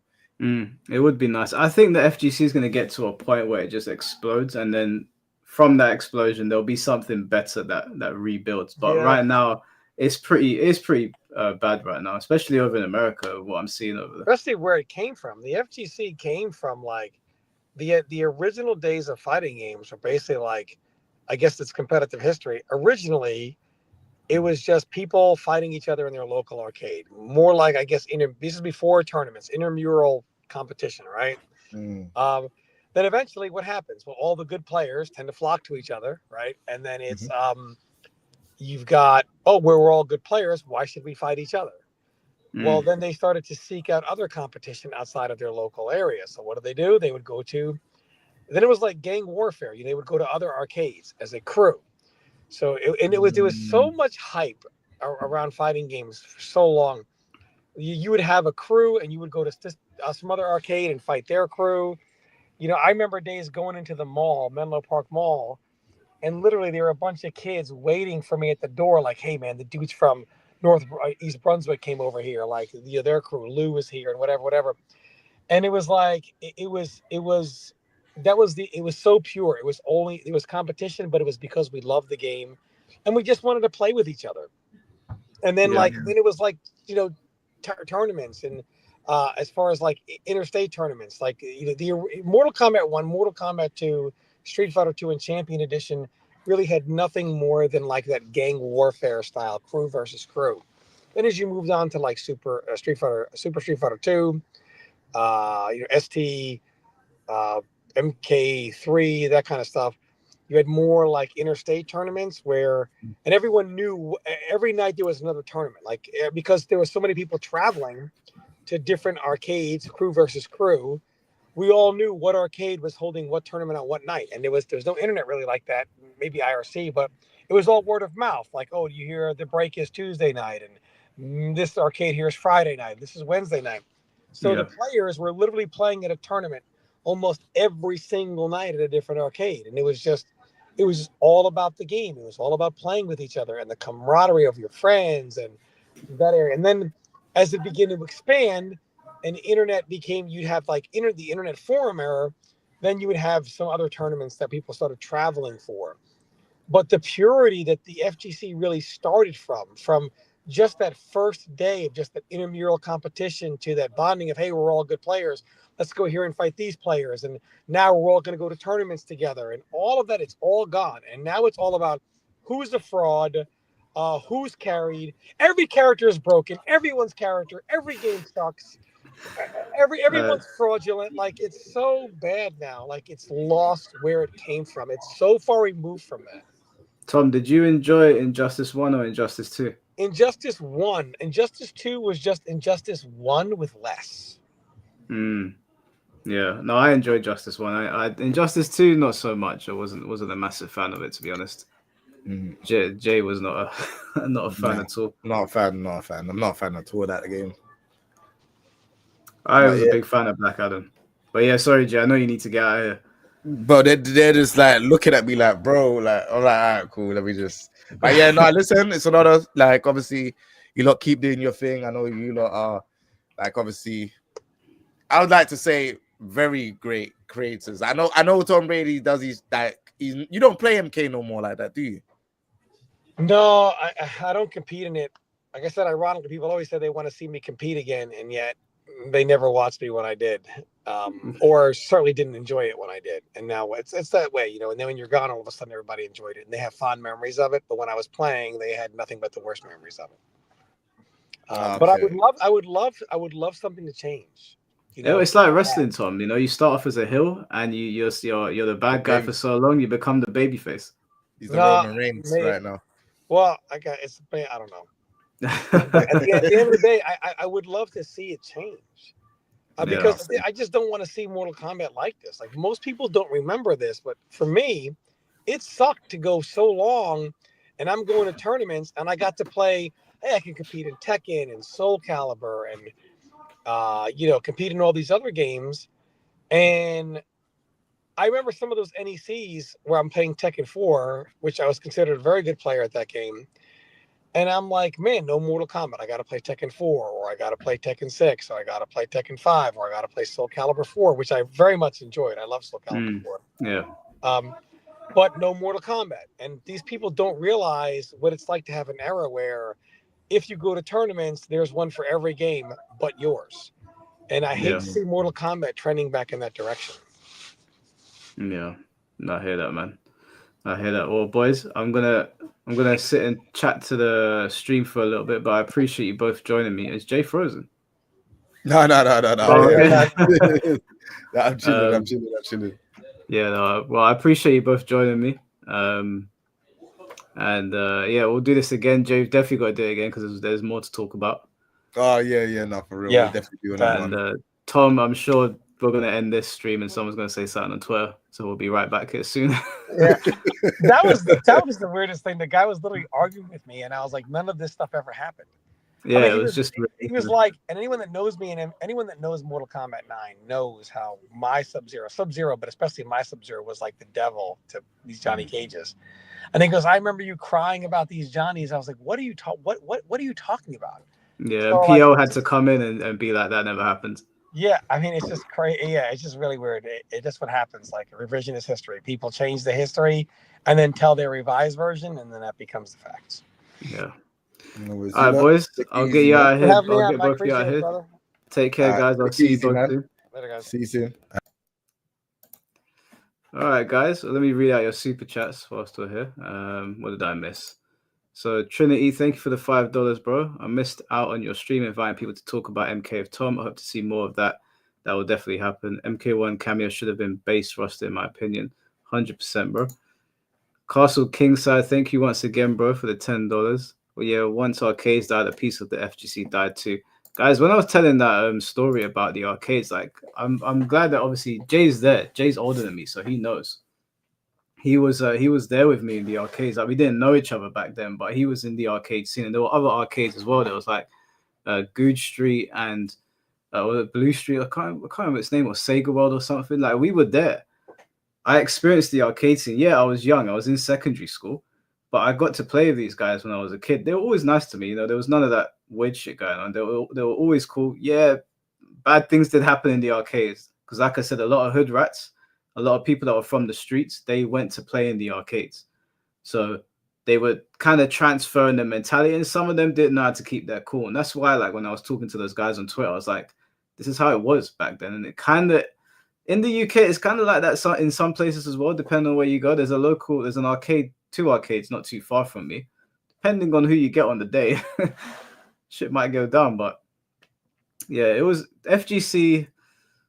I love the FGC, obviously. Like, otherwise I wouldn't be a part of it. But something changed, and I don't want to blame esports completely, but something did change. It's been like maybe 15 years now. No, that's a lie. Because when SF4 came out, the shit was popping. I'd say like after COVID, things really got quite ugly. I'd say. After COVID, things got ugly because a lot of things got exposed. Mike, what were Ozzy and Cobra Commander like? Ozzy the Lionel and Cobra Commander were 2 of the biggest Tekken personalities, and obviously Ozzy's like my older brother. Cobra's like, he's very, very close with Cobra as well. Like, he's always been very kind to me, but unfortunately their personalities are so big. I don't know the whole history between them. That's the thing. Like, I don't really want to know because I don't get involved in that side, but their personalities were so big. It seemed like one of those things where, like, you get like Stone Cold and The Rock in one room. It's just not going to go well. And I don't actually know what the issue is. And at least I can't remember because I've known them both for so long. I just know that back then it was was heads and tails, you know, like they just they weren't gonna gel. But they're both great guys. Like they're both guys where if I called them up to come to my defense, they would 100% like jump to my defense. Ozzy was meant to jump on the live stream as well, but he never messaged me, so couldn't get him on. Ozzy's so much fun to talk to. Let me see if he's online. I'll send him the link whilst you're all sitting here. Let's see if he joins. Because Ozzy's 30. I think he's 38, maybe. So he's got a lot of old school stories from the FGC. Like he's got lots of old school stories. You would hear things from Ozzy that I wouldn't even know about. He's been in the UK FGC for a long time. He stepped away from it now, but he ran Lions Den, right? He was in control of Lions Den, and Lions Den was a massive tournament.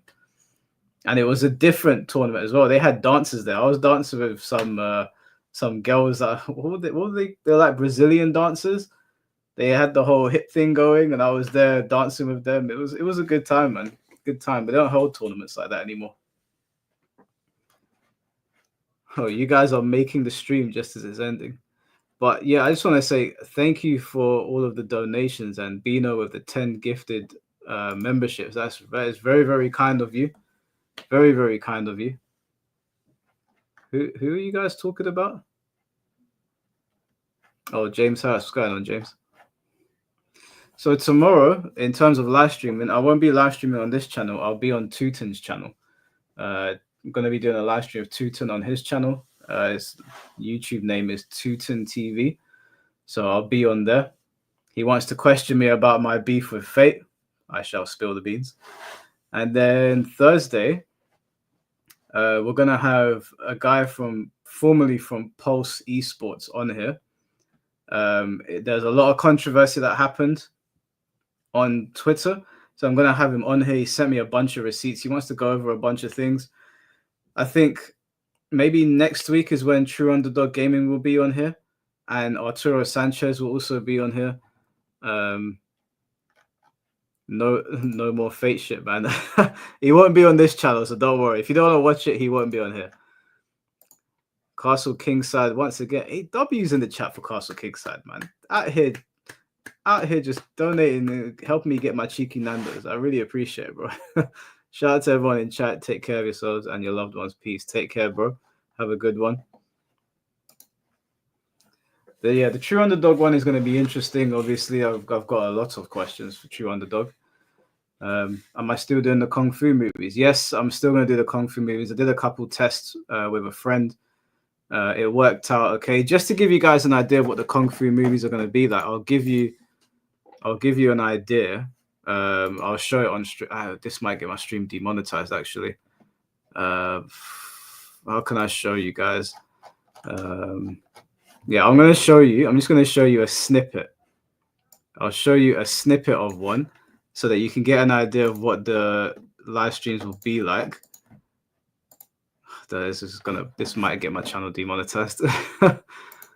Let's see. Share screen. Hopefully this works. If I've got Google Chrome on, yeah.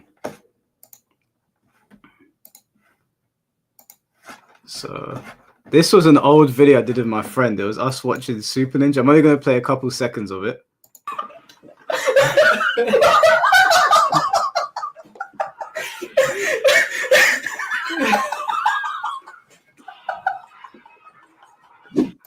So basically, we just sat there watching martial arts films and dying of laughter. Like, we had so much fun watching them. So I'm thinking that's what we'll do on stream. I'm going to see if he wants to take part, because honestly, we laughed our heads off for so long. I don't know if I can show you guys a clip of this film. Wait, let me see if I can show you a clip of it, because it's actually quite funny. Yeah, hopefully this doesn't get the stream demonetized, because this shit was hilarious. We had so much fun watching this. I'm already done, bro. This film's incredible, by the way.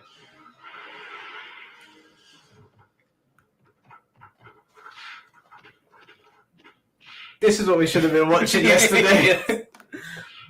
We recorded this like 5 years ago. Killer Invisible. No, this is gassed. This is gassed. Oh, what the hell? From up there! He jumped the heck into the house. No way. Oh shit, he clocked it. This guy is the best. What kind of ninja wears bright white? The best ninja. Straight. Why threw that? This is like out of Naruto, man. I can't believe This this. is so sick. I got. Finally. Alright, yeah, I can't show this part because this is the part that got my channel a little bit of trouble back then. I need to edit out some parts of these martial arts films before we react to them. Some of them they've got some dicey scenes. I won't lie, they got some dicey scenes, so I'll need to edit around them. But that's the plan. I'm gonna try and bring up the Wu-Tang collection. And hopefully we can do some videos on them. I think all the streams that I do will be demonetized, but you know what? Fuck it. We'll just do it for the love of the game, man. Do it for the love of the game. So I will do those on. What's the date? We'll start doing those on Mondays, I think. Maybe on a Saturday. I don't know. We'll see. Have I played Sparking Zero yet? Yeah, I played with Beast Gohan, man. Absolutely busted character, but I like the update. Sparking Zero is a game that went from zero to hero, as far as I'm concerned. They literally took a game that was getting clowned on and pushed it into the stratosphere. Sunday stream is Tekken. Sunday, so this Saturday, I'm going with Jay and I'm going with some of the older Soul Calibur guys. Oh, that's on Sunday. So I might do the stream on Saturday because I'm gonna be with some of the guys on Sunday. And we do we meet up. Like I said to you guys before. Is that a pun? Zero to Hero. Zero to Hero is the song in Hercules. Zero to Hero. You know the what are they called? The Gospel Truth. Yeah, no, I still meet up with the guys from the Soul Calibur scene, from the old Tekken scene.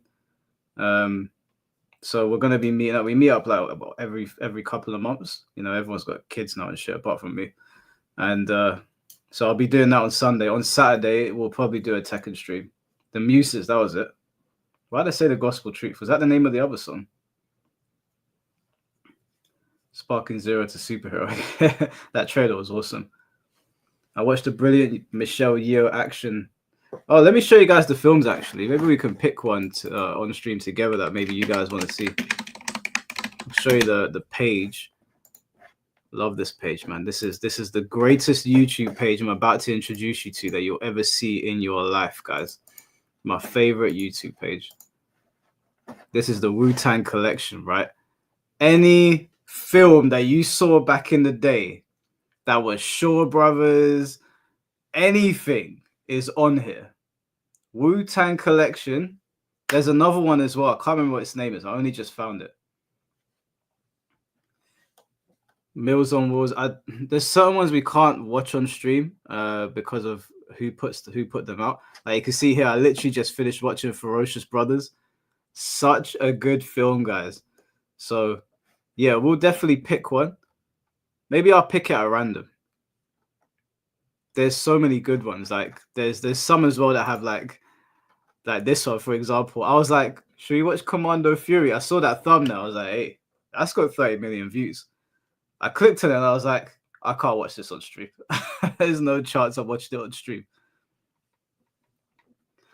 Sun Dragon. I've seen Sun Dragon before. I actually already did a reaction to it. I'm surprised it's the most watched film, actually. Sun Dragon is that's a questionable name. Yeah, we should be able to watch most of them, but some of my videos that I did before while I was reacting, they did actually get taken down because of like nudity and stuff. So I need to be careful which ones I choose because I haven't seen all of these films. And if a woman just, gets her bits out on stream, that's going to be a bit of a problem. Don't really want to get the channel banned. So I'm going to look into age ratings on them. Look into like if there's any nudity, I probably won't play those ones just because we are on Twitch as well, so it's probably not worth it. But yeah, guys, I guess that's the stream. Thank you so much again for all the donations. It really does mean a lot. You lot donating all the time. It's very, very kind of you. Maybe a video up tomorrow, but I will be on stream on another channel, and then Thursday we'll be streaming again, potentially Friday. Can't say who it's going to be on Friday yet because I haven't confirmed, but we'll see. Anyways, guys, thank you so much. Hope you will stay safe. I'll see you all soon. It was great chatting with you all. And peace.